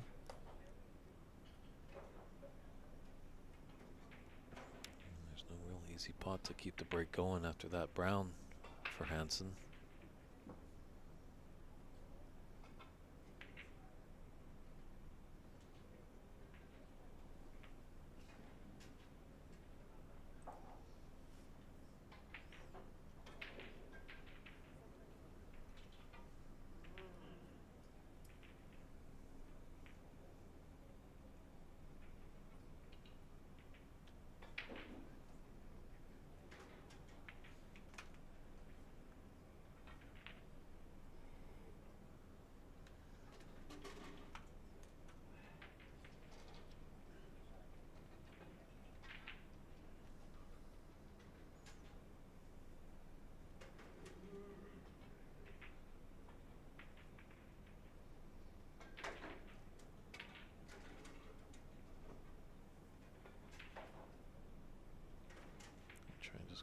this red, right of the brown, come near the green ball.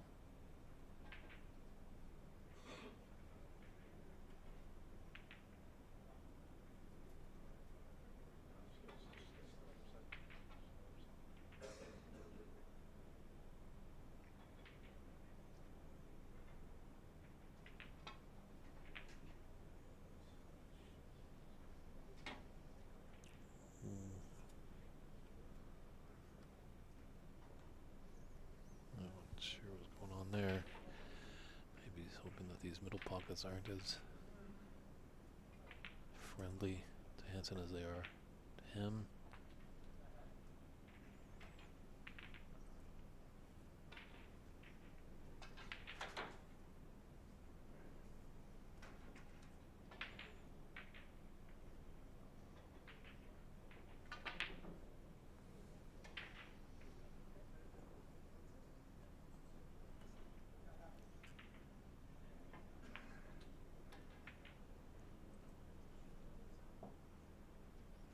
Maybe he just ran a bit too much. I think he's trying to hold for that red by the brown.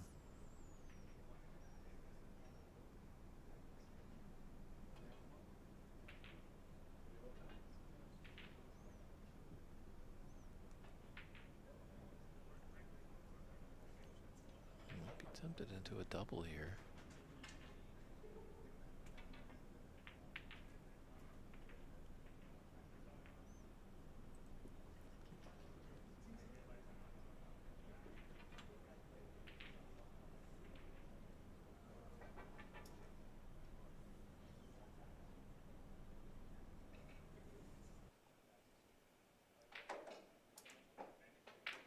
Wow, great long pot there by Charlie. Needs something to just build up his momentum, build his confidence. Certainly not out of it. James can turn on a dime. Lay a good snooker. You incur a good amount of penalty points. You're right back in it.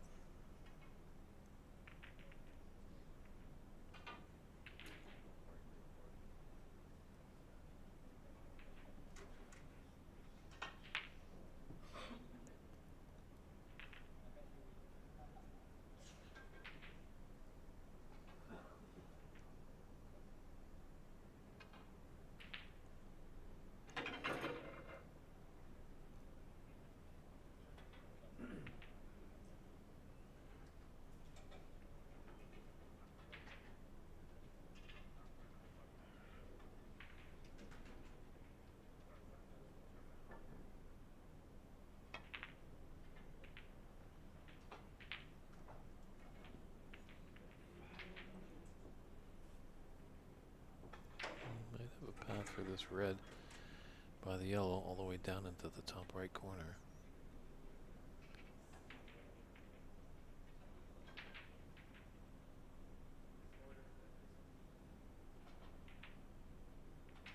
Flipping off this red to get behind the green.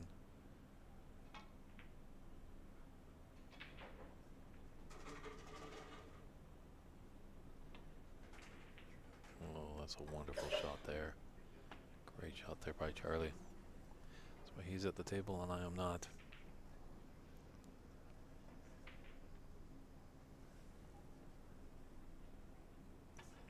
I agree, Arsalan. 1-2-2-9. There is definitely a grind to this match. Oh. Just after Charlie plays a great shot, Hansen comes back and puts a beautiful long red in.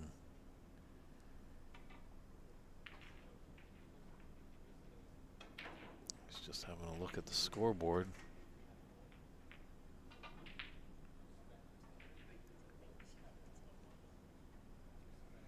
He'd love to get the black because that would put him ahead 36 with 35 on. Pink works for a potential black respot.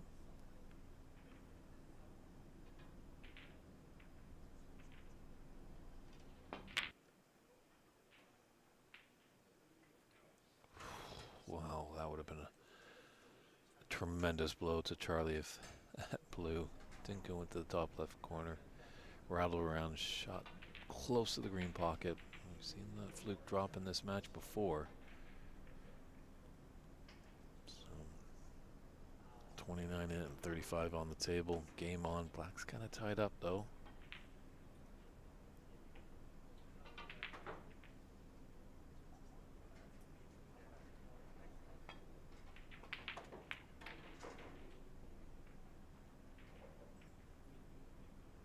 He's got the cover.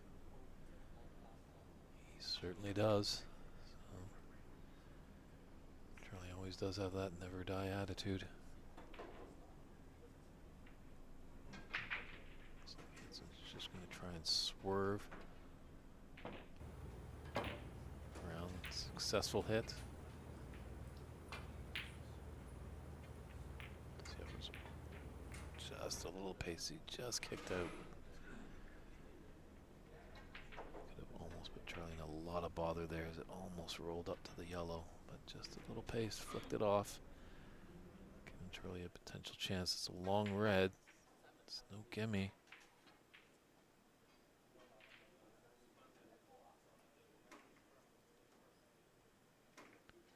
Where's this red gonna end up?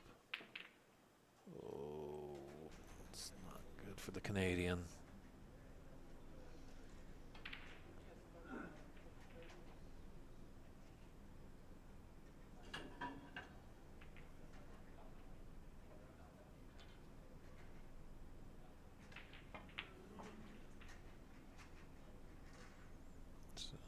On the Snickers required stage. Good angle on the pink. He's electing to go for the red. Oh, I kind of like the pink a little bit. You can possibly stun up. This thin cut, you're losing control of the cue ball.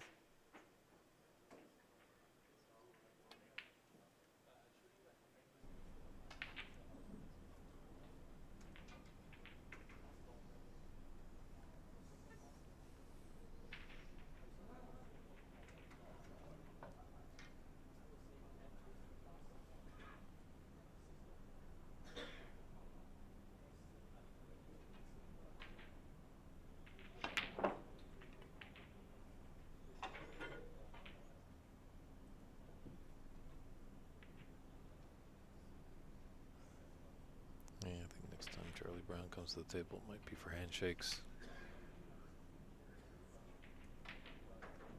37 in it and 25 on the table.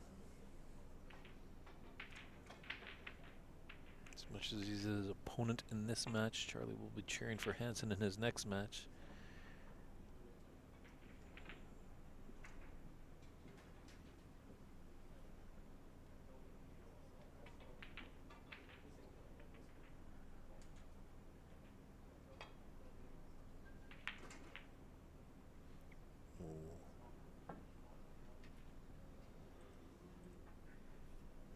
It's all right to see.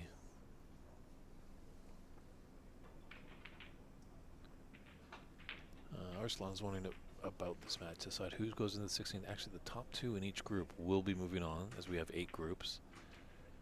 Charlie won his first match. Oh, and there's the handshakes there. It's all over there. So Hansen takes that match 2 frames to 1.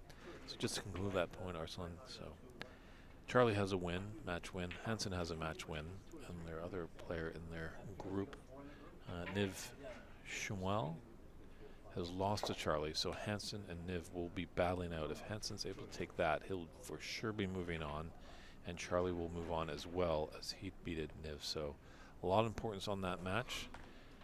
Charlie was a player for that last match, but now he's going to turn into cheerleader. We're going to step aside for a few short moments. We're just going to check in with our tournament director. That might conclude our broadcast today, but let me just get an update, and I'll be right back to inform you all if we're going to have another match on our TV table.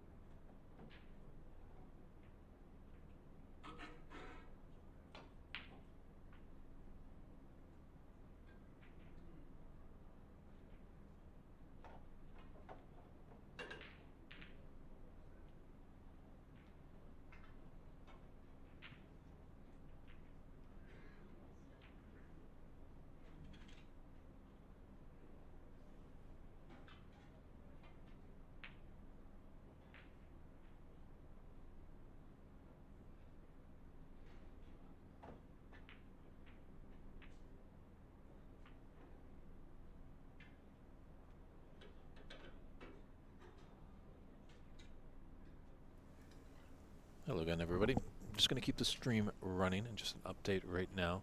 We've got to step aside for our lunch break, but we might have another match coming up in about half an hour time. So that's 4:15 here on the West Coast, but definitely at 4:15 I will update you if we're going to have a match or that will be conclusion of day one. We'll just see how other matches progress in the tournament, but we appreciate all the viewership.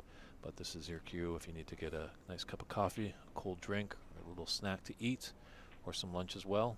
We'll see you guys back here with an update at the Embassy Open in about 30 minutes time. Thanks, everybody.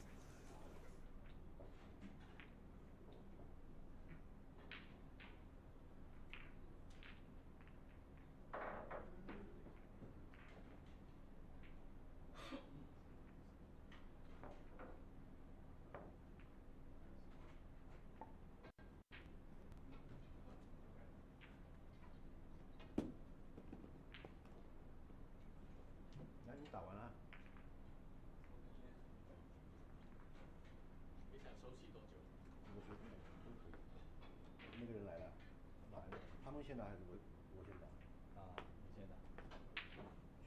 你是肯定晋级的啦，因为赢了查理班嘛，查理班赢了他。已经打过了。打过了。那晚上那个人不来，所以你就多打一场。我就是跟他随便弄了，不行，你看。那等一下，你赢一场，查理班赢一场，你让他赢的话，那就很麻烦。他输给查理邦，对，赢查理邦就输给我。对，赢你就赢他们。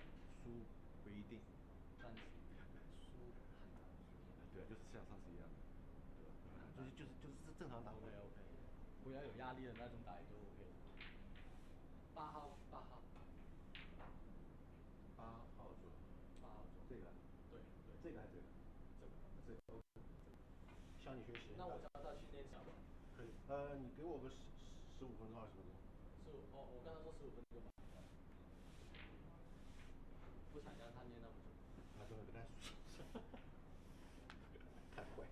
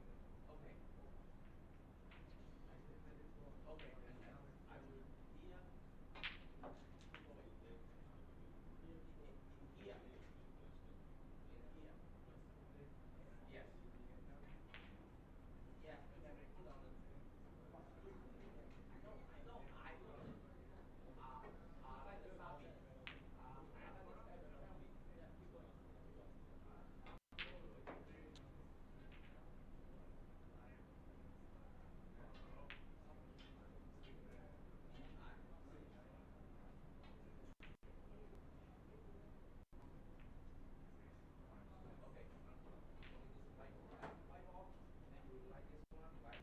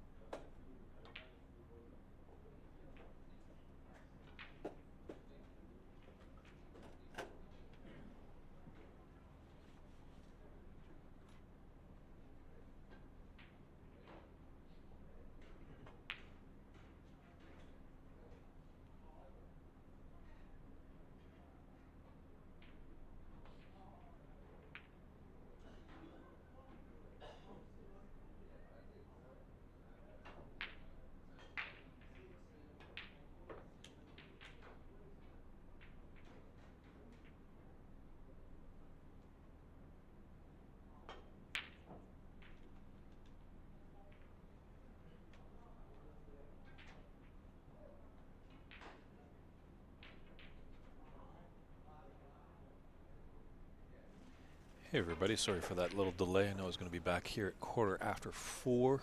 A little delayed in our lunch line at the good old-fashioned In-N-Out Burger.